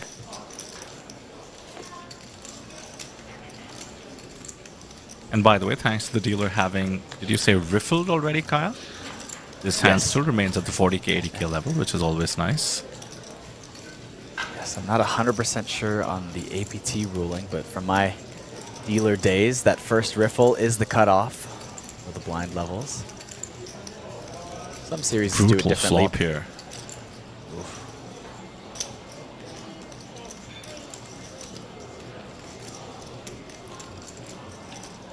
And now that you've played tricky by flatting in the small and you're facing what is a pretty large sizing on the continuation bet, surely you make your presence known with the pocket queens. So many tough cards to play. Aces and kings, of course, but also hearts, maybe connecting cards such as 6s and 7s. Yeah, a little less. Still tricky. I mean, a little less dangerous for those connecting cards given the +2 open. But you have to consider it. Yeah, good point. I think could have played a factor, not to mention Yita being so aggressive could be playing a factor as well. Yeah, there's no reason. That's where the meta of this game gets a little bit trickier because you see the early position open, but then if you know your opponent can be a little bit wider, a little bit more aggressive, constantly adjusting those ranges in your heads, and it gets a bit more confusing. Till the point where you've leveled yourself completely out of your basic strategy. As I think we all tend to do from time to time. Yeah. You can get carried away being exploitative, but I think since none of us are robots, that is part of the game. And look at all the 100Ks Ita's got out in front of him. That's put in a big chunk. So the plan working out to perfection thus far by Liu.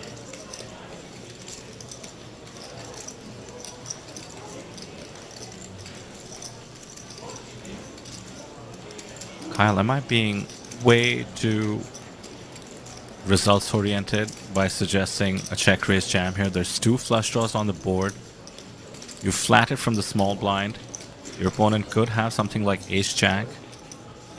Yeah, he does go for it. Nice. And now this looks too much like a jack for the 8 to feel comfortable. A jack minimum, at least in terms of value. Yes, definitely. Not beating any value here. It is early bluff catcher to the semi-bluffs, I would assume, on this turn.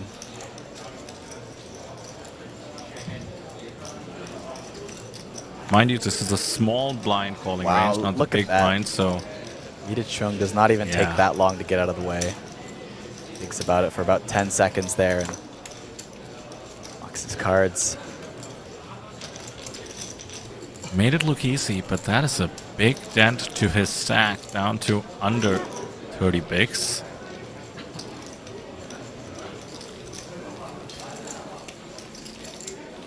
So 13 out of 24 remaining players are from China. The domination has been consistent in terms of the amount of the field that they take up. I think ever since day 2, we've been hearing 50% or higher.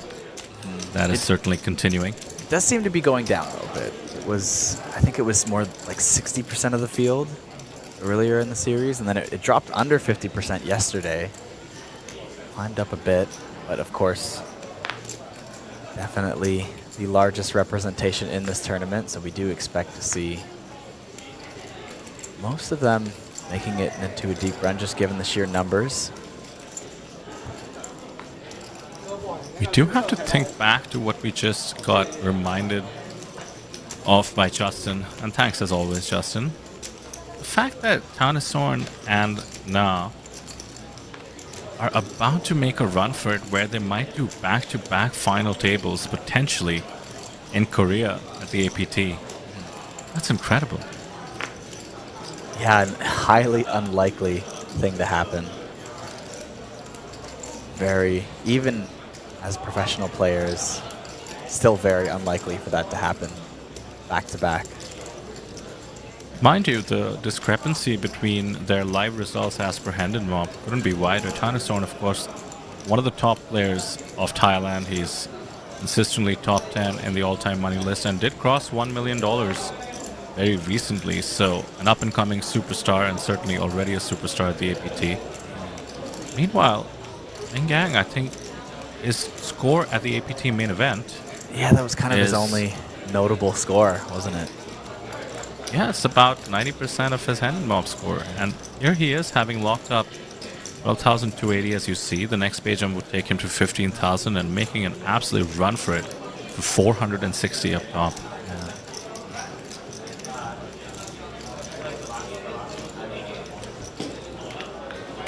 One familiar face for me in this spot, that's Yang.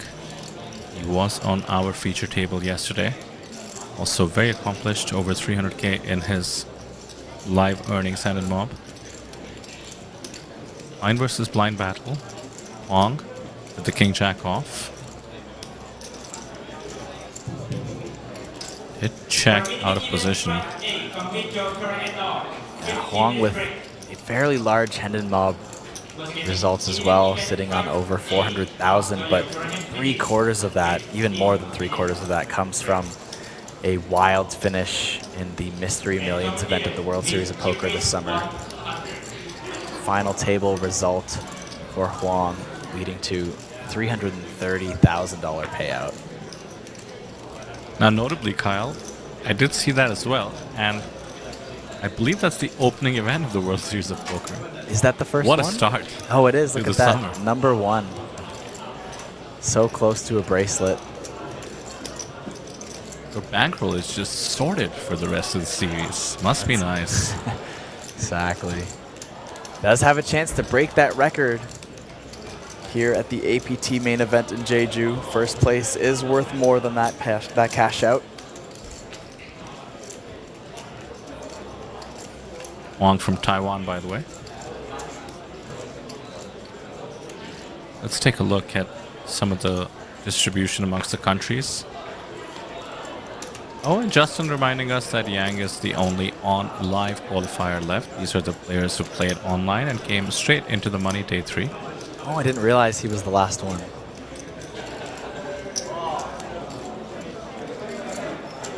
Yeah, a reminder by Justin about Tanasorn's results as well. I did see you mentioned this earlier, Justin. Tanasorn's results are live results, that is, are mainly APT. So another big score here at the main event, and he would have crossed $1 million in earnings from the APT. Incredible. The nicknames have begun, Kyle. Tanasorn Sailor Moon. Says Chat Pro. Tanasorn the Sailor Man. Love it. I like that both nicknames are from the same person in chat.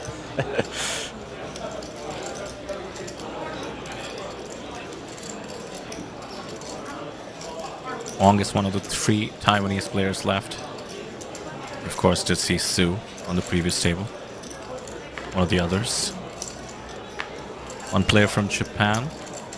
Singapore, of course, represented by Seasfin. In terms of multiple players, Germany doing well. Two familiar faces, Martin Sedlak, already mentioned in the running to win 2 Mega Lions, and Fabian Guns, who we had on the very first stream, the Superstar Challenge final table.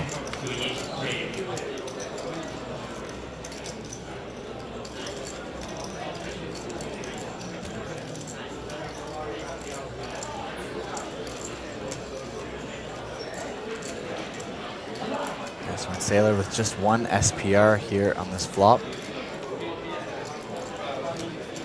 6 big blinds behind. Did flop a gut shot. Doesn't have a lot of chips left to play with.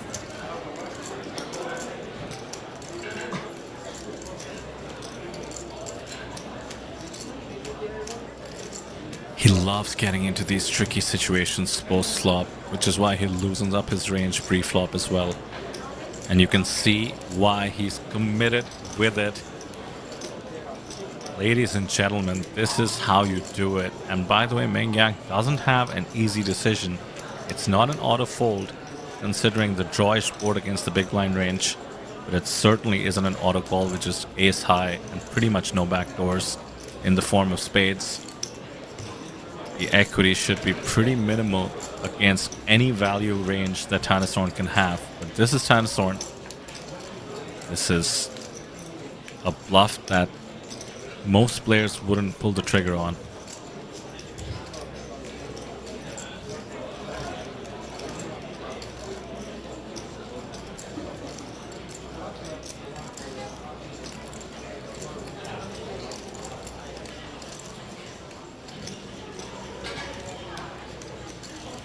It gets it done. Gets it done. Wow. Tanasorn Sailor. That is so impressive. Finds a way to chip back up to 14 big blinds, 1.4 million in chips. Nobody at the feature table under $1 million in chips now. We've seen him defend the widest of ranges, especially from the big blind, and there you see why. How many others would be able to pull the trigger there with such a short stack, understanding the dynamics and the fold equity and the equity if called as well?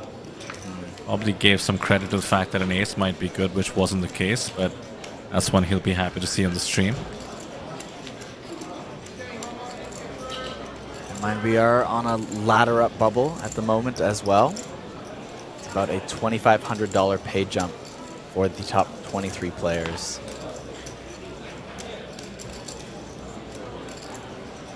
Also something notable is the shortest stack on our table. Lee Aisen, sitting on about 30 starting stacks at the moment, is our short stack. 30 souls, as we like to call it. 30 souls. Yeah. I did hear Sam start to weigh out bets in dollars, which is always a bad idea. In this case, the 30 starting stacks have been put into the middle. Yeah. So that's worth, I mean, I struggle, $60,000? I don't even know. That might be it, actually. Incredible if you think about it. Yeah, a little bit less there, but very close to it.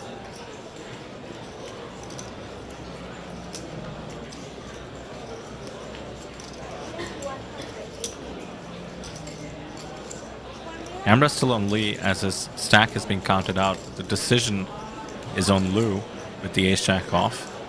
By the way, we did hit that pay jump, which might explain why there's no chip left behind shenanigans. And Liu has made the call.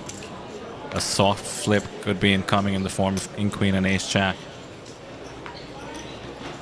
Yeah, if there was no ICM, I believe this would be a $55,000 jam. But that's why ICM is a thing, because it is not a $55,000 jam.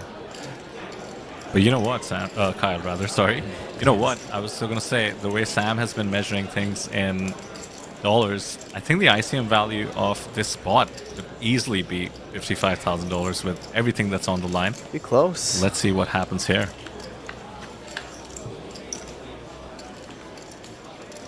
Queen on the flop, but all the straight draws possible. Ace, king, 9 needed. It's running hearts would kill some of those outs for you. 4 of clubs, does not.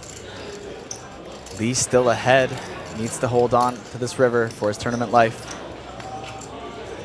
And is able to. Once again, another massive double up to 2.6 million in chips. $110,000 in starting stacks. We don't lose our 23rd finisher with that double up, but have been informed 24th was Martin Sedlak from Germany. No. So only one Mega Lion winner left in the field, and he is the shortest stack on our table. And by the way, there's something to celebrate in that sense as well. Some fresh face is more than likely to be a new Mega Lion winner. Love to see it.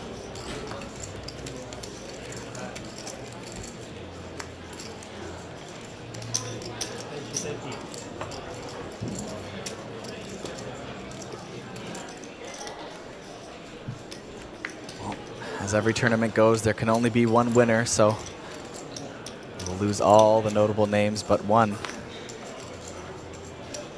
Perhaps all the notable names and have a newcomer take it down.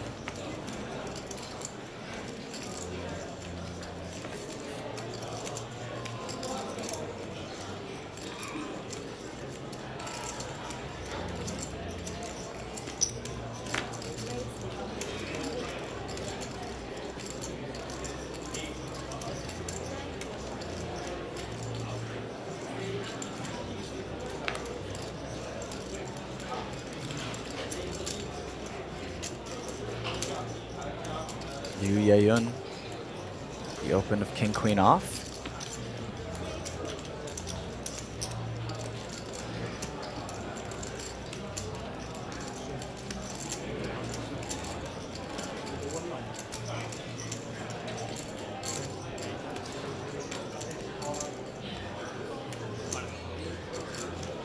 Wow.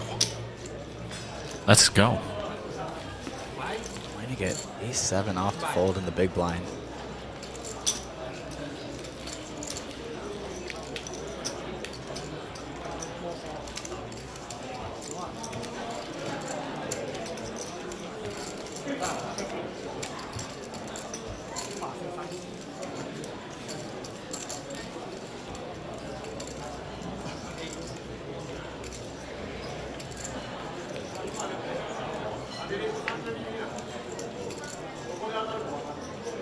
If we indeed did lose Martin Sedlak from Germany, we're down to 13 out of 23 in terms of the China cohort, which is inching towards that 60% you mentioned. So if you kept it consistent, goes to show the skill level is certainly on par.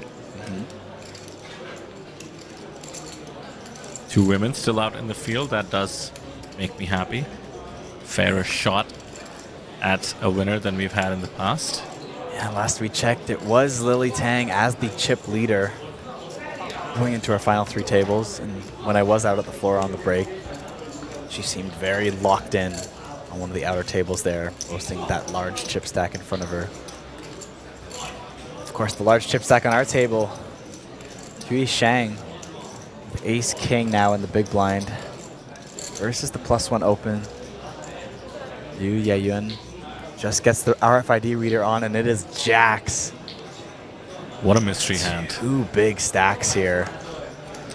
44 big blinds effective. Could see some fireworks. Hui Shang. No 3-bet pre-flop once again from these strong hands in the blinds. Ace King just makes the call. We've seen Jack's call, Queen's call, and Ace King call in the blinds now. I feel a bit cheated. Where's the rest of the pot? Right? And now what? You just check fold Ace King? It feels wrong. Maybe one more street. The C-bet is pretty small.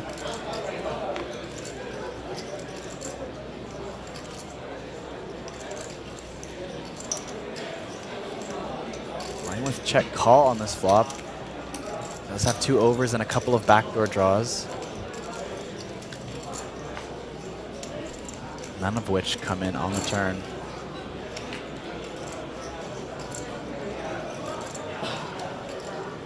Not sure if I see any Hendon Mob results for Shang.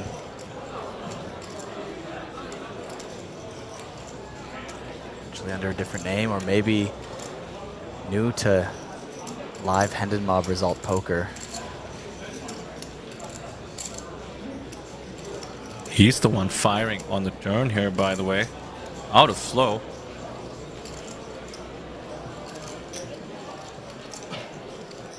Representing 3, weirdly, the ace-king.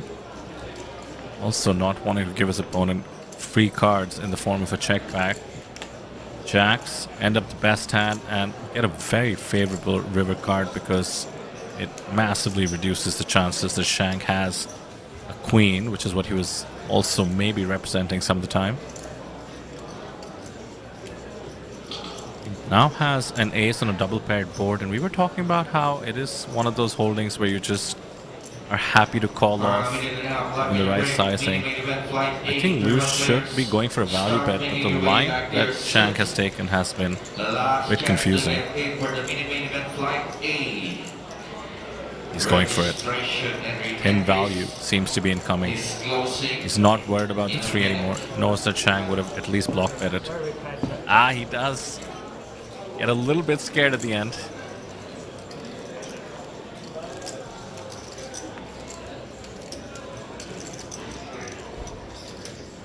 I would have liked to see a 10 value bet there. Tons of small pairs paying off. The ace in this case. Yeah. I feel like neglecting to 3-bet pre-flop there made it a bit awkward to maneuver post-flop with the ace-king.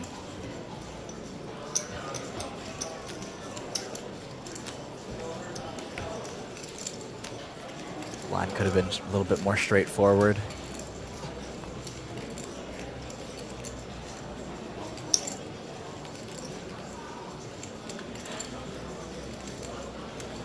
Of course, people are feeling the pressure to adjust their plays. People adjusting it in different ways here as we get to 22 players remaining. That spot at a final table is worth a minimum of $34,000. That is more than $20,000 from where we stand at the moment. All right, here we go. Mini main event, flight A, tournament dealers. Shuffle up and deal. Round number 11. 1 and 1. Announcements for the other events. I believe that was the mini main. We are 2 days away, plus today, in terms of ending what has been an amazing festival. Oh, and look at this here, the 20 big blind jam from Yiri Chung. Queen 10 suited versus Yang's +2 open. Can Yiri Chung get the better hand to fold? King Queen can't love this spot here, opening an early position and facing a 20 big blind jam. Ida is just so aggressive. And you just see it works out over and over. Lose a chunk of his stack. And that hand against the pocket queens, but undeterred. There should be a pickup.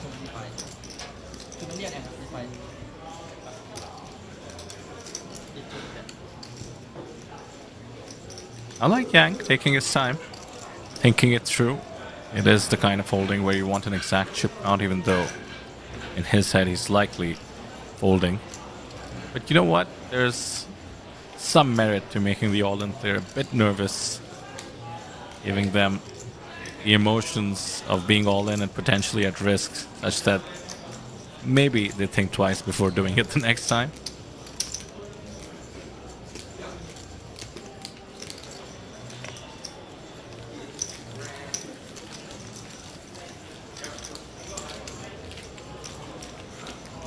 Well done, Yiri Chung.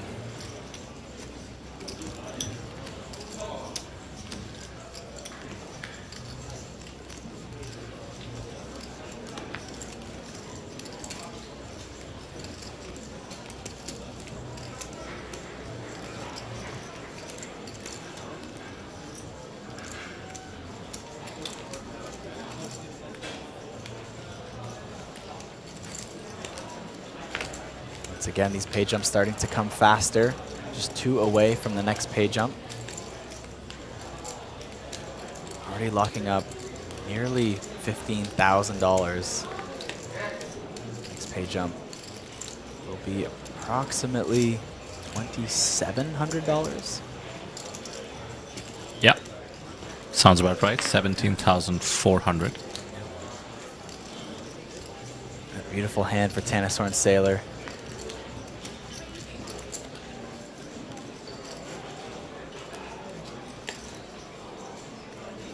Oh no. This is trouble. This is a lot of trouble because Tanasorn only has 12 bigs left. Xu Shang.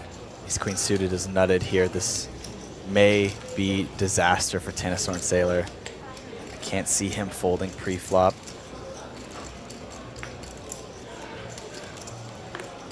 Oh my god. Liu Yayun with pocket queens in the big blind. This is going to be absolute carnage in this hand. Could let Tanasorn get away, by the way. Some hope for the chat. Situation brewing is between the two huge stacks. 100k blinds means 60 bigs for Shang, around 50 for Liu.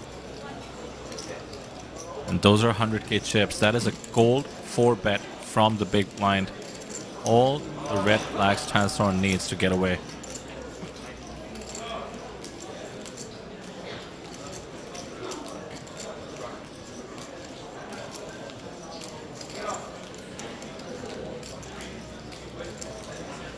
Chat supporting Tanasorn, saying things like savior and can fold, right? Yeah, he can. That being said, he might be seeing this as a spot to potentially triple up as well. Tanasorn is not here to ladder, he's here to win.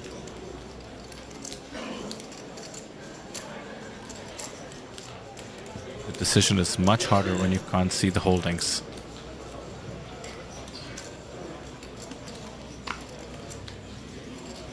But he's going to get away. The cold 4-bet will get credit. And now how do you approach this in Xiu's shoes? Do you want to just start playing for stacks with Ace-King?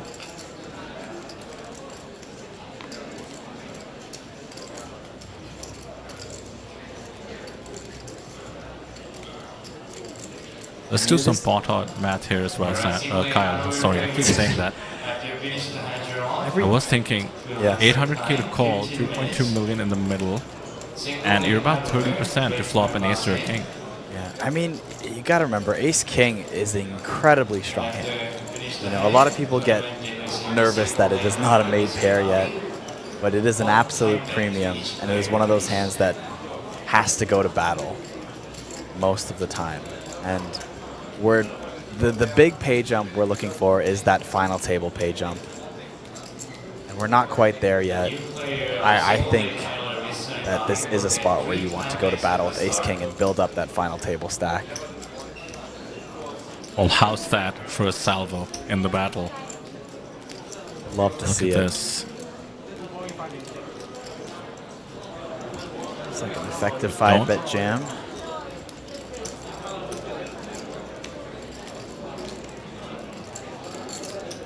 Not really. Not quite. Not quite. Could be a bluff too. Interesting sizing. 25 bigs is the total. So 12 bigs being asked with 37 in Liu's stack. This could be a 5-bet bluff. I love the sizing. Could be that ace-5 suited solver special, as we saw Fan Shi Wei do on the final table. And the Queen's release. What a hand. That's a wild fold. With the big flag. Whoo! Queens give way to the 5-bet. You fold queens there? I'd certainly have to think about it, but the speed with which Liu released just meant he was giving his opponent a lot of credit for flipping it. As ace, king, kings and aces, and certainly waiting towards the aces and kings to the extent the 5-bet comes off that strong. Like, I do believe that jacks would be an easy fold in that spot, but queens, I mean, I guess you are thinking best case scenario, you're flipping against ace-king, maybe queens themselves, but just so rare that you're going to be up against queens exactly. So Often aces, often kings, and ace-king. Well, to tell you how difficult the decision is, I'm taking a look at the chat that absolutely blew up. Literally back-to-back comments said, let me find this exactly. Yun in chat says mandatory jam with the ace-king. And right after that, the comment says ace-king is garbage. So clearly a polarizing hand, and it was certainly made the most of.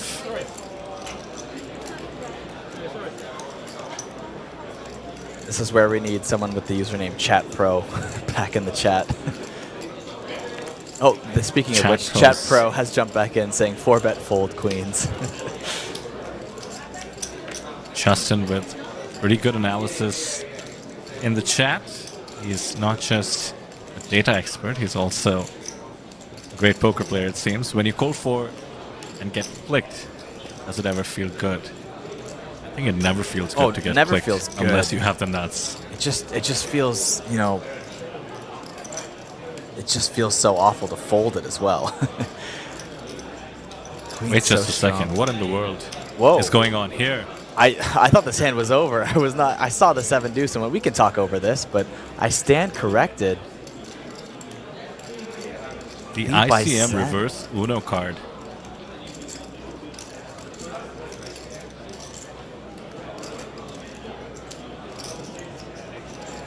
You have to keep an account. There you have it. The ICM is starting to ramp up again as we approach this final table. Even so the next jumps time alone. Yes. We're thinking about ranges of what happens from which position. Keep in mind, this is poker. It's not just about hand selection. Sometimes players just coming after you.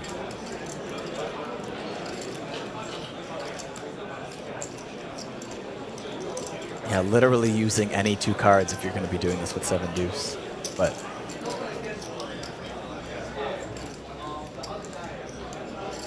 it may just be taking the spot. It doesn't mean he's always attacking with 7 deuce. It's just, wow, and there it is. The rejam. Sorry, not the rejam, but the 4-bet jam from Lee Bison with the ace. Button versus big blind. You gotta love it. And how's that for a feeling? You make the move, you make the sort of bigger sized 3-bet from the blinds with the 7 deuce suited. On camera, you're ready to high-five your friends back home as soon as your opponent folds. But Lee finds the 4-bet jam with the ace-4 off, which is by no means a trivial move. Absolutely dialed in. I am loving what we're seeing on this table. Obviously does it as a Sorry, bluff. sir. Yeah. Gets it through. Don't mess. Whew.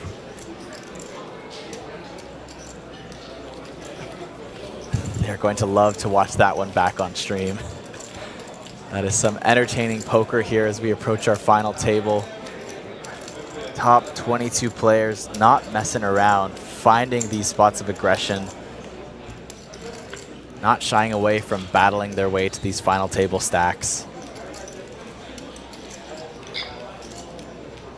Chat Pro making a comment that does not live up to their name. Usually chat pros don't have any humility. But Chat Pro in our chat says these players are so good. Absolutely. Looking at this action, how do you feel about coming down to the APT main event, making it to the final 3 tables, and you know when you watch cards up streams, you're like, I could do this, I should have done this. Queens was an easy 6-bet jam. Right. And you watch something like this and it humbles you.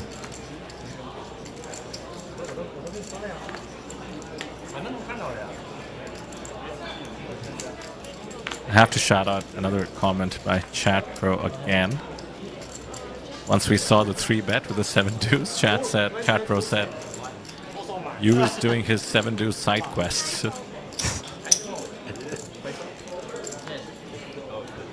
You know, I'd expect Greg to do it. To see anyone else this deep in a main event take some intense action, aggressive action with 7 deuce. Yeah, how do you do it? 4 days into playing, everything on the line, and just pulling the trigger. I mean, The adrenaline must be really pumping. And it's one thing if we have like a final table bubble and you're a bigger stack doing it, you know, just applying some crazy ICM pressure spot, but that was not a crazy ICM pressure spot. Of course, there is some ICM pressure, but you're just kind of taking it as, the button's range is going to be wider. You know, I think we've seen this before. We saw a jam with, what was it, 6-3 off a couple days ago. In my opinion, getting out of line and just going for that jam bluff versus a button open, thinking that, they're going to fold a big portion of their range. But you forget that the button also is thinking about that as well, that they might face aggression considering their range is wider, so they can call off a bit later. They can also rebluff you. Yeah, I mean, the rebluff by Li Bijen there deserves so much credit. Ace-4 off, finding the 4-bet jam, putting effectively his tournament life at risk. In this case, folding the pair, and now Ace-King suited might tango with the Yita Chung open from King-Queen off and try to get in some stacks here. Yita is just so loose. Being tricky see is Ace-King pointless. flat again. Oh my goodness, god. we do. Oh my god. Is there some new studying going on that I'm not familiar with where Ace-King just always flats in this point in the tournament? I don't... Let's try to think why this might be. Tanasorn in the big is very likely to squeeze against the loose open. That's true. And I guess would in be this an spot interesting trap. specifically, yeah. With Tanasorn there, knowing he does find his squeeze spots quite often. I guess in this spot specifically, I don't mind it. In some of the other spots, I'm surprised we didn't see aggression from both queens and ace-king.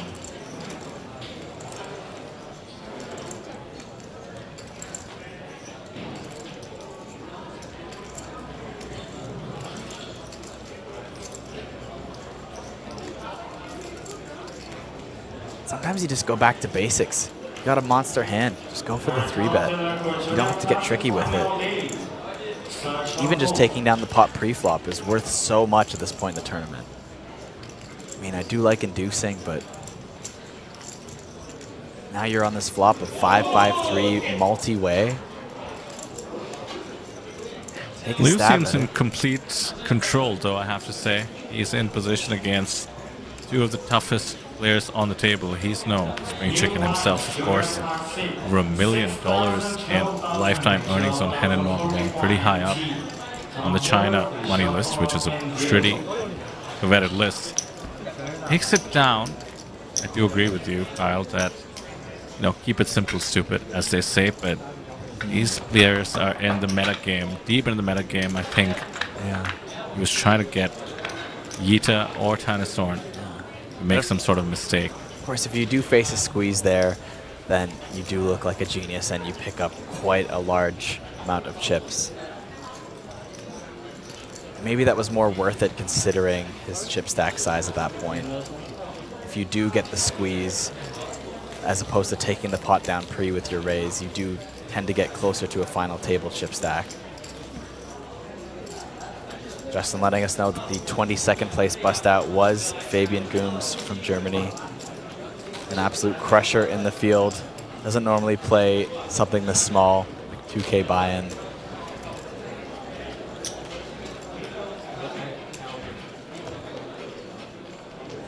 So we lose both Germans relatively quickly, back to back almost. Sad to see them go, both Martin and Fabian. Oh, and you can see there crushers, as you said. Clock in the back reads 20 players remaining. That means we have made a pay jump up to $17.5 thousand. $2,700 pay jump.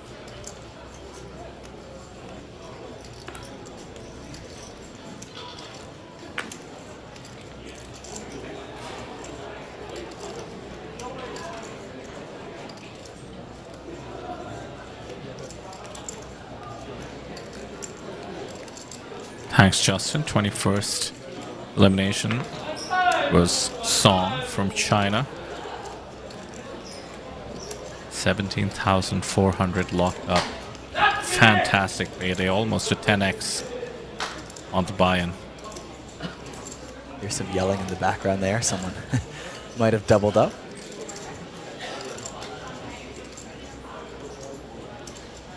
find sometimes a lot of that enthusiasm might be coming from some of our other tournaments. Which I feel like I haven't even had time to look up, thanks to our feature tables being so wild. Yes. Plenty going on. I will take a look once things slow down, if they ever slow down. I would suspect that as we get closer and closer to the final table, things get a bit tense, but looks like these players are in the mood to take advantage of tense. Tricky play here by Thunderstorm, doing the min open from the small blind, an increasingly common move from the shorter stacks. Now he's in a world of pain. Fantastic flop with the ace-ace queen for Mingyang. He has to know he's way ahead of Thunderstorm's range on this board.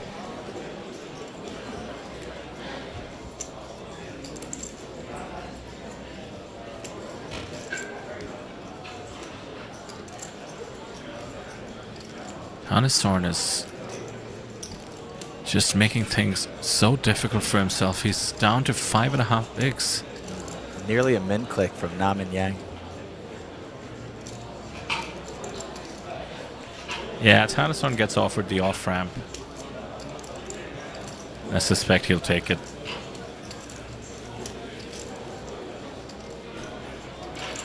Excuse me? Is there a graphic error? Or did this man just float against a raise with Jack Deuce on ace queen? I mean, Jack High really does beat most of your opponent's bluffs here, but I am a little bit shocked to see him take the spot. From a live read perspective, the way Mingyang just jammed there looked pretty value heavy, like, oh, here we go, yeah, okay, let's get it in. Yeah. I don't think Thunderstorm should ever feel that Jack High is good. If he was floating, thinking that he may have the best hand and not with the intention of stealing it on a future street, this hand is over. If he did for some reason precisely put his opponent on a hand worse than Jack High, yes, he's still thinking about it, using a time bank. Is it for image preservation? I don't think Thunderstorm would use a time bank here for image preservation. I think he's genuinely does have through. That's the case. A huge stack of them, Kyle. You can see at the back. That's there's true. like 10 of them. They are in plenty.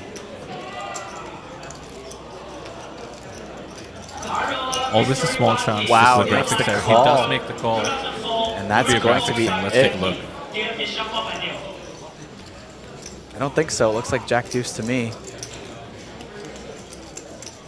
Wow, you're right. Is he called drawing dead? Yes. That's As long as that's Jack Deuce, that is dead on the turn. What a misstep. Call it off An for his absolute tournament life. blow up in my book by Thunderstorm. Certainly will get our Thai viewers in chat going. A hero call to end all hero calls. Eliminates Thunderstorm. Sailor, one of the Thai top 10 players and APT winningest players, makes a deep run here. I'm blown away. Everybody's Jack High is the best hand and goes with it.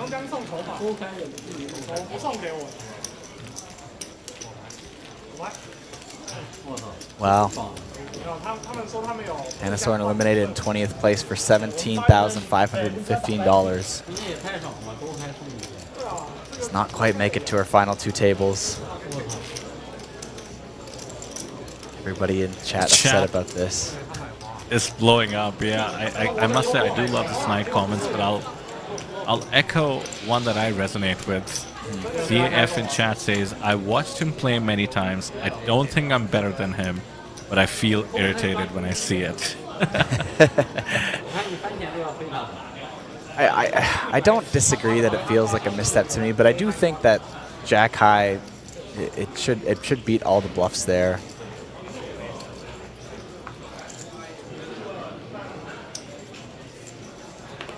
I think Thunderstorm doesn't jam pre. I think maybe his opponent believes he never has an ace there.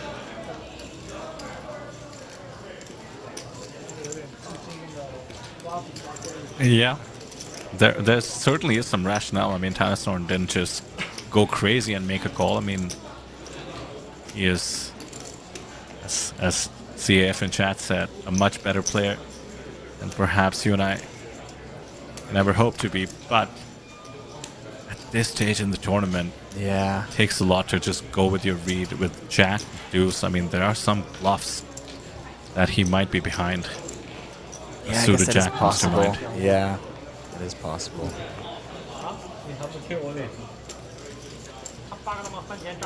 Would have looked like a genius if his opponent had 9-8 of clubs, but goes out drawing dead on the turn, which is not how you want to be. I hope once he's recovered, you get the chance to talk to him about it. Interesting spot here. Louis Agen. I would argue looser open here under the gun, given the stage of the tournament. Facing the 3-bet Shuang, pocket queens. Forced to just get out of the way. Looks like we are in our top 18 players now. Once again, on the verge of another pay jump. They are coming faster and faster. This time it'll be just shy of 3,000. 2,700 again. Similar pay jump to last time. We'll hit that 20K mark. More than 10x your buy-in. Still processing the chat from the Thunderstorm hand. What a feature table this one has been, Kyle. It's just one move after another, and like I was saying towards the end of that hand, I was partly convinced that the graphics could be off when the call was made on the turn. That's how out of line I felt it was. A lot of people in chat saying Thunderstorm was tired, he'd had enough. It's easy to be snide about it, but pressure does get to you, and sometimes you make a hero call just wanting it to be correct, even though you know it won't be most of the time.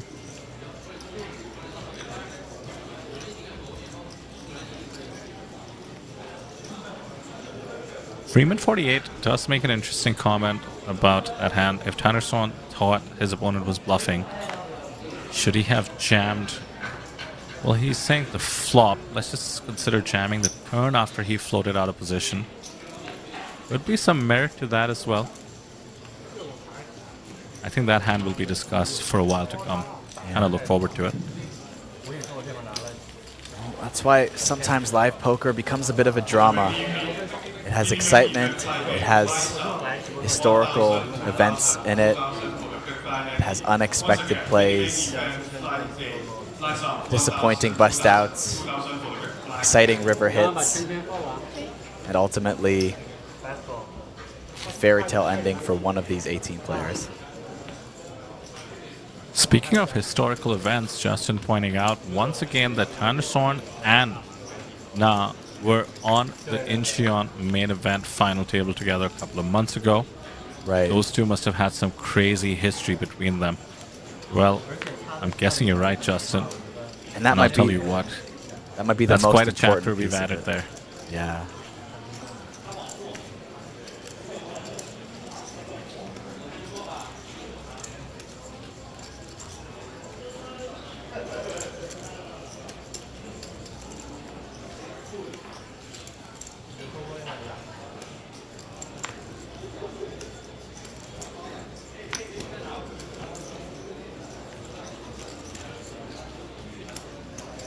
Just 9 players away from our final table.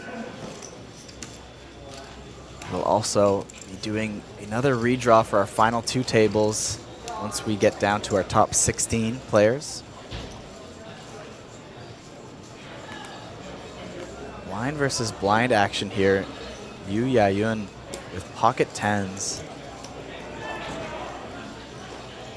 Playing 27 big blinds effective.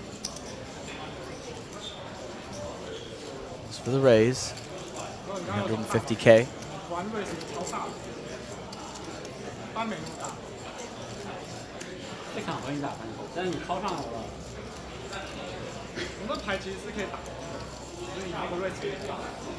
Lee's just gonna make the fold.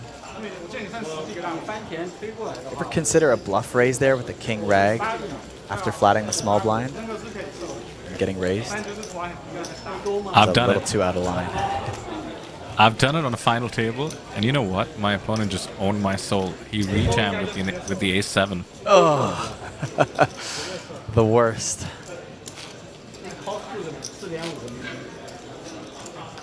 I talked to him about it afterwards. How he that's such a sick read. Because he put his tournament life on the line by rejamming. And all he said to me was like, well, can't have it every time, can you?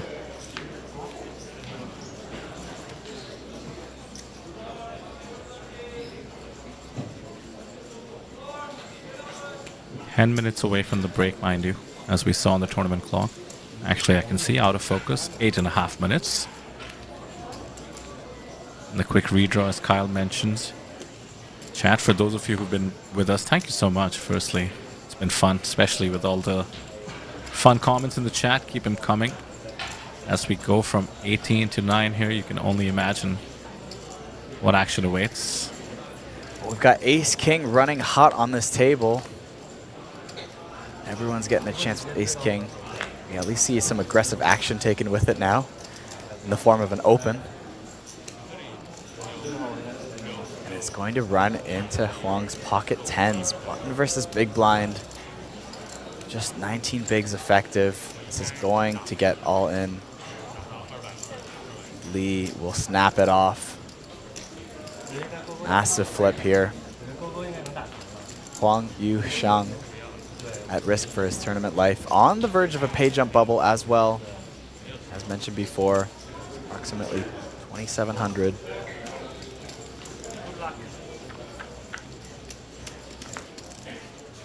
Nine Jack 9 on the flop. Pocket 10 still ahead.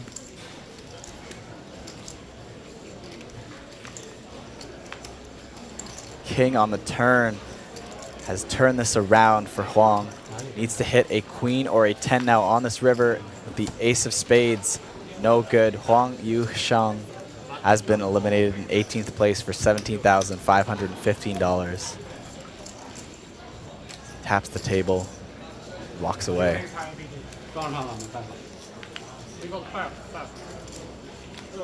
Down to 17. Massive chip up there for Lee. Approximately sitting on 4.7 million. Setting the line around 5 million as a final table stack. You're nearly down to our final 2 tables here in the main event. Once again, another fast day.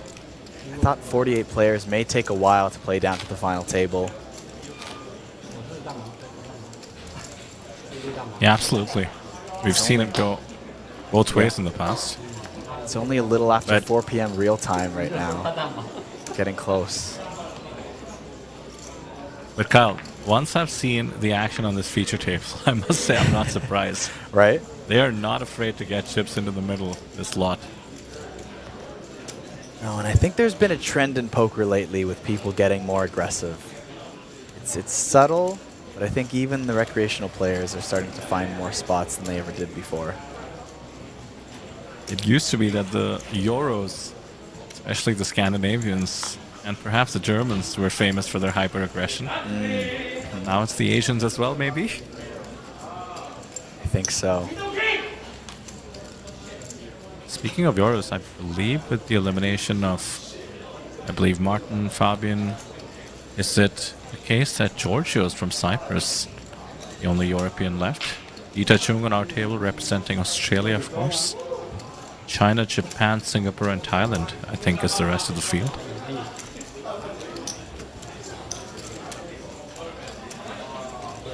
Still quite diverse. Our final 17.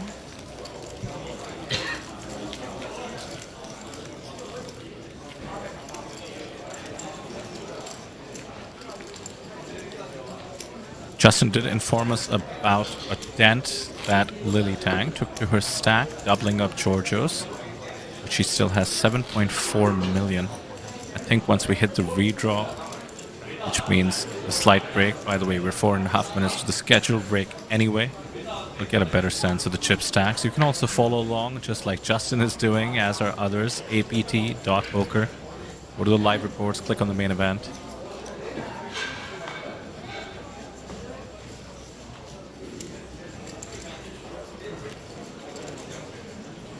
be aware, though, that the website is not on delay at the moment, so you may see some spoilers if you jump on there. If you want to watch the action live and keep it a mystery, just stick to the stream. We'll keep you updated as best we can.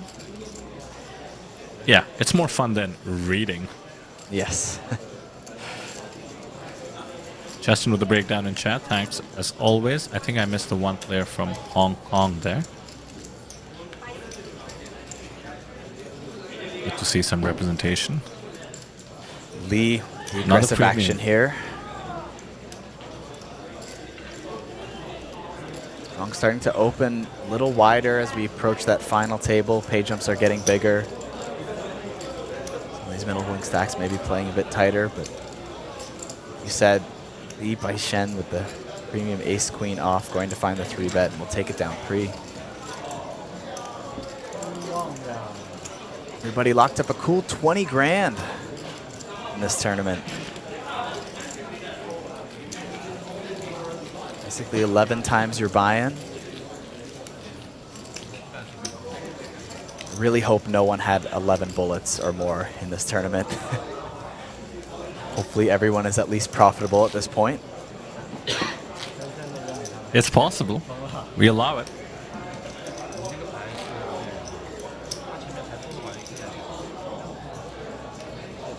So the next two pay jumps are somewhat similar, Kyle, as you've been saying. You know, the 2,700 to 3,000 mark, which does mean it is actually open season to disregard ICM for a bit and be extremely aggressive, and this is the nature of the tournament. All on the outer tables. This could be the one that takes us to 16.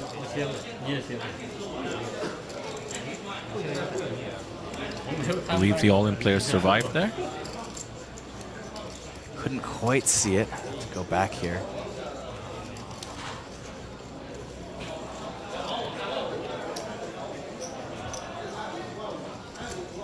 Well, we'll have a scheduled break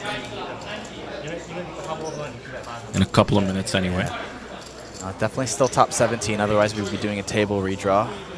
And would have stopped. Blind versus blind, strong with the pocket sevens.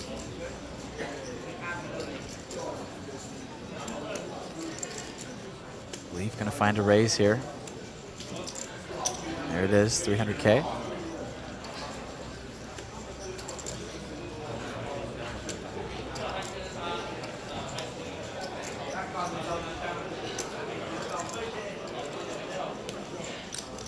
Take it down pre-flop.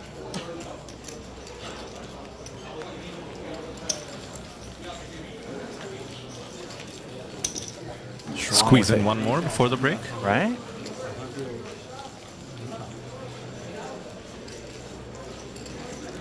Strong with a boastfully large 8.5 million chip stack.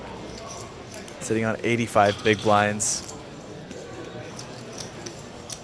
Going to be more than the average stack at the final table with still 17 left. Still need 8 eliminations before we end day 4. For the final table, you're going to be locking up 34,000. It's an additional $14,000 from where we stand right now. Ooh, pocket 8s and the shades go on. An ace-jack suited for Yang. The action never hot. stops. The deck is hot, Vidur. Absolutely. Also, Justin in chat informed us that the 19th place finisher was someone who ripped 10-5 off into the big blind. There we go, the all-in jam from the cutoff. No respect given to the under-the-gun open. Ace-jack suited, of course, mighty strong. Looks like the action is likely to get back to the pocket 8s. And again, this is tricky. It's a huge jam, 20 bigs.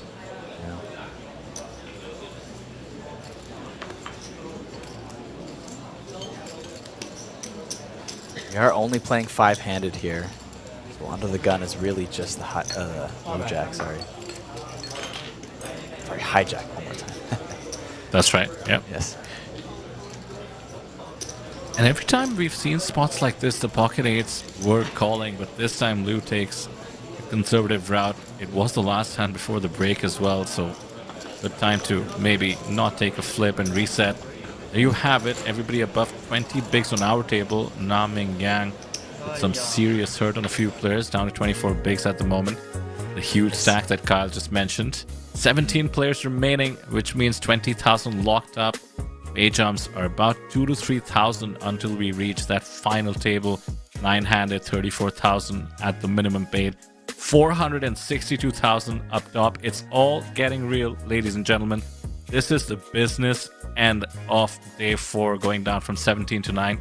Quick schedule break. It's going to be 10 minutes as always. Do not go anywhere, and we will see you on the other side as we make our way to the FT of the APT main event.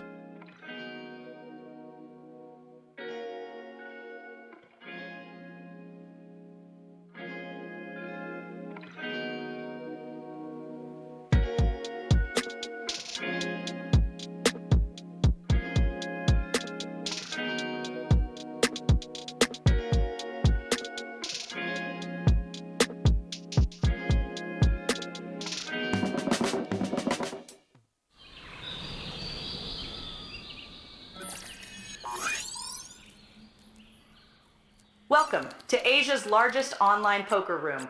Our next generation poker software is now initiating.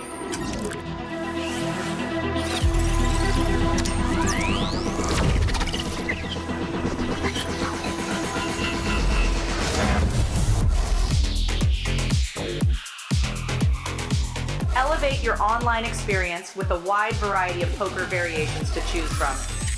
Get fully immersed with fun and social features.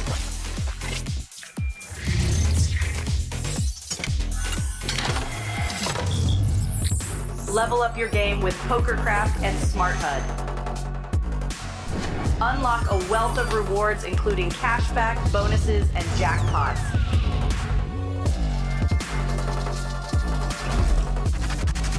Join world-class poker tournaments featuring some of the world's most renowned brands and the largest guaranteed prize pools in the world. Experience the best in customer service and hassle-free transactions for a seamless online gaming experience.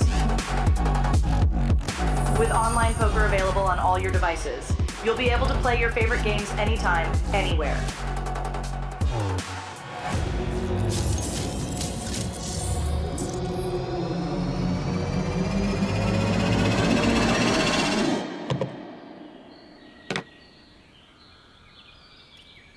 Sign up now and elevate your online poker experience today. In a world where the stakes are high and the competition fierce, there exists a realm where the best of the best converge.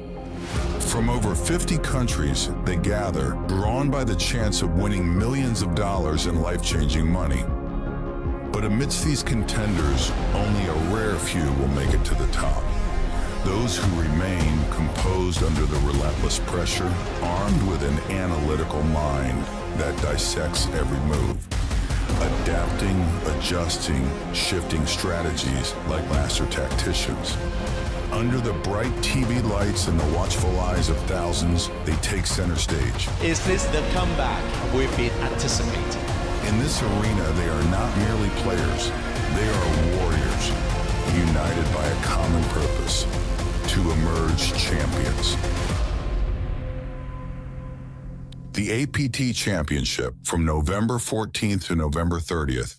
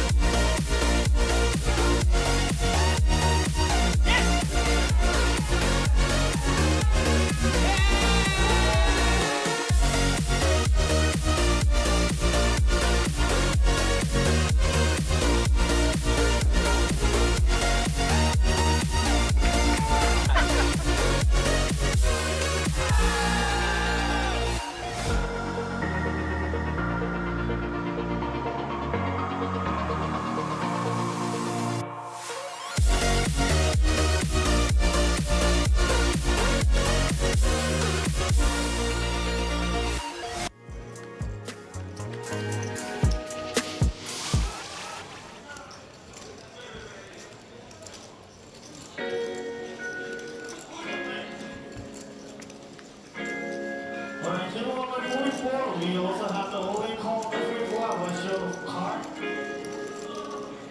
Alright, once again, with player the top king card. Congrats 10, still have a straight or shot.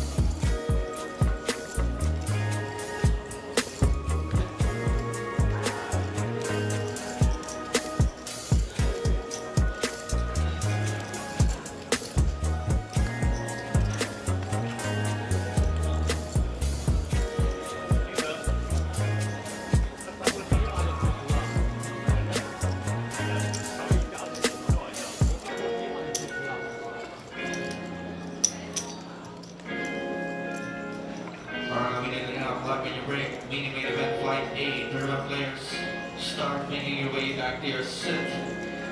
The last chance to get in for the mini main event flight A. Registration and re-entries is closing in a minute.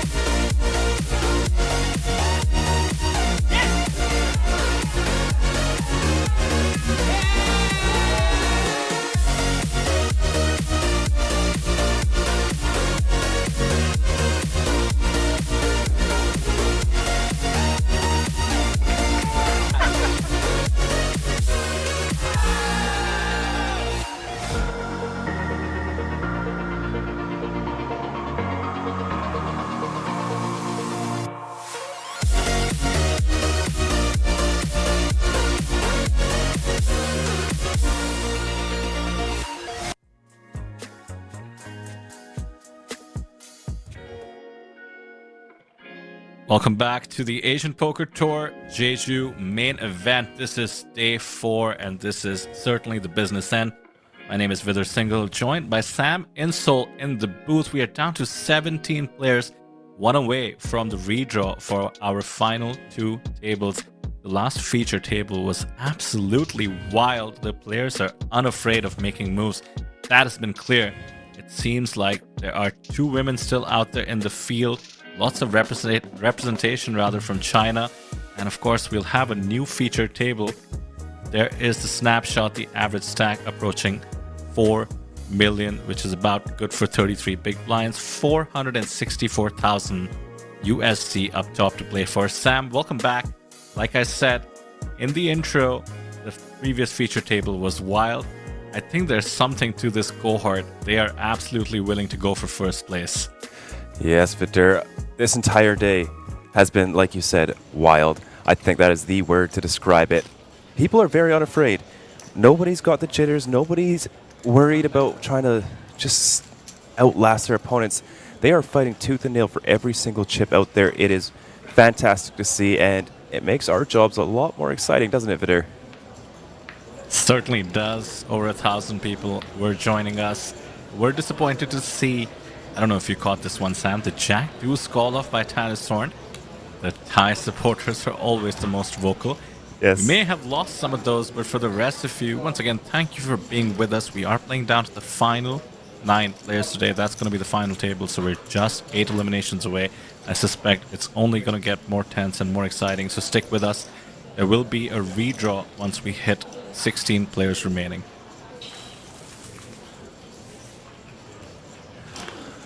It's going very, very quickly, Vidar. We began the day with 48 contestants. And, you know, to lose this many already is unprecedented. Just like yesterday, I think yesterday was incredibly fast as well. About 8.5 hours of play to get from 247 down to 47 players. So what do you think is going on here, Sam? Is this the fastest main event ever?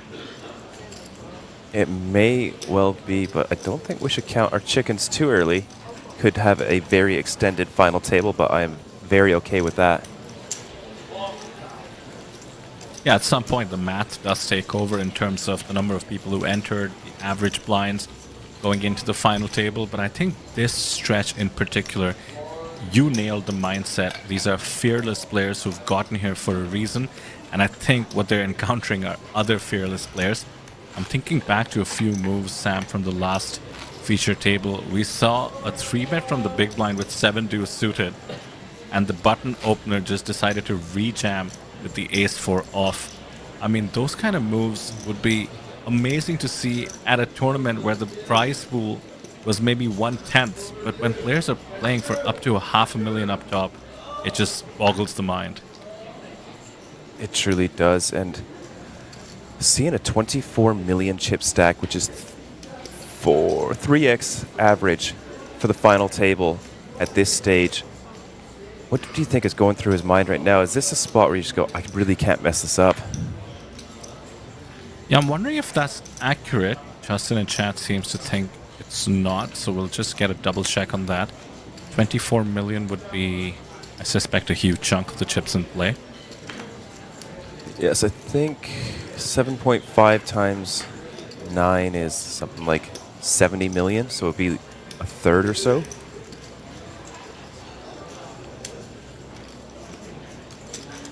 Oh, there we go. He's only on 2.5, not 24. There we go. I think to the extent his friends or family were watching, we apologize. The chip leader on the table is actually Chu Shuang with 8.4 million, which is still a very hefty 70 bigs. And I think your question still applies, Sam, in terms of, let's say you are the chip leader now. Table like this, 17 players remaining, which means before we get down to the 2 final tables of 8-handed play, we are short-handed. So this is the time to maximize, I suppose. ICM pressure is real now. That is very true, and especially the big blind ante coming around so quickly. It's, you know, sink or swim for a lot of our short stacks. 36 players, you must bag for day 2 to be in the money. Thank you. And the ICM pressure perhaps not so much determined by the pay jumps, which still are in that $3,000 zone until we get to the final 9, but instead by the pressure of making it to the F2Ts and then the FT. Yeah, I think much more notable to get to the final table. The final 2 isn't too crazy in terms of the difference of pay. Still, over a buy-in is the jump, but when you're looking at something like a 10 to 15% jump, it's not too concerning to squeak into those rather than pass up on spots where you can accumulate that big stack to really put pressure on the final table bubble, which is going to give you some much needed chips to make a run for that first place prize, which is, $440,000 more than what they've currently locked up. It's extremely significant. Well, Sam, speaking of the F2Ts, I have been informed we have indeed lost our 17th place finisher, Tian Yu from China, which means we are going to be down to the final 2 tables after this hand. By the way, chat, that is going to come with the break to reset, just like we did with the final 3 tables. So do bear with us. Do not go anywhere. Make yourself a cup of tea, grab a snack, and stick with us after this hand as we make our way down to the final table.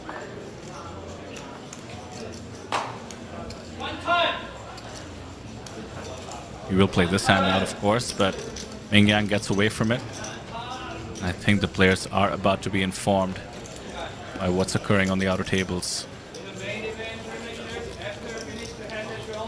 There you have it. The floor, letting the players know. Final 2 tables, it's getting so close. If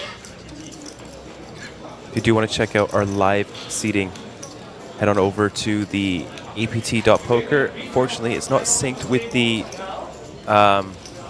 with our live stream, so you may spoil it, so avoid that. And just check out Justin's comments in the chat. Still some notable names. I can't believe Abraham Seisman is making another deep run in a main event. He's made day 3 6 times in a row now, I believe. And day 4, I think 3 or 4 of those times as well. Justin and Ari in chat pointing out that perhaps the break would have been better timed along with the 17th place elimination. I have to say I agree with you, but sometimes players do demand that we take the schedule one. They may have been scheduling their own mental break alongside, so we do apologize. Bear with us. After this, I suspect the timing will coincide really well. Sam and I look forward to closing out the day with you. There you have what we're playing for. 20, where we at 20,000 was the lock-in for 16th place. The pay jumps, as I mentioned, around 3,000 going all the way to 9th place. But there is that 462.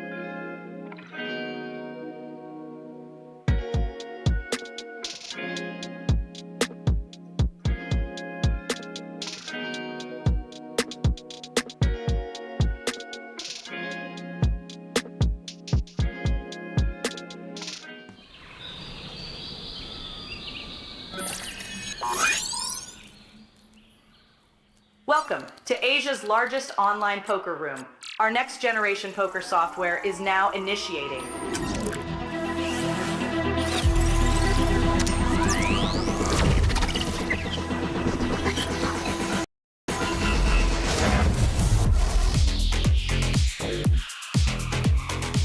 Elevate your online experience with a wide variety of poker variations to choose from. Get fully immersed with fun and social features.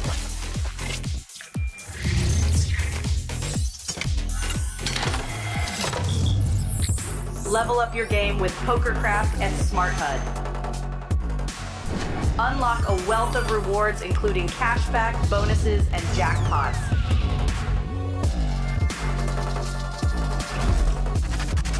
Join world-class poker tournaments featuring some of the world's most renowned brands and the largest guaranteed prize pools in the world. Experience the best in customer service and hassle-free transactions for a seamless online gaming experience. With online poker available on all your devices, you'll be able to play your favorite games anytime, anywhere.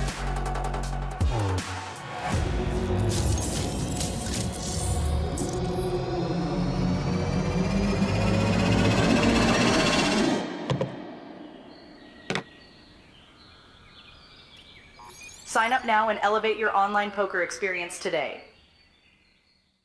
In a world where the stakes are high and the competition fierce, there exists a realm where the best of the best converge. From over 50 countries, they gather, drawn by the chance of winning millions of dollars in life-changing money. But amidst these contenders, only a rare few will make it to the top. Those who remain composed under the relentless pressure, armed with an analytical mind that dissects every move, adapting, adjusting, shifting strategies like master tacticians. Under the bright TV lights and the watchful eyes of thousands, they take center stage. Is this the comeback we've been anticipating? In this arena, they are not merely players, they are warriors, united by a common purpose: to emerge champions. The APT Championship from November 14th to November 30th.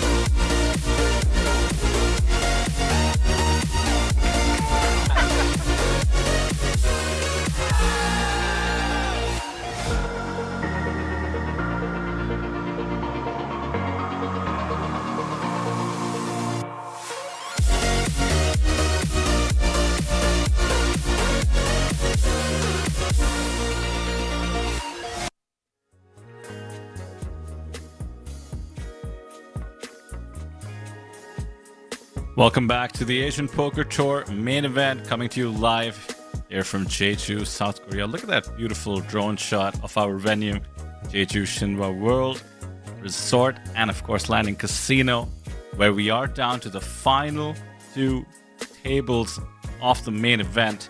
This is what it's all come down to here on day 4. 9 out of these 16 players will be playing the final table tomorrow. Our job today is to track the 7 eliminations as we make it to the final table. 460,000 USD up top, and of course a $10,000 entry to the APT Championship main event in Taipei for the top 3 finishers. My name is Vidar Singhal, joined once again by Sam Insole. Sam, average big blinds 36, plenty of action to come. What are we looking at when it comes down to the final 2 tables of the main?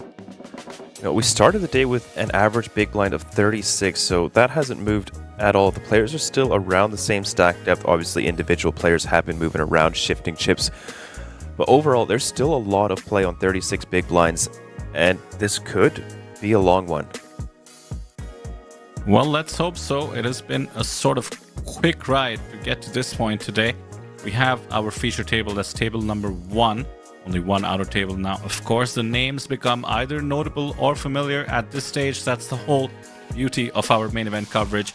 We have Lily Tang, fan favorite, not just because of her cool name, which I have been highlighting a lot, but also the fact that she is one of the 2 remaining women. That is always exciting, and I don't think we've had final 2 tables with 2 women remaining in the field. Of course, we also have to look forward to Yita Chung being back.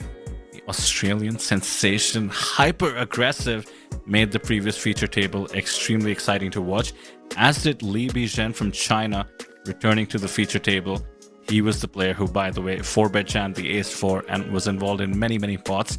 So looking forward to seeing how these players clash. Now, mind you, after a while, with the 3 tables and now the 2 tables, I think a lot of these players are mixing up and facing new opponents, which could lead to interesting situations also. Yes, I'd have to agree.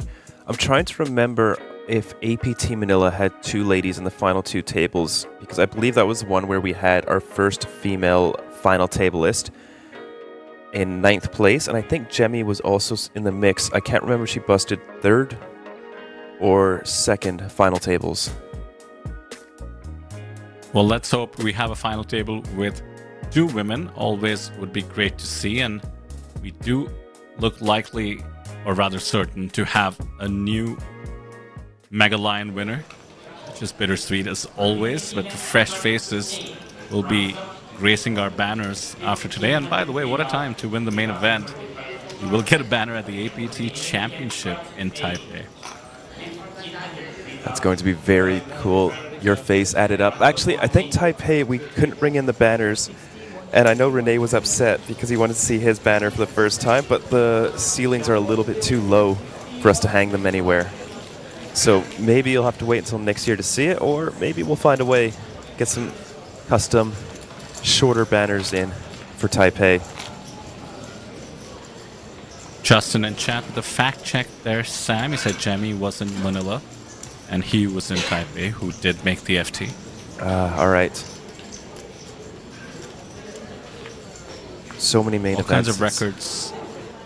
That is true for you. I don't blame them getting confused. We'll have to figure out a way to have the kind of encyclopedic knowledge Justin manages to extract in our head at some point, maybe with AI or Neuralink or something.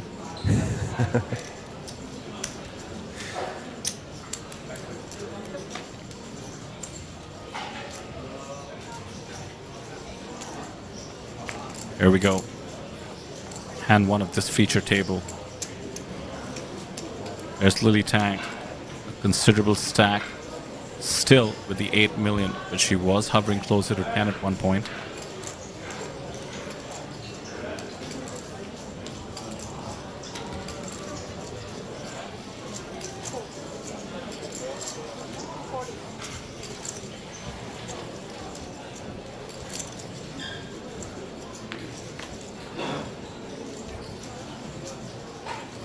And pocket aces right away. Shang Hao, one of the most aggressive players of today. Gonna be tough to give him credit.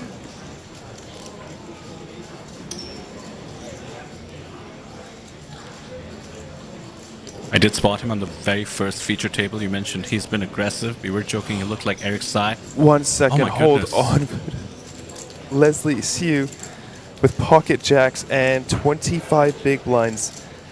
I don't see any way, any world in which he gets away from this. Do you, Vidir? No way. You just mentioned Zhang being aggressive.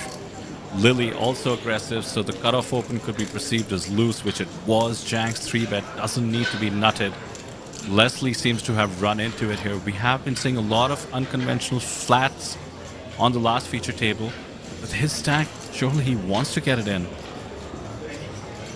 You're even happy just to jam and take it down. There's 1.3 million out there already, which is going to add, 40% or so to his stack.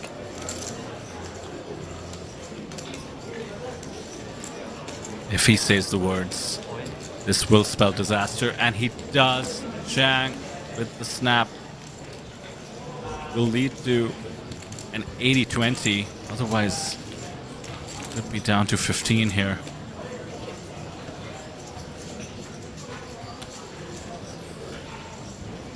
How happy do you think Zhang is right now? Trying to control his excitement. Equity is a little bit high for pocket jacks, so 2 live jacks and perhaps quite a few hearts out there. An ace is missing. We did see Abraham Seasfin with pocket 9s with 24% equity, cracking the pocket kings on the river. Could we see it again for Leslie? Or will this be the end?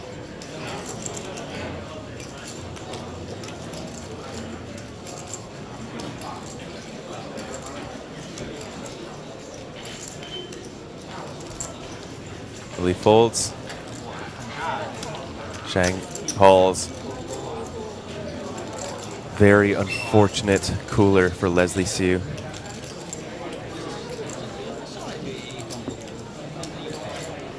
Leslie is the last remaining player from Hong Kong. So anybody from Hong Kong in the chat, now would be the time to send the good karma his way.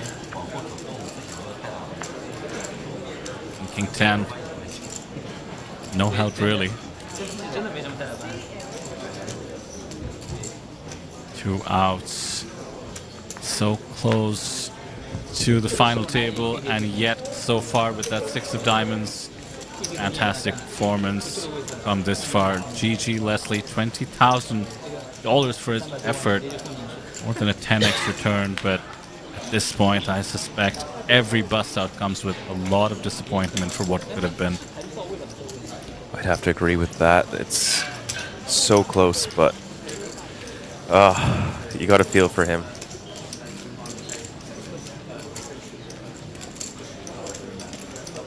Mind you, that was a small versus big setup as well. Aces in the small and jacks in the big blind.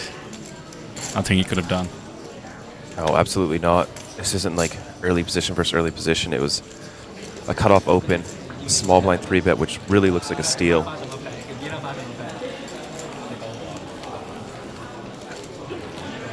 $15 remaining, 22,890 locked up. And with that pickup, surely we have a new tournament chip leader. Justin in chat mentioning how Zhang developed a massive stack, or part of that stack, vesting pocket 10s with pocket 3s. Well, that is the name of the game. There is a little bit of luck in this, but Zhang has put on an impressive performance. I was going to ask you about him. He had been on the previous feature table at the start of the day, and you mentioned he'd been aggressive. We did call him out yesterday for wearing his orange hat. No doubt now will be considered his lucky hat to have gotten him this far. Yes, definitely the most aggressive. Do you remember his turn check raise giving Tanasorn incredible odds with King Queen when he had 10-8? That's right. 10-8 off. That's yeah. right. He is fearless and plays a very unorthodox, very aggressive style that's been working out extremely well in his favor.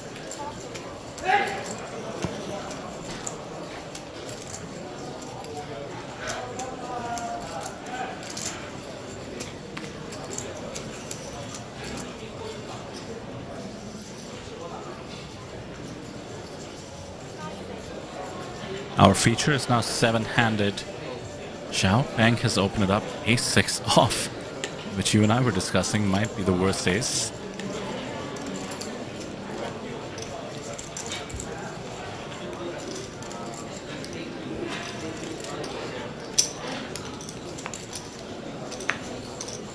Ida Chung from Australia will defend.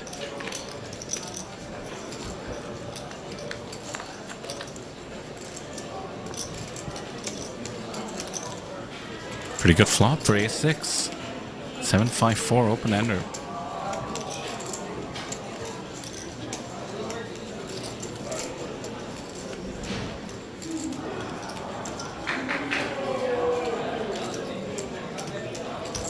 Easy takedown.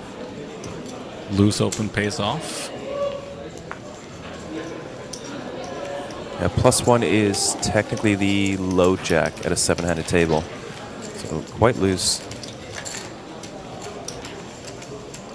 Are you excited to see the biscuits come into play, Vidir? Always. Always excited. The yellow ones are worth 250, I believe. 250k. Yes, I always mistake them for 500s, but you are correct. Yeah, I think we end up with, on this tour at least, 250ks and 1 millions. Those are the reds, if I'm not mistaken. Yes. We'll save those for the final table.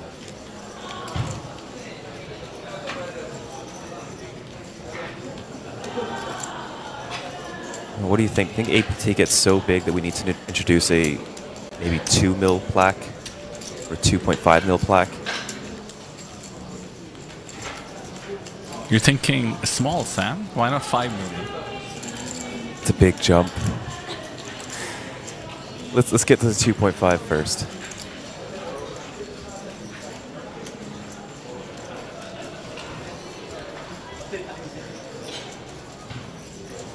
Ace King suited for Tetsuro Tomita.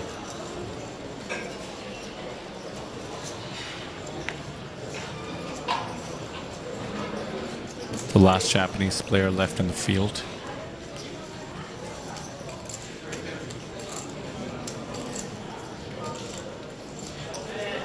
What do you mean, Renee?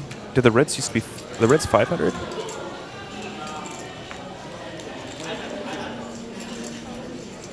Another 500 or 1 mil. I can't remember, but we will see them in play tomorrow. Yeah, they do sometimes change it up depending on the venue, which chips we're using. I do believe the Reds are 1 million in Jeju.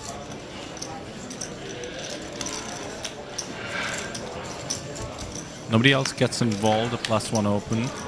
Ace King suited.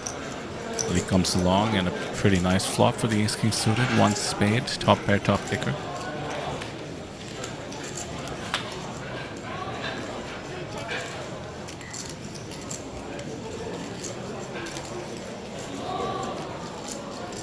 Okay, Sam. Rene's suggesting I might be wrong about the value of the yellows. Let's get back on that.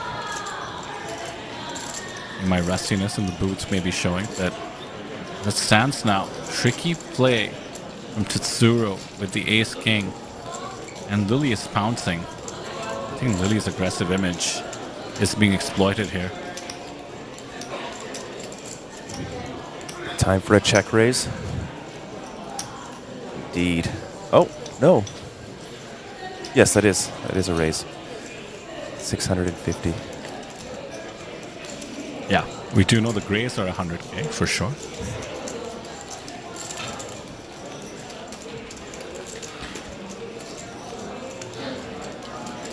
Tsuru's hand is face up, but it doesn't really matter too much. I don't think Lily has anything she can fight fire with fire, and Tsuru manages to pick up an extra 2 big blinds with that check raise.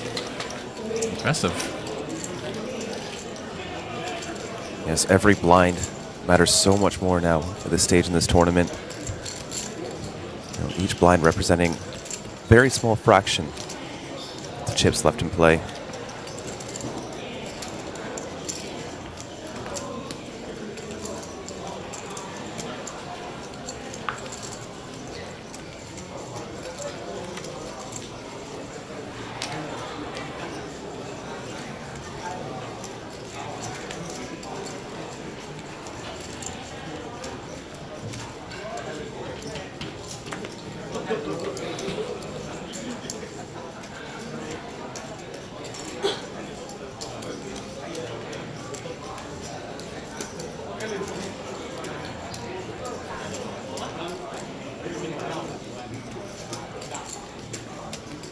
consideration for the 9-7. Really thinks better of it. I was confused by that. I think she's maybe just very thoughtful on every decision, not to mention a bit balanced in terms of timing.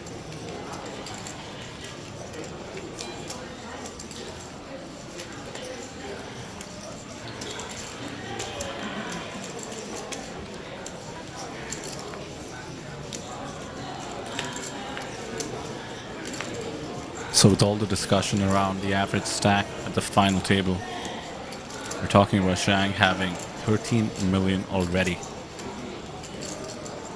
Well past what the average will be at the final table, about 7.5 or so.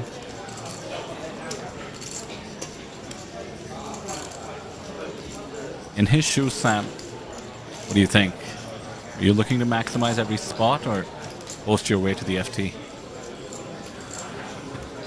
I'm definitely not coasting my way to the FT. I'm going to take I don't know about every spot. It's tough to not get in your head when you're at this stage. You have the chip lead, your final 2 tables. You do get to be very, very, very aggressive. However, you know, one punt and could shift your entire mindset. You know, one mistimed bluff, one silly triple barrel.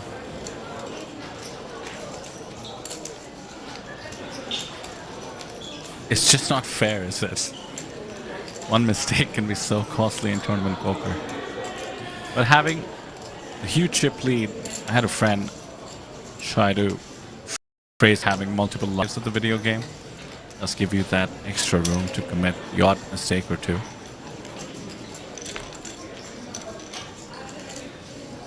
And, you know, we're human, mistakes do happen.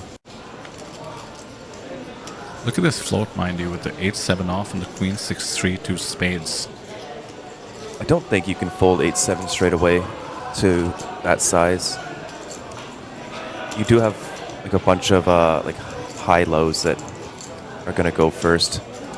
In position needs to be calling something like 80% of your range versus that size. Let me check. Yeah, 1/3. So I think you've got enough 8-3 offs, or sorry, 8-4 off kind of hands.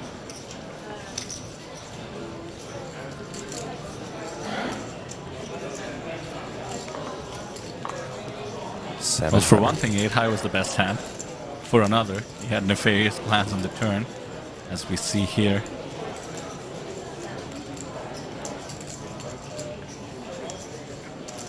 Lee not ready to give up just yet. There goes. Will fold his gut shot. Xiao Peng. Nice pickup.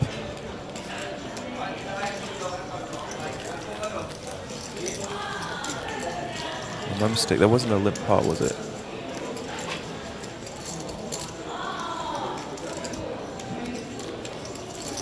Maybe 8-7's a little bit more reasonable to fold because he's not really going to have. I don't know. He still has the suited combos of, say, like 10-4 suited that need to go first.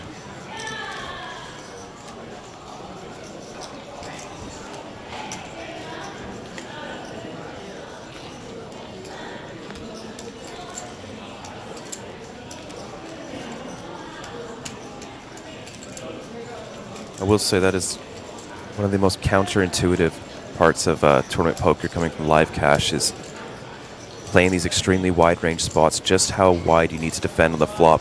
Just trying to find hands that are going to make the okay continues across different runouts. One of the many, many challenging parts of tournament poker for sure. The amount of study you can do, and one would argue you need to do, to stay competitive in this game, it just never ends, does it? It doesn't. And you don't think they're that different, you know, cash game versus tournament, but I was looking at some of my database, and like my cash game big blind was very strong. And then I was just getting crushed in big blinds in tournaments, something like minus 0.8 big blinds. Ouch. No, minus 80 big blinds per 100. And I was just like, what is going on?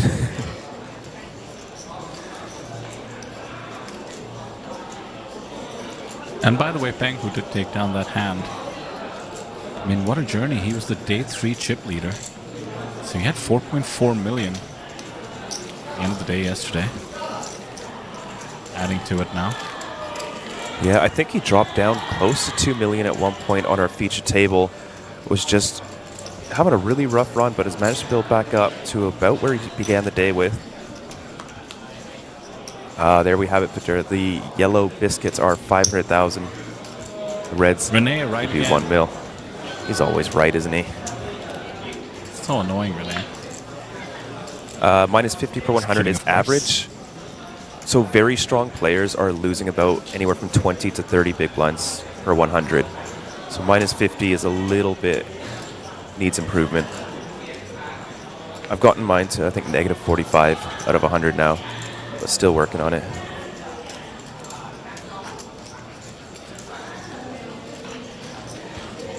Sam, you're making the classic mistake I did, challenging Renee in chat.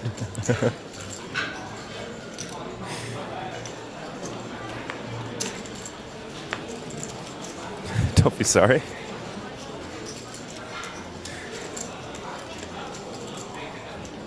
I think minus 50 could be around average, but I do know that minus 20 is possible, but yeah, they're back to the hand.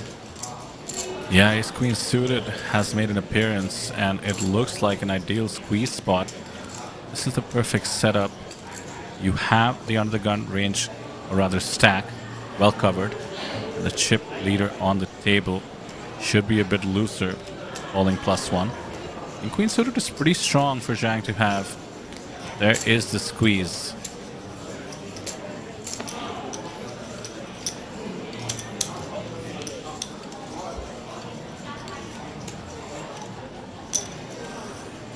$7.2 big blinds. It's a cheap one.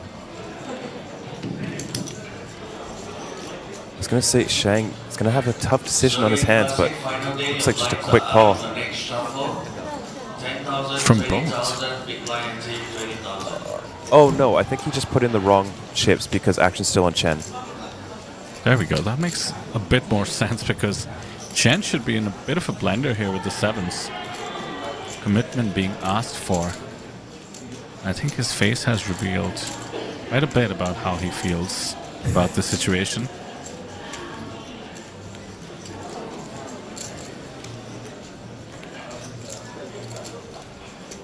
All sorts of disappointing facial expressions. Pretty tough to jam after it. I'll say fold.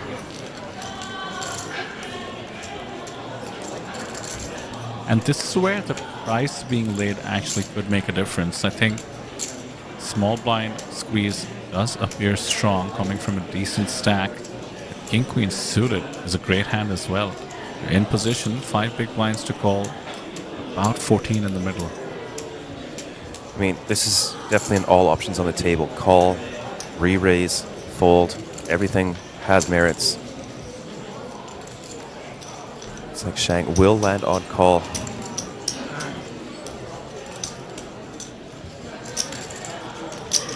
It's a very narrow range that flats the end of the gun and then flats again facing the squeeze after the original razor folds. Off to a flop. Ace Queen suited in very good shape. 7-6-3. That would have been top set for the pocket 7s. Yes, Peter. Oof. That is tough to watch as the shortest stack.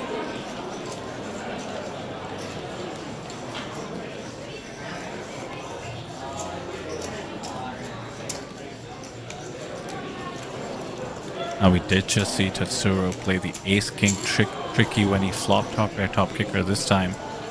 Ace-queen suited with pretty much only backdoor hearts to be excited about. Let's check. Zhang is betting immediately, representing essentially pocket pairs that might play this way, flatting +1 and then flatting the 3-bet.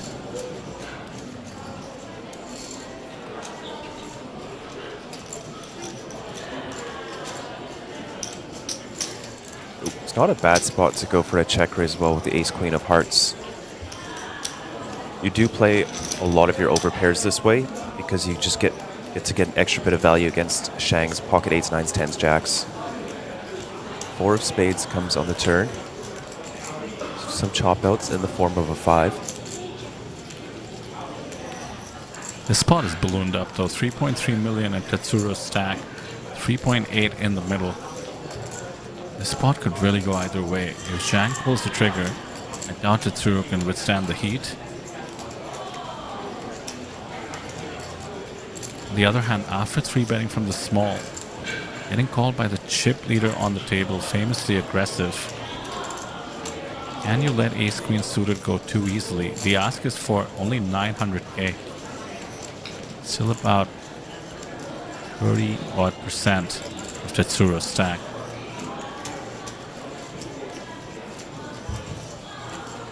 But nah, they'll get the job done. The rich get much richer. 15 million crossed, a new milestone here at the main event for Zhang.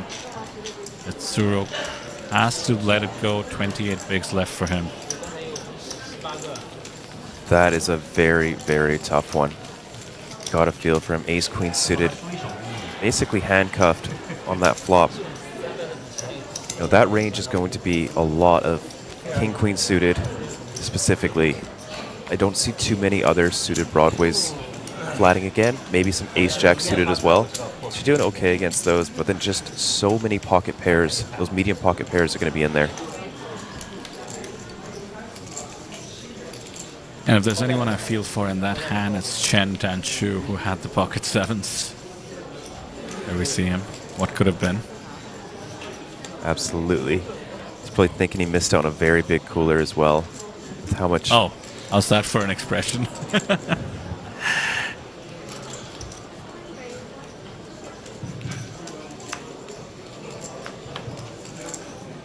That being said, it's important not to get results oriented at this stage.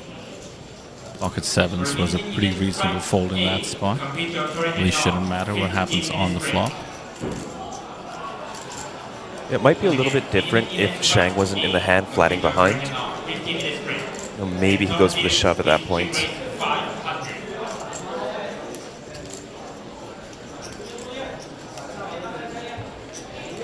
I wonder strategically if there's a case to be made to shove wider with Shang in the hand behind.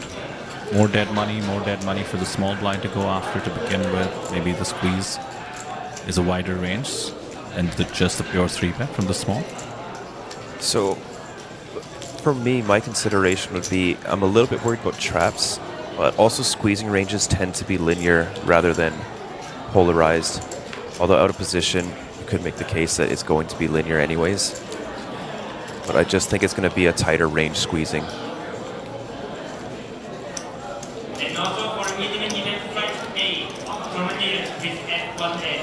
I see a bag of Dunkin' there, by the way, on the side of the screen. Hi, yes. This is the outer table, correct? So somebody getting a sugar rush on.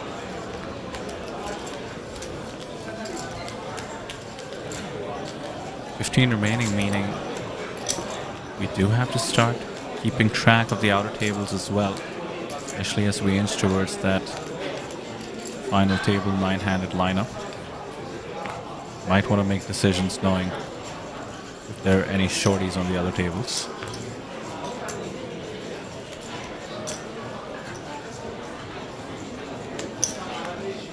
Sevens again, make an appearance.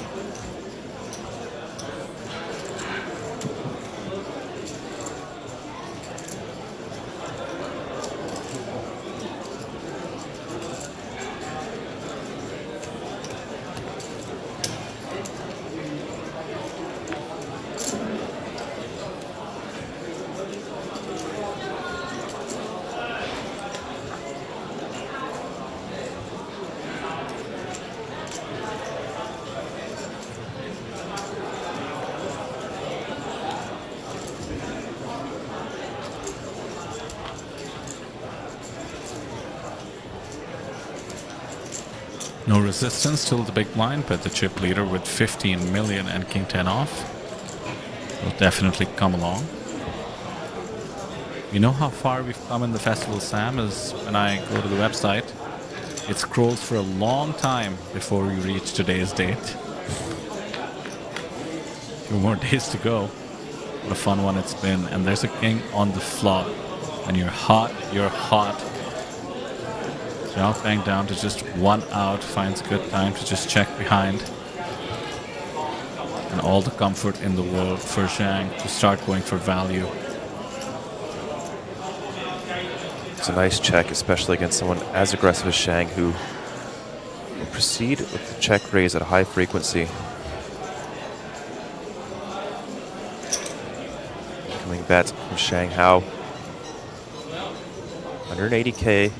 It's a very reasonable price for Zhao Peng's pocket sevens.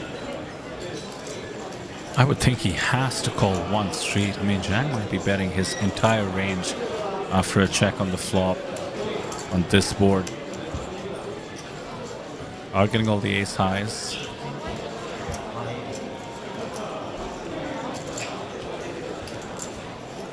Going for, so this is the, you know, bet Cheap small check? to get yourself a check, but going for a tiny raise. A very odd line. Very. Now this is why it's not too theoretically sound, because he actually ends up losing the extra 220k in chips, because you know Shang is coming along and showdown is very likely to happen in Shang's favor. There's some merit. He should have been interested to make a value bet on the river, time to see if he just checks. Now though he hits 2 pair better than the board. He's intense.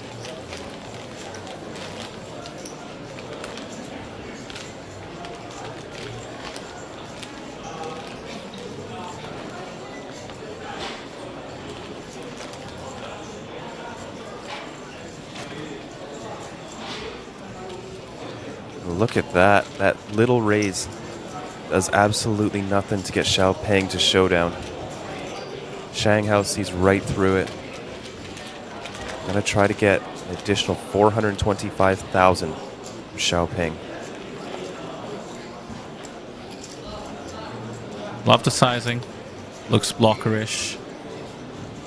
Trying to get kings that would have snap called and maybe some queens as well. Pay him off.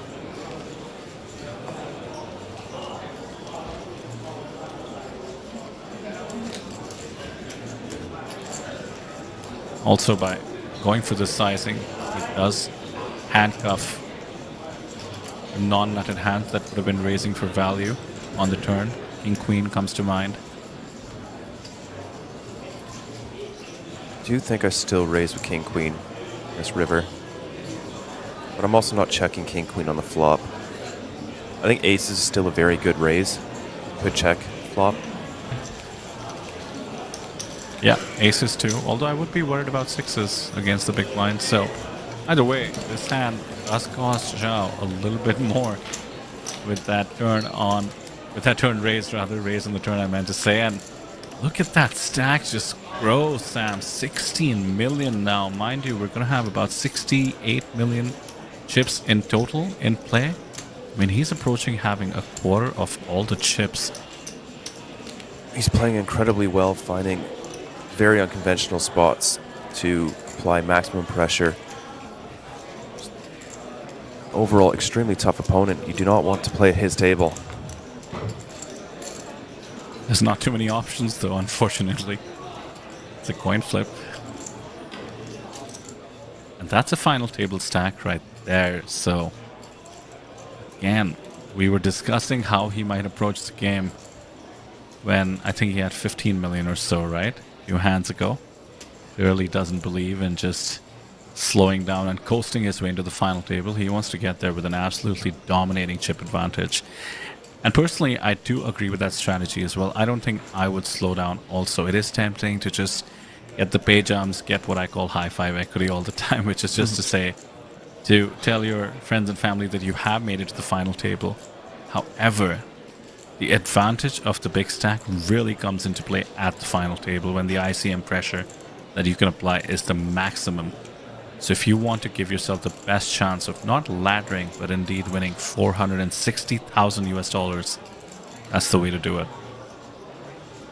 All in, he says, with the Jack 7 of diamonds against the 2.1 million stack of Ida Chung.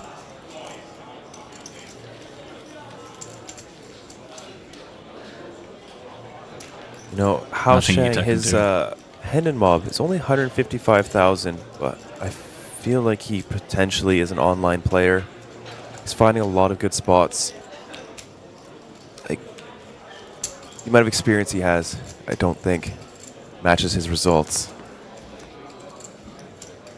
Yeah, we can see his hand in mob going back all the way to 2018, so chances are there was some online and other experience perhaps in his home country of China along the way.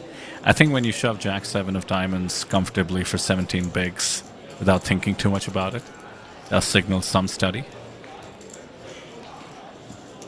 For sure. Definitely one of the hands that do make it into some larger than average shoves.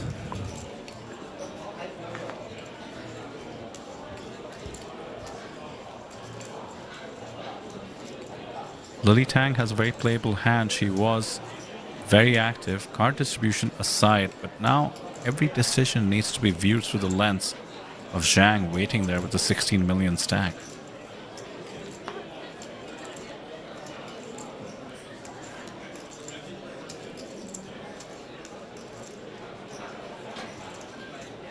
David in chat asks if Abraham Seaswin from Singapore is still in. Indeed he is. He's on the outer table.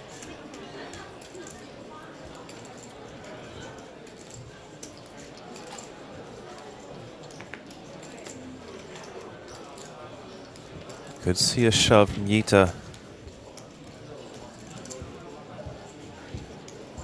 Passes up on it.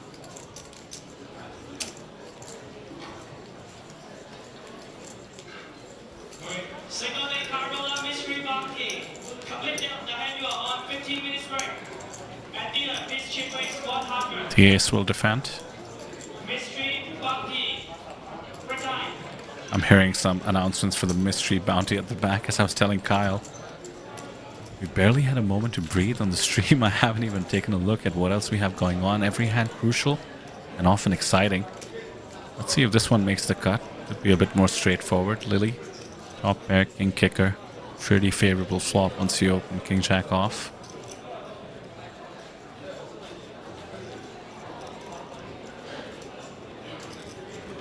Let's see her size up on the continuation bet here. Wet board, and I'm going to start playing for stacks if you can against a 4.2 million stack right there. Yeah, certainly reasonable size up.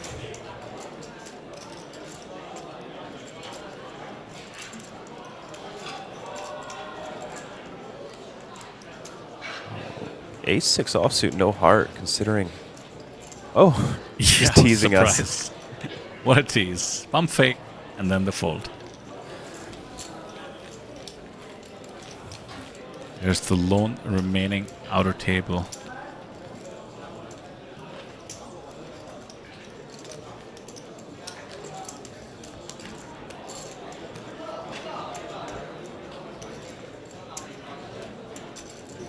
It's 8-handed on that one, 7-handed on ours.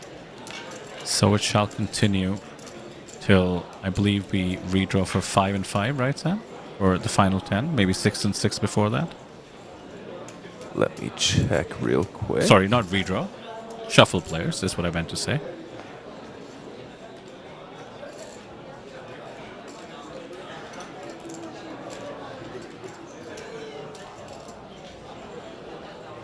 When in chat asking any Vietnamese players still in, Justin informing them the last Vietnamese player busted in 26th place. Still pretty impressive considering Jeju is not a common stop for players from Vietnam to join us. As it stands, I believe we still have the majority of the field being from China. Tsuro from Japan. 2 players from Taiwan. Abraham from Singapore, we just mentioned. Ita on our table from Australia. And Georgios from Cyprus.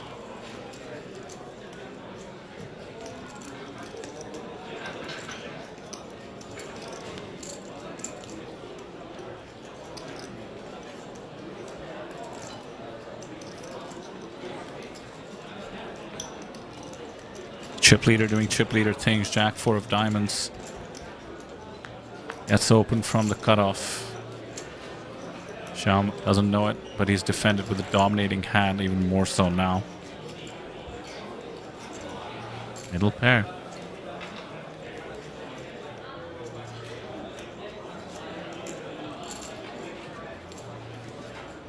Not the board you want to see against the big blind defense. Won't stop him though. 100k is grabbed. Here comes the C-bet. Pretty much zero equity. The size up to around half pot on this board.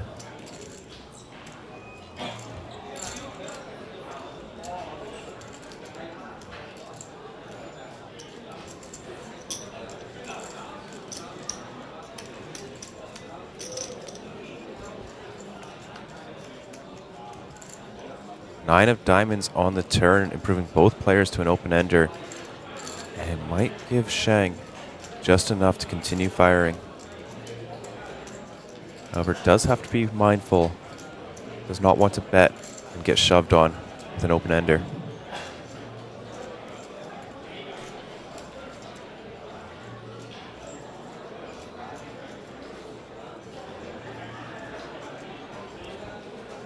There's the check. River's a pair. It is bottom pair. It's a very connected flop. Xiaoping checks.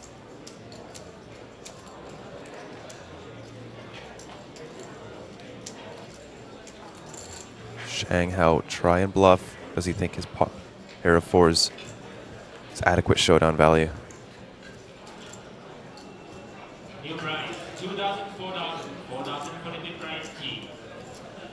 It's pretty hard to come up with a hand that check calls the flop and doesn't beat a pair of fours at this point. 1.2 million is the bet. I mean, I really like this hand to check raise. You have the 8 of hearts, which is going to block a lot of Shang's flushes. A lot of them are going to be, oh, just calls. I actually really love the call. I mean, he puts it together that Shang is essentially representing a flush with that sizing, or perhaps some sort of a value hand that played a bit sneaky on the turn.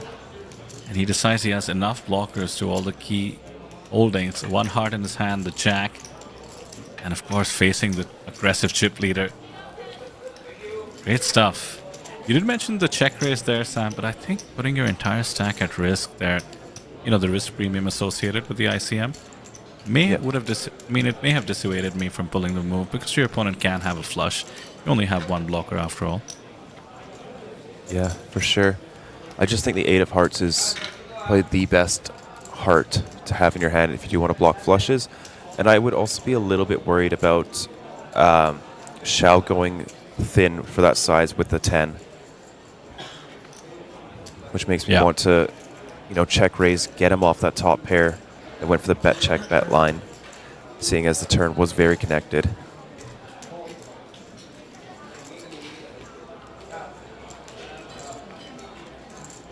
Justin pointing out that during the chip count display there was an elimination happening. That is indeed the case. You can see the tournament clock has been updated. Our screen will do so shortly as well. Chao Ting Cheng leaves us in 15th place. Thanks for the update, Justin. And GG to Chao. And then there were 14, 7 and 7 on each table.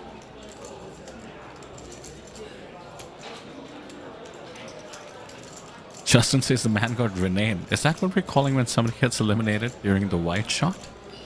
Is that what you mean? That's brutal. What a legacy. And Renee's in chat too. Have some shame, Justin.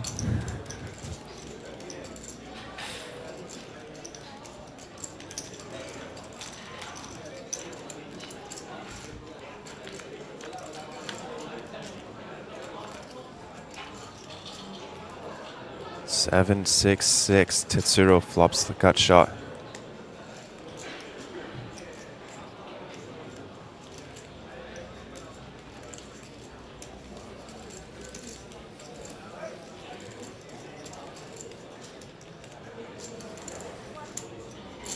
Check, check to the turn. Ace of diamonds. Tetsuro improves to a 10 high flush draw. Fun card. Look at the equities with 10 high. 44% heading into the river.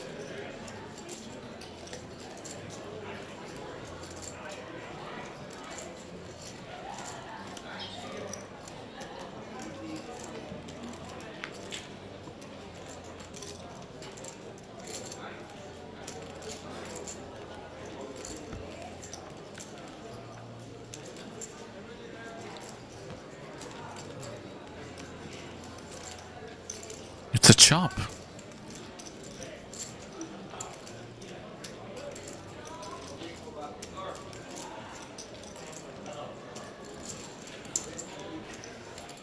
I'd be tempted to take a stab in Tetsuro's shoes.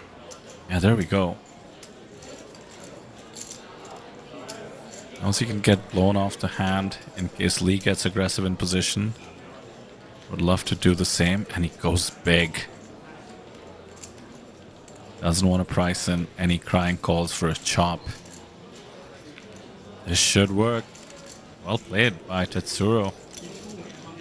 Takes down a cheeky one.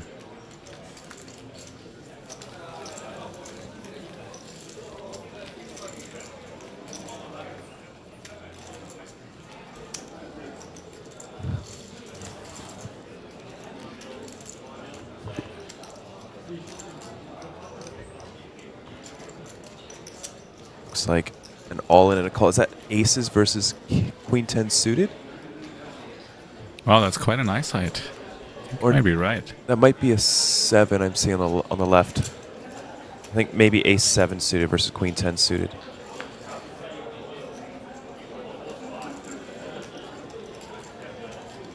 And a suited ace for Chen. Ace 4 suited.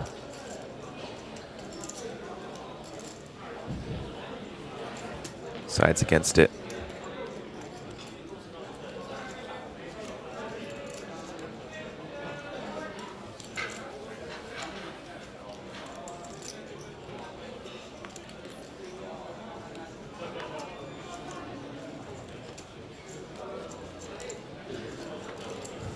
And very good timing to give up the ace 4 suited as Tetsuro Tomita has picked up pocket kings in the small blind.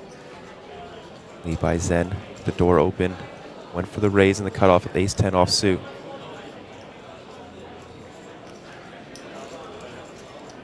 Another re-raise coming from Tetsuro out of the small blind.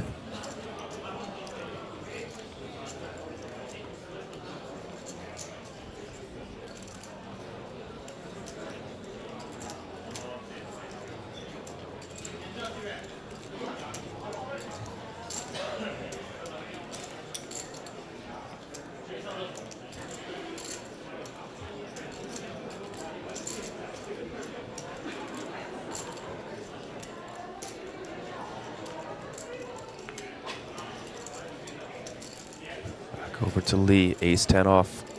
How does he want to proceed? Seems in the form of a call.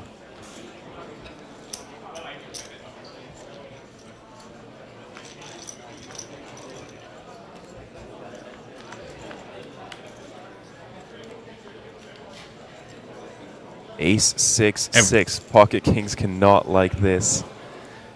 Every time. These two started out pretty even in stacks. Tetsuro snap checks it, but he has been doing that extremely balanced. We saw with the ace king, then with the ace queen. Once he had it, once he didn't. In this case, somewhere in the middle. Pretty standard to make a tiny bet in this spot. Let's see if he goes with the conventional play. Reaching for chips. It's tiny indeed. 250 into 1.6.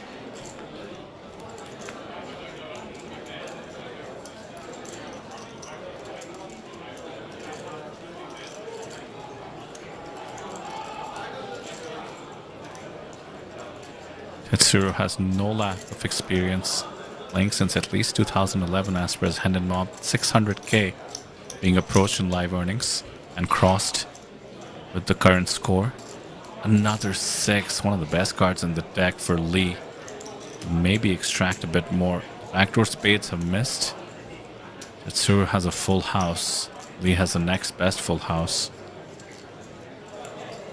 Could possibly see a very small block bet from Tetsuro trying to get called by a lower pocket pair.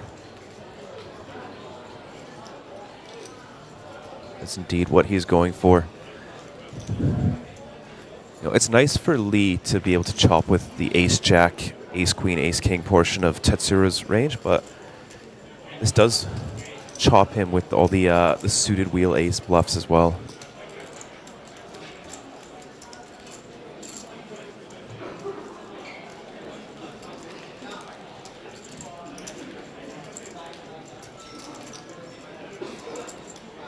Incoming raise. Generally go very small in this spot, and looks like what Lee is doing. Essentially a min raise, 925,000.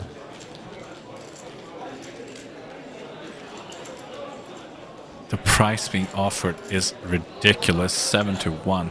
But are you ever ahead? I mean, you're definitely not ahead of any value. The question is, does Lee have bluffs in this spot? Tetsuro seems to think not. Rough to get pocket kings and lose 1.6 million in chips. Just how it goes sometimes. But I will say he lost the minimum after that flop. Turned it into a 2-street hand. Got away with the tiniest continuation, or rather delayed continuation bet possible on the turn. And the block bet did exactly what it's designed to do. Get away from it a bit cheaper facing a raise.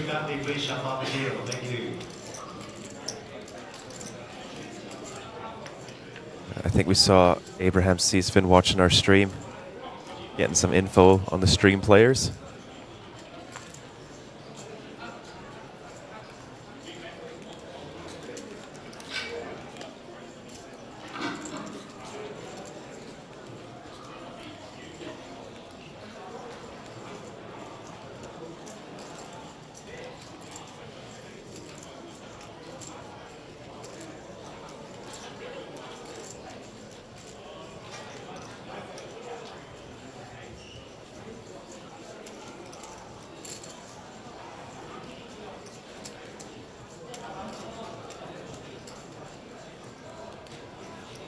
Tetsuro hasn't folded. Does side better than playing the 7-4 suited. Lily has been quiet for a while. On the wrong end of some of the pots she's been involved in, but no reason to rush it. 7.2 million is a ton of big blinds.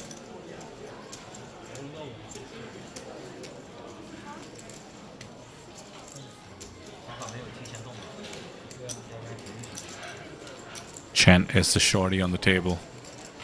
Will defend. Getting the right price with 8-5 diamonds. 985 behind 8 bigs. Queen Jack deuce though. Misses both, but I think it's Chen with the disadvantage, out of position, short stack facing the 15x stack of Shanghai. Was never afraid to put chips into the middle. You think one big blind? Doesn't really matter. If we allowed 0.5 big blinds, it would get the job done. A lazy one big blind, 125k. Justin with the unfortunate update. It mentioned how it ticked to 13 in the tournament clock, and now on the top of the screen we lose one of the 2 remaining women in the field. Su Yuhan put on an amazing performance. Was short stacked pretty early on in the day. Did well to survive thus far.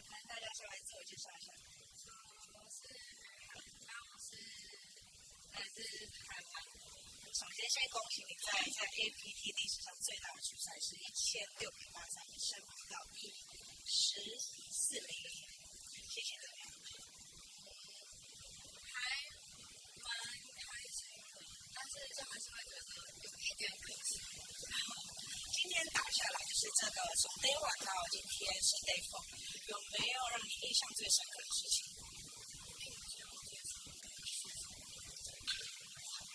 跑得怎么样啊？前面跑得算还不错，然后今天一开始有比较不顺一点，可是后来又有找回来，对，然后又跑回来。最后一手算是也有点可惜，就是也没办法剩下几个大马。大概稍微讲一下那个最后一把的情况。最后一把是我在大马，然后我剩7个大马，加大马4大马，然后我进去 open， 然后我跟住，然后翻牌开什么？翻牌开 A 8 7，他中，翻牌开 Q 8 9，所以我中，然后所以我 check 然后在后面，因为这个底子太小，然后是 A10，其实我是领先的，但是转牌就开始这样直接传，就变成我就输了。对于自己这次走到第14名，有没有什么话可以想跟自己说？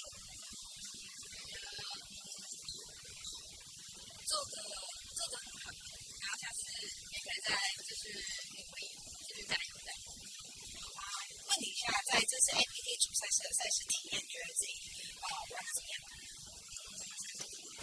赛事体验，我觉得算还蛮不错，就是升龙时间结构很好，就不会好像很快就要就是一直要跑，可以有更多的一些饭后，然后可以去跟别人交手。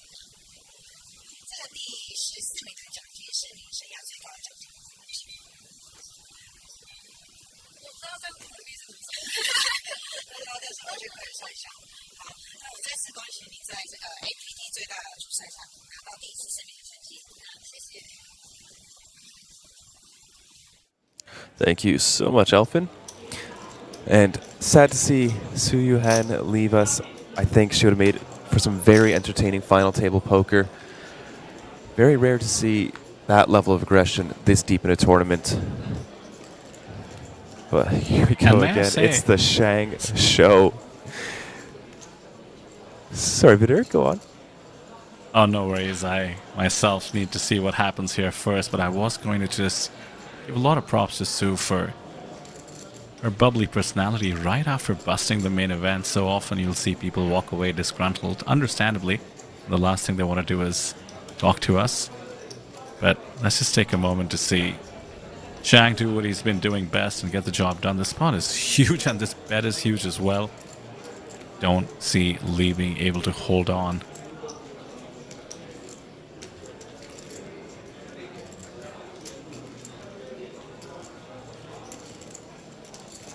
Yeah, that's that. 16 million now. One of the more dominant performances I've seen in the final 2 tables of the APT main. But just a shout out once again to Su. I mean, first off, remind me to never judge a book by its cover. She's just so pleasant in her demeanor.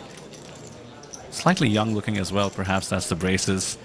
Very unassuming and just bubbly and smiling always in other interviews as well. And then on the table, an absolute beast, which you have to be to make it thus far, but she did it the aggressive way, so really well done on all accounts. And look forward to seeing more from her. She's, of course, from Taiwan, so look forward to seeing her at the APT Championship.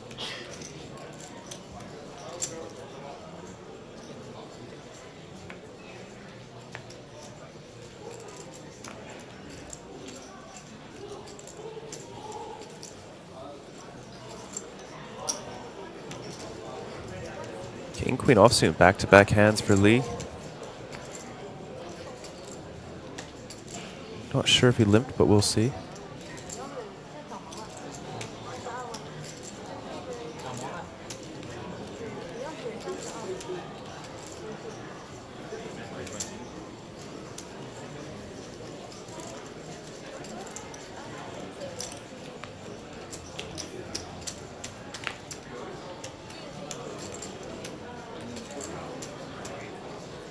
By the way, the pay jump unlocked to 25,580 or so. That'll be standing for the next 2 spots. You'll finish the day having unlocked 34,000. That's for making the final table 9th place guaranteed that much.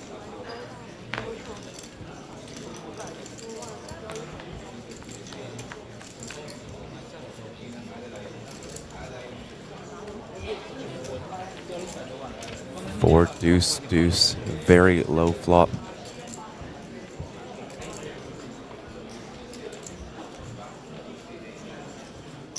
Just had a massive line jump to 160k.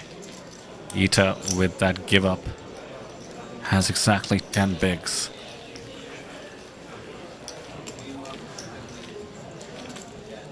He's going to need to chip up a little bit if he wants to be one of the 9 coming back tomorrow, rather than one of the 4 leaving us today.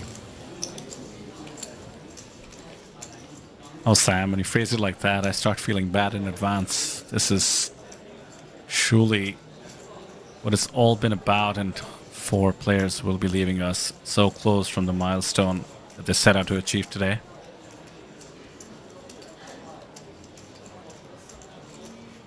Dealer change and a lovely shot. We do see some of the crew as well,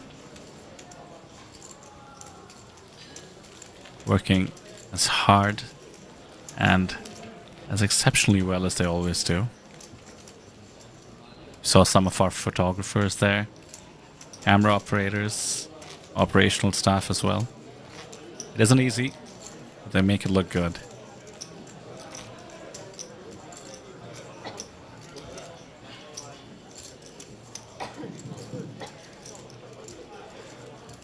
If you've been a viewer and in our chat for a long time, hopefully you're joining us at the big event, the APT Championship in Taiwan.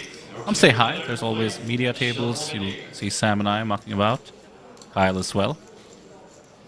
Make sure you let us know if you've been a viewer for a while. We're so happy to meet all of you.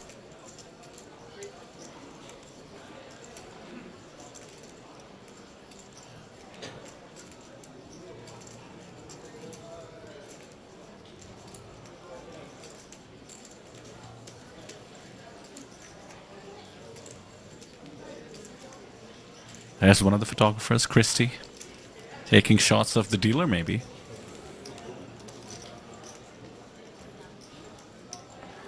Ita finds a nice spot to jam in the small blind king-jack offsuit. Easy enough. It's almost like getting a walk.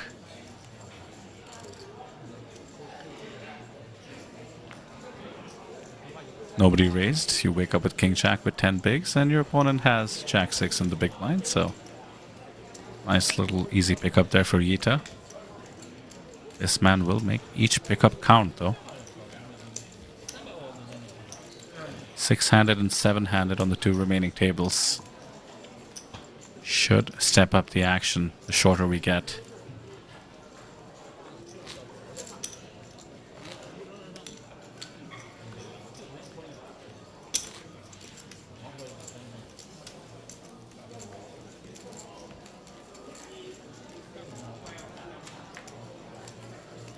Sam, it seems very likely that we'll have the orange hat at the final table tomorrow.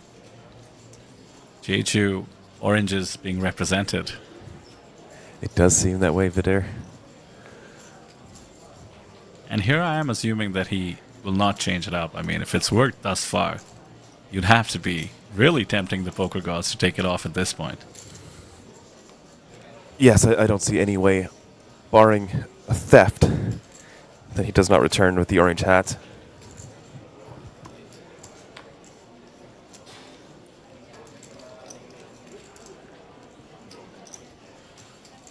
And mind you, I don't see any way, barring a theft, that he doesn't make it to the final table. 16 million. 100 bigs at this stage is just a monster stack.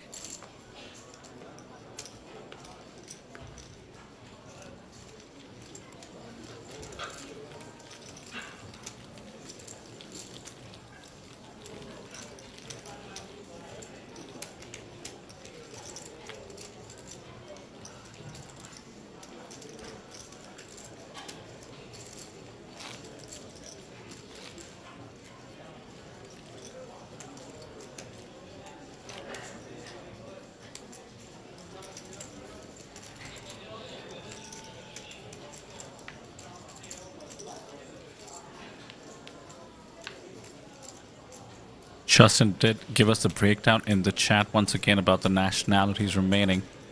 Very impressive performance by the Chinese contingent, who were always about half, sometimes a little bit more of the field, and now down to 13. There are 9 Chinese players.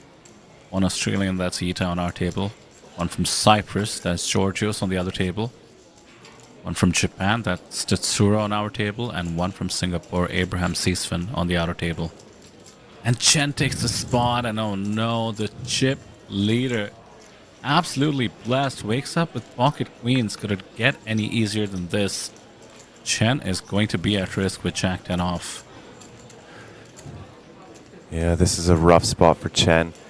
Up to Shang now if he wants to call or min raise. I'm not too sure exactly what stacks are behind. Potentially shove if they're all quite short. Let's see, he opts for the call. Trying to induce some action behind.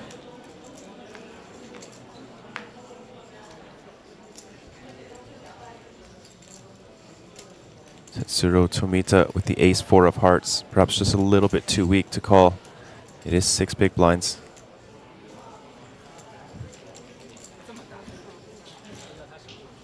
Chen, 17%. That stings.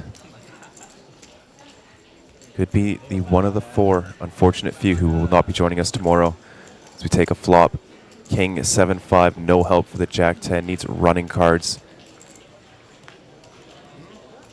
Now looking for one of 2 remaining queens in the deck and cannot find it. GG to Chen Dangqi, eliminated in 13th place, good for $25,580. Congratulations and condolences at the same time.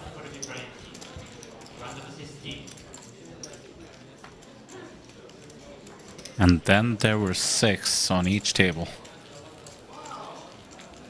17 million for Zhang. This is getting a one-way street.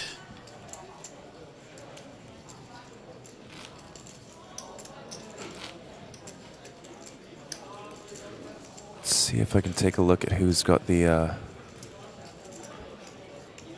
largest stack at the outer table. Question in the chat, how much is the live broadcast delay? We're 30 minutes behind.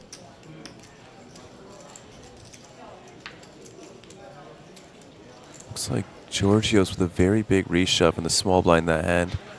I'm seeing 3.5 million or so. Squeeze jam. Pocket Kings for Yita, a welcome sight of his 10 big blind stack. Kings for Tetsuro as well, my goodness. Should make for a fun showdown, and both of them are shorties. This is going to be a bittersweet showdown.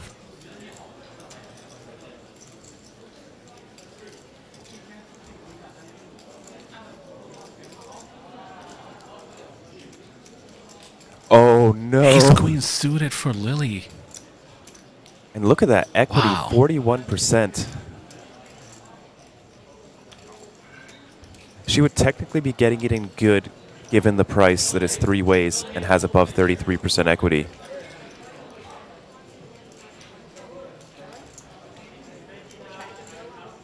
We could see a double elimination.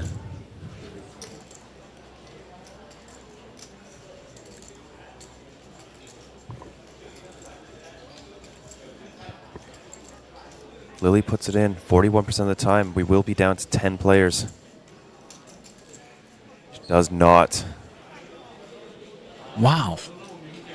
I am shocked at that fold. And there's the fun showdown. Lily will be keeping an eye out for whether an ace hits the board. The other two just looking to see if they flop a free roll of some sort. Otherwise, they will chop up 2.5 bigs. 2 bigs, actually. Tetsuro's the small, so they'll be chopping up Lily's blinds. Queen on the flop and no ace. 2 clubs. So far, Lily can't. 2 clubs. 3 clubs. And now the ace. Not like this, Spitter. Not like this, don't do it. Oh, There's a club. goodness. Oh my word, that is just so unfair. Kings versus kings for nearly Tetsuro's entire stack, and Hida Chum backs his way into a flush. What a roller coaster. First I saw the ace and all I was thinking about was Lily, and then it comes the club. I think the camera operators need to find a way to focus on Tetsuro here. He must be devastated. Down to under a small blind. That is so rough. Kings versus kings, you're ready to chop it up. Oof.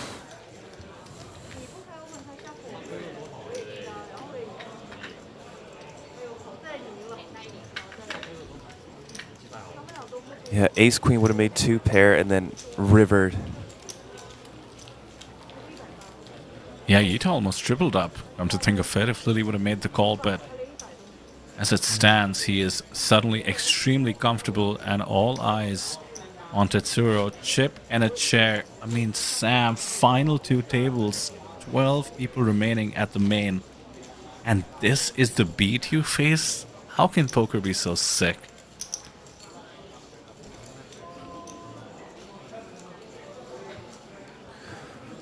Oh, that's horrific. At least he is out of the blinds, so a few free hands to go.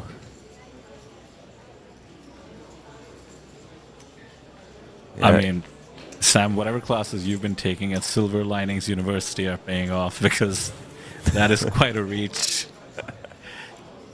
All I can feel is bad for him at the moment, but you are right, it's important to focus on what can be done.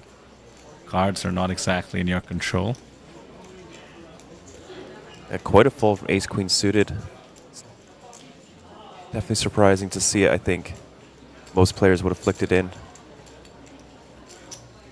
Yeah, I think Sam, I mean, not to mind read too much, but Lily may have her eyes set on the final table. Did not want to risk about a third of her stack there. I mean, results-wise, worked out, but what a turn of events. And there's the queen 9 off. Tetsuro decides not to get it in. I would love to see him pick a spot where both the small blind and big blind are sort of the dead money on the table. Give himself a chance to quadruple up and such.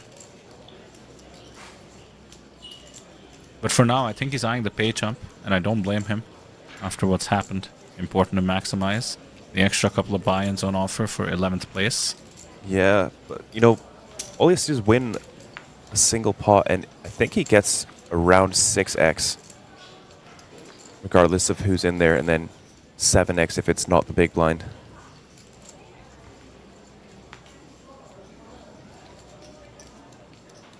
Two pair for Shanghai. And the combo draw for Beng as well, Queen 8 of spades. Yes, shot and the spade draw. I missed the spade draw. This could be a big one, depending on the river.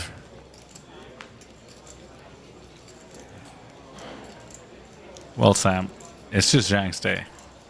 It's not going to get sucked out on the river. Who do you think he is? Check mark, always. Not that he needs it to win pots, as we've seen. Xiaopeng with a very big hero call with the Jack 8 a couple of orbits ago. Facing a 600k bet.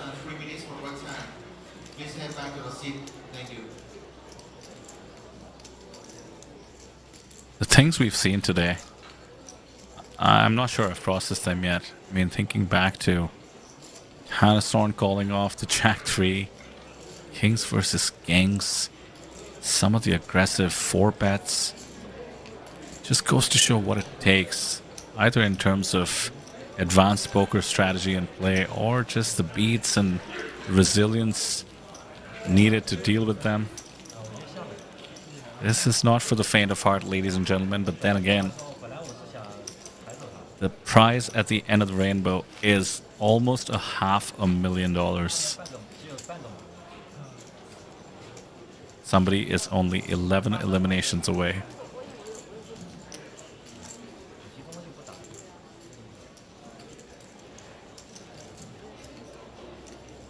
超强，送花丰收。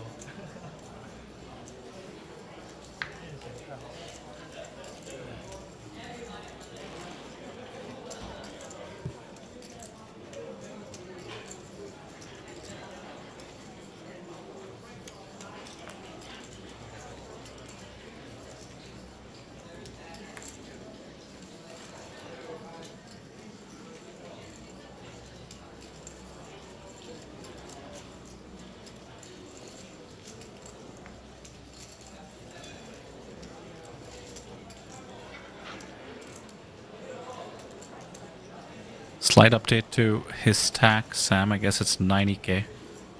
Just over a small blind for what it's worth. Okay, a little bit more.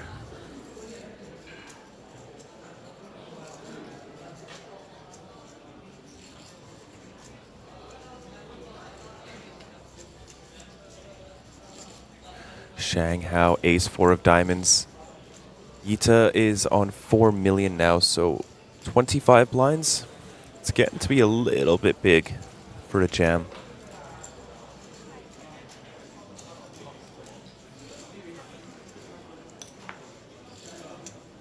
So we do see the limp.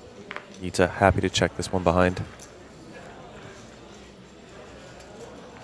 King in the window and someone else making a 2-pair against Shang. Top 2 for Yita. Just praying that he's going to get check raised.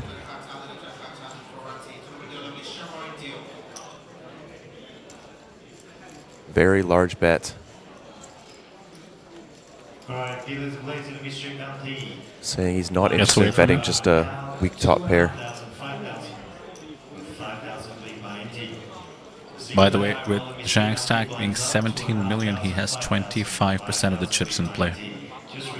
Sorry, did you say 25%? That's right. Oh my goodness. What a run. So bounty chips will be in play when we have 14 players remaining. Thank you. It's like a small pot developing on the outer table. We're going to do a quick deck change on our feature table. Justin pointing out we do have some notable players left in the field of the Zodiac Classic. If you do want to take a look, head on over to apt.poker. They're down to their final 21 players. Take a look. Baofeng Shang, Bayer Saran, Dave Spade, who I don't know if I told you this, Vidir, but Dave Spade lost a prop bet, which means he lost his hair. Wait, all of it? Yes, he's got a buzz cut now. He shaved his head? Oh my goodness. He had the most glorious long hair. That's wild. It's so iconic for him too. He said, "Hi, Sam," and if it wasn't for his voice, I would not have known who he was. That's wild. Some other notables, Yulian in the Zodiac Classic, Joseph Cheong, Napat, as well as Sanantha Chat, who I believe, correct me if I'm wrong, Vidir, is the Thai actress. Samantha Chat is a Thai actress. Napat, by the way, is a Thai actor. That's very cool. Both of them running deep. Napat goes by Top Tap, well known in Thailand, and Samantha, never lacking for fans in the chat. This is pretty incredible. It does make me wish we had another feature table going on with coverage. But for now, all eyes on the prize of the main event. But yeah, thanks for pointing us to that, Justin. Truly a stacked field. It have Nang as well from Singapore, who was a presence on our feature table at the main on day 3.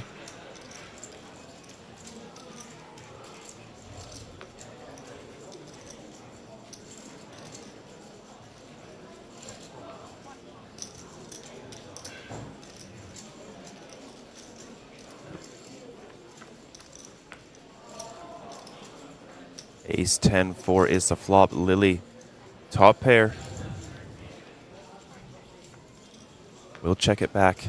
6 of clubs on the turn improves Lee to just a little bit of connection on this board. Yes, Justin, the Nang. Lily with the delayed C-bet, and Lee doesn't want to mess around. Immediately folds the 6.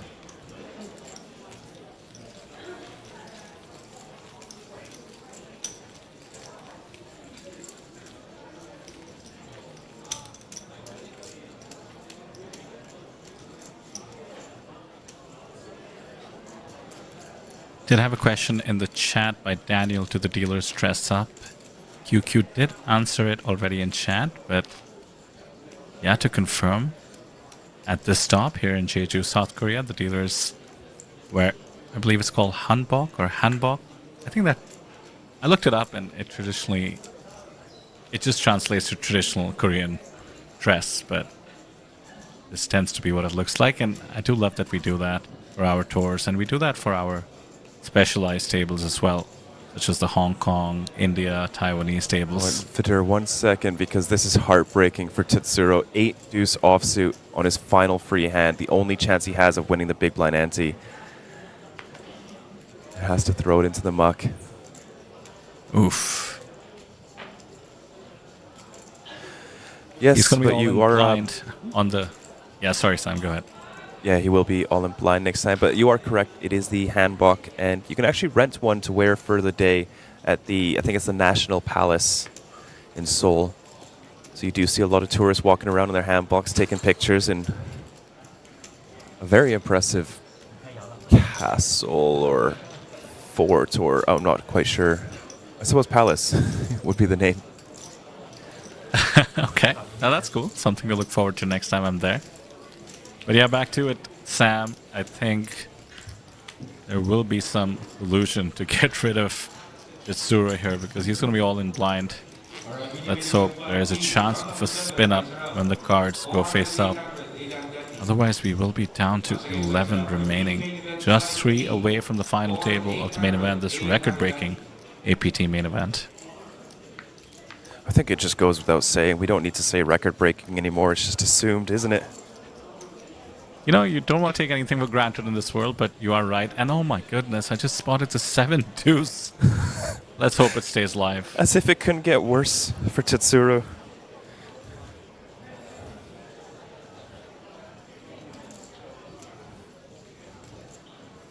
Li Tang with a limp. Yita, a case for joining the party.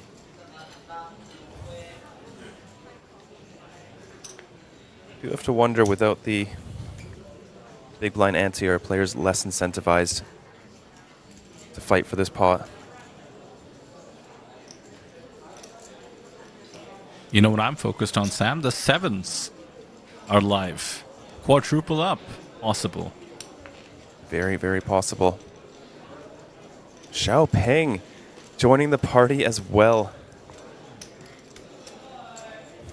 That's just cruel with 9-deuce offsuit. Did you not see what just happened to this man? Ace 10-10. There's still hope for this 7-deuce. Yeah, we're okay with this. 7 works, and a deuce works as well. Or rather, no, deuce doesn't. Sorry, the pocket threes would be ahead. Ah, yes. Needed some running cards, but now it just comes down to the 7.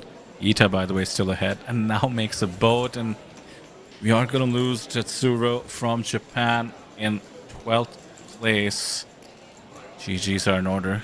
Hopefully he has some fun with the showdown. 7-deuce off to make his way out of the event. Looks like Yita can't really lose against Tetsuro today.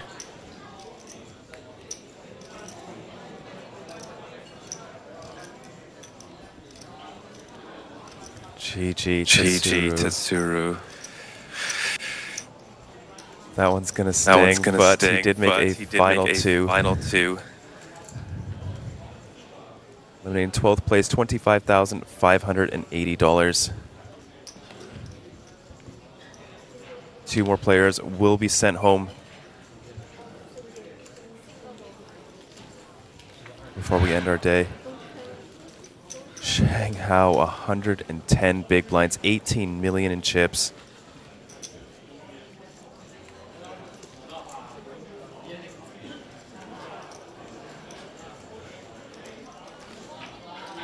Some very interesting facts. You can actually get into the National Palace for free if you're dressed up in the traditional outfits.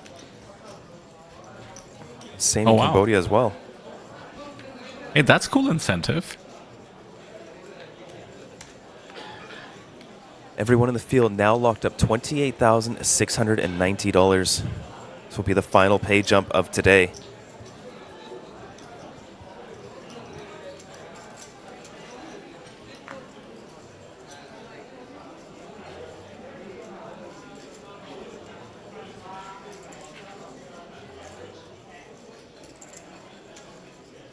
Justin pointing out that Shang. Georgios was all in once again on the outer table.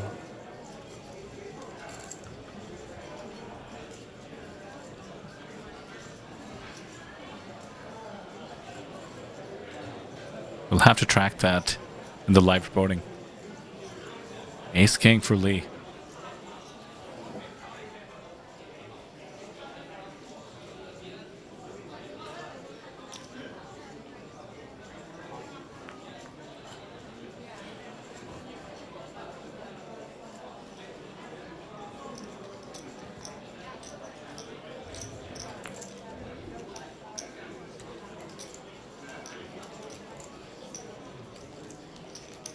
Let's go. And now surely there is an element of eyeing stacks on the other table, which the feature table can certainly see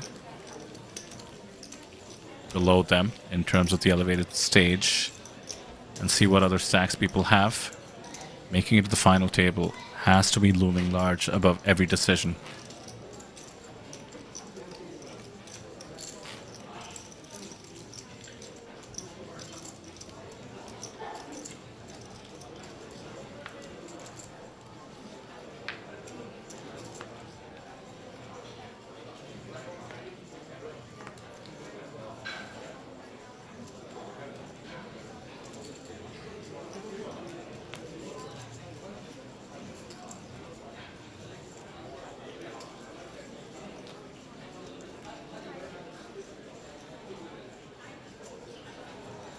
Tanking. Can't blame him. A lot at stake.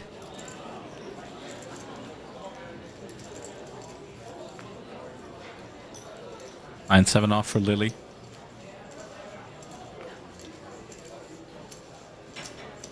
It feels like she's been handcuffed ever since she joined us at the feature table here. It does seem Gives that the walk. way. Quite Yeah, having Zhang on your left will do that.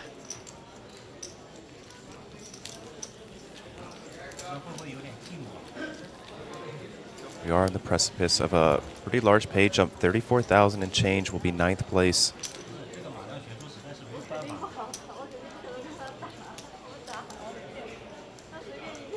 Somebody asked for payout. You can see in the top left there. Everybody locked up 28,690. 9th place be 34,000 and change in first place. How much is first place in the main event? I like to round up and say $500,000, but let's just be specific and say $464,000 or so. And don't forget the $10,000 you get in terms of the main event entry to the APT Championship. Yeah. And just in case there are some viewers who don't know about the APT Championship, would you like to give a little spiel on that? Well, first off, go to apt.poker and take a look at every event we have happening there. It's going to be from the 14th to the 30th of November. And I think the highlight is surely going to be the $5 million guaranteed main event. Come join us in Taipei. It's a ton of fun. Jacks for Zhang. This is getting ridiculous. It is just his day, perhaps his tournament. Quarter of the chips in play, all the ICM pressure possible in the world. Picks up pocket jacks in the small. and aces for Yita. I may have spoken too soon.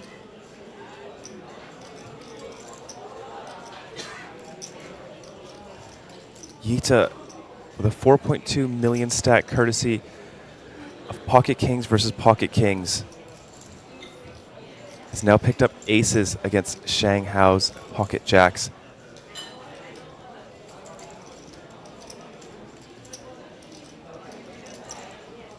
How many big blinds is this? 4.2 mil, like 27?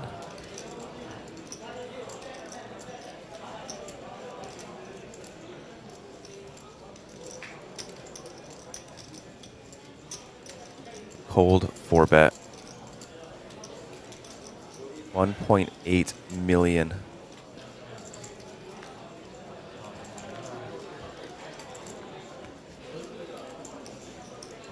It's not too big. Are we about to see a huge dent in Zhang's stack if he commits here.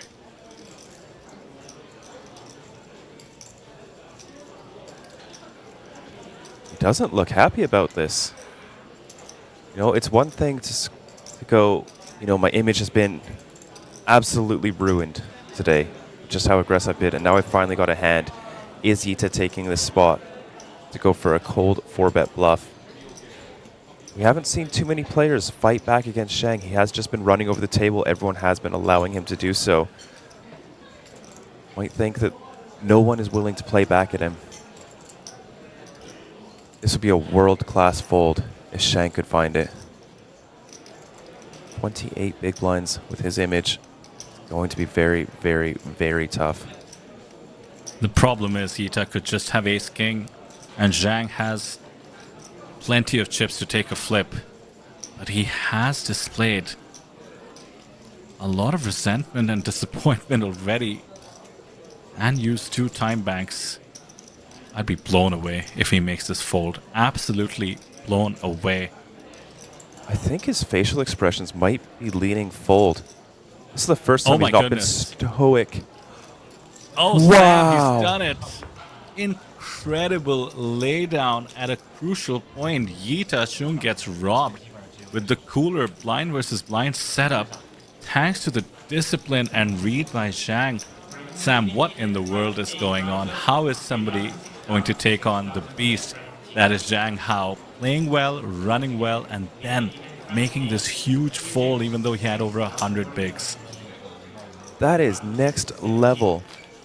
We have not seen a single misstep from him all day. How does this man only have 150,000 on his Hendon mob? This is incredible.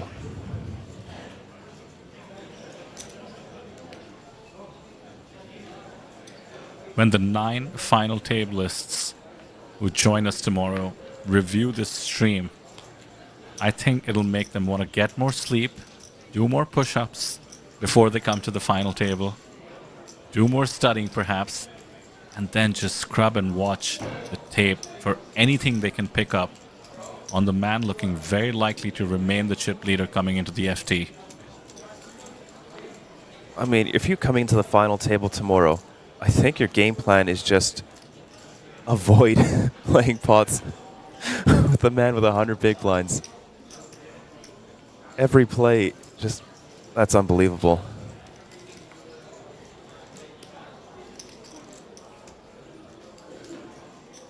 We might see a bunch of orange hats on the final table tomorrow, trying to imitate whatever this man is doing, and now the queen deuce opening it up. He just knows what to do.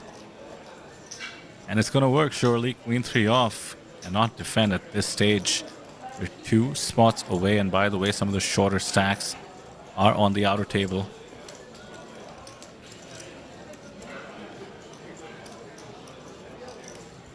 Can't feel too bad for Yita picking up aces and that pot, obviously, we just mentioned. He did win the Pocket Kings versus Pocket Kings, but he is going to feel pretty robbed tomorrow. Well, not tomorrow. He did show he folded Jack's face up. So Yita's sitting there already feeling robbed. That's a great point, yeah. Might explain Yita's demeanor right now. Justin in chat saying Yita is regretting not shoving there. I mean, ace is almost never being balanced enough to shove. Want to make sure you can maximize. Can't blame that. You know, maybe Jack still finds a fold. Just goes with the same read. Oh. Sam, just look at the top left there. We did lose our 11th place finisher. It's the only other person who had made the APT final table. Now Ming Yang from China leaves us in 11th place. I think no, Abraham Seasfin's made a final table as well. Oh, that's true. That's true. He would be in contention to make 2 at the moment. GG to now. Very, very impressive run. So we're on the final table bubble here.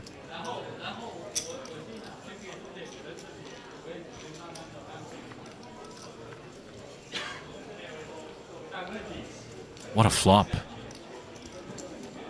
Double cutter and the nut flush draw of Peng.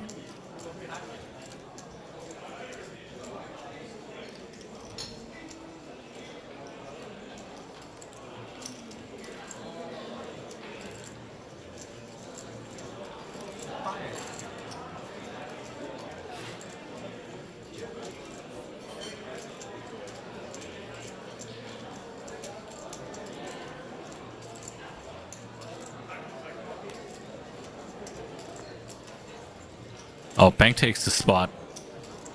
Gotta love it. Not shying away from the gamble it takes to semi-bluff there. Knows he has a ton of outs and fold equity. Not worried about the ICM of making it to the FT. As we do see the outer table once again, there's plenty of short stacks here. Yeah, Renee in chat, my apologies. Did forget about C-Spin. We did see on the outer table.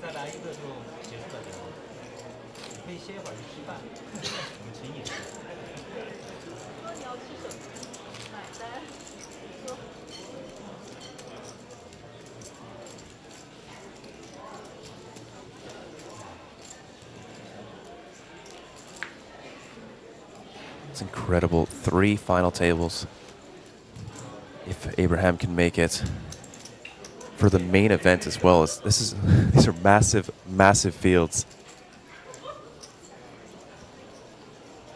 Shang Hao, ace-7 offsuit, definitely will make the cut.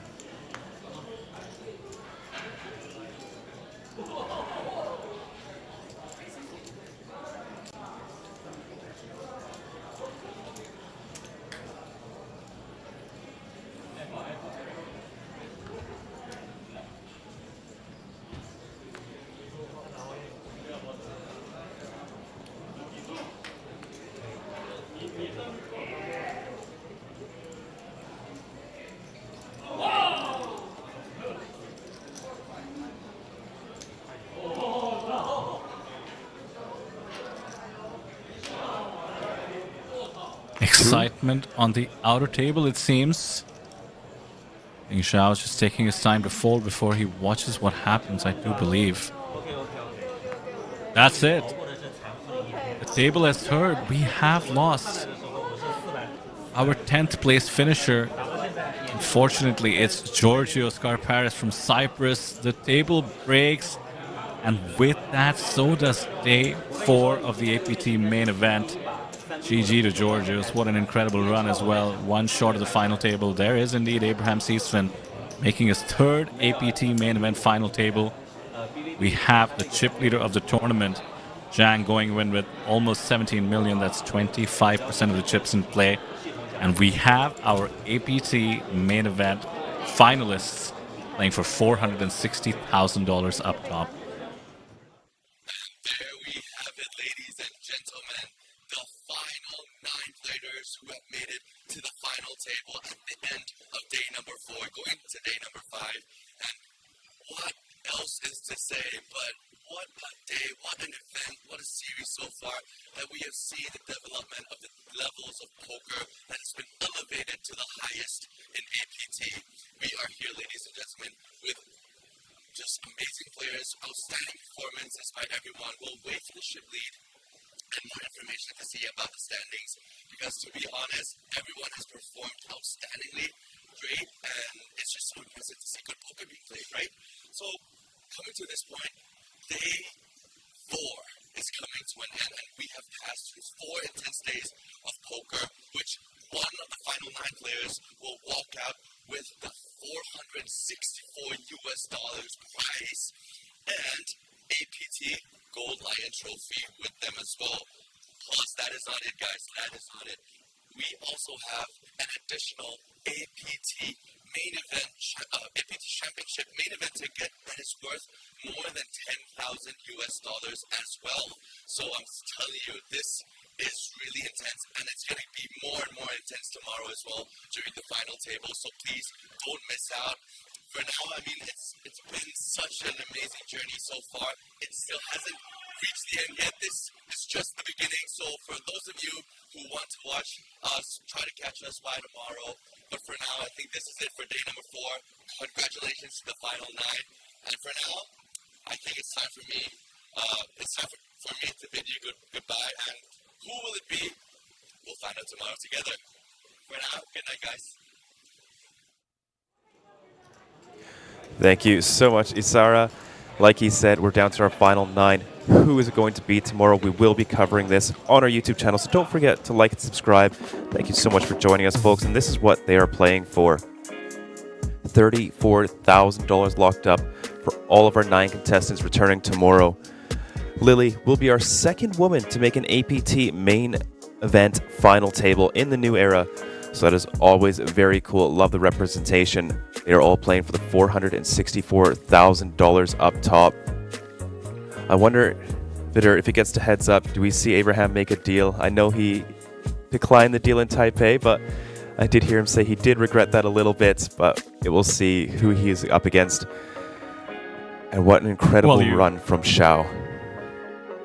You always regret not making deals when you lose, but Abraham certainly has the ability to go for all of it. The heads up is an incredible $200,000 plus. Zhang Hao, our chip leader, will be coming in with a lot of momentum, and he has certainly impressed us. There is what we have left to offer in the series and the stream. The main event, final day tomorrow, and the high roller. Cannot wait to cover it with you, Sam, as we close out APT Jeju. Yeah, thank you so much for joining us, Vidur. It's going to be a very, very fun one. I myself am very excited. We have seen some incredible poker. No one is shy. Everybody is going after it. We've seen one of the greatest day 2s, day 3, day 4s coming in, and a very fast pace of play. So I'm very excited for this. Thank you so much for joining us, Vidur. Thank you all for watching, and good luck to our 9 contestants tomorrow, and we'll see you then.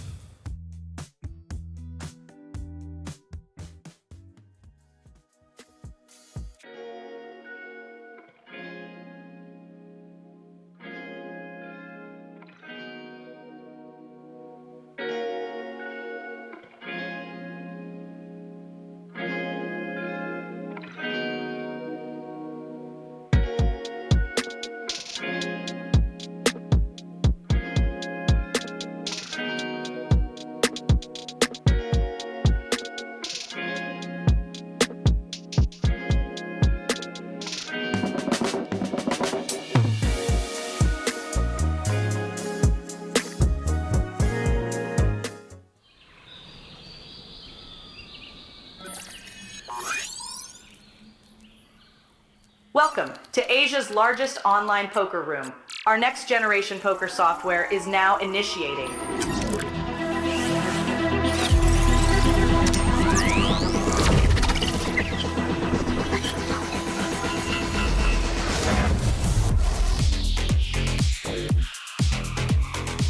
Elevate your online experience with a wide variety of poker variations to choose from. Get fully immersed with fun and social features.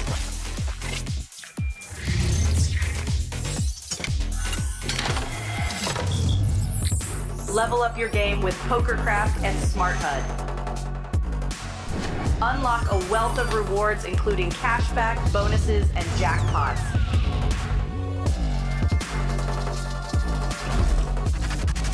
Join world-class poker tournaments featuring some of the world's most renowned brands and the largest guaranteed prize pools in the world.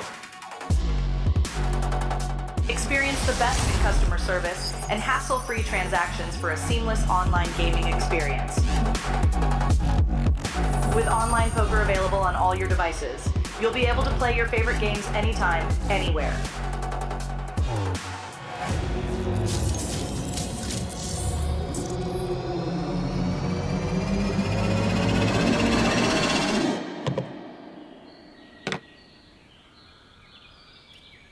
Sign up now and elevate your online poker experience today.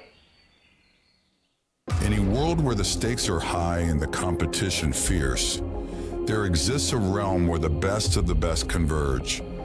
From over 50 countries, they gather, drawn by the chance of winning millions of dollars in life-changing money. But amidst these contenders, only a rare few will make it to the top.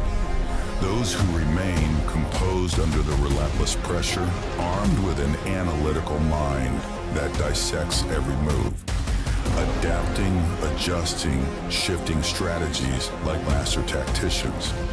Under the bright TV lights and the watchful eyes of thousands, they take center stage. Is this the comeback we've been anticipating? In this arena, they are not merely players. They are warriors, united by a common purpose, to emerge champions. The APT Championship from November 14th to November 30th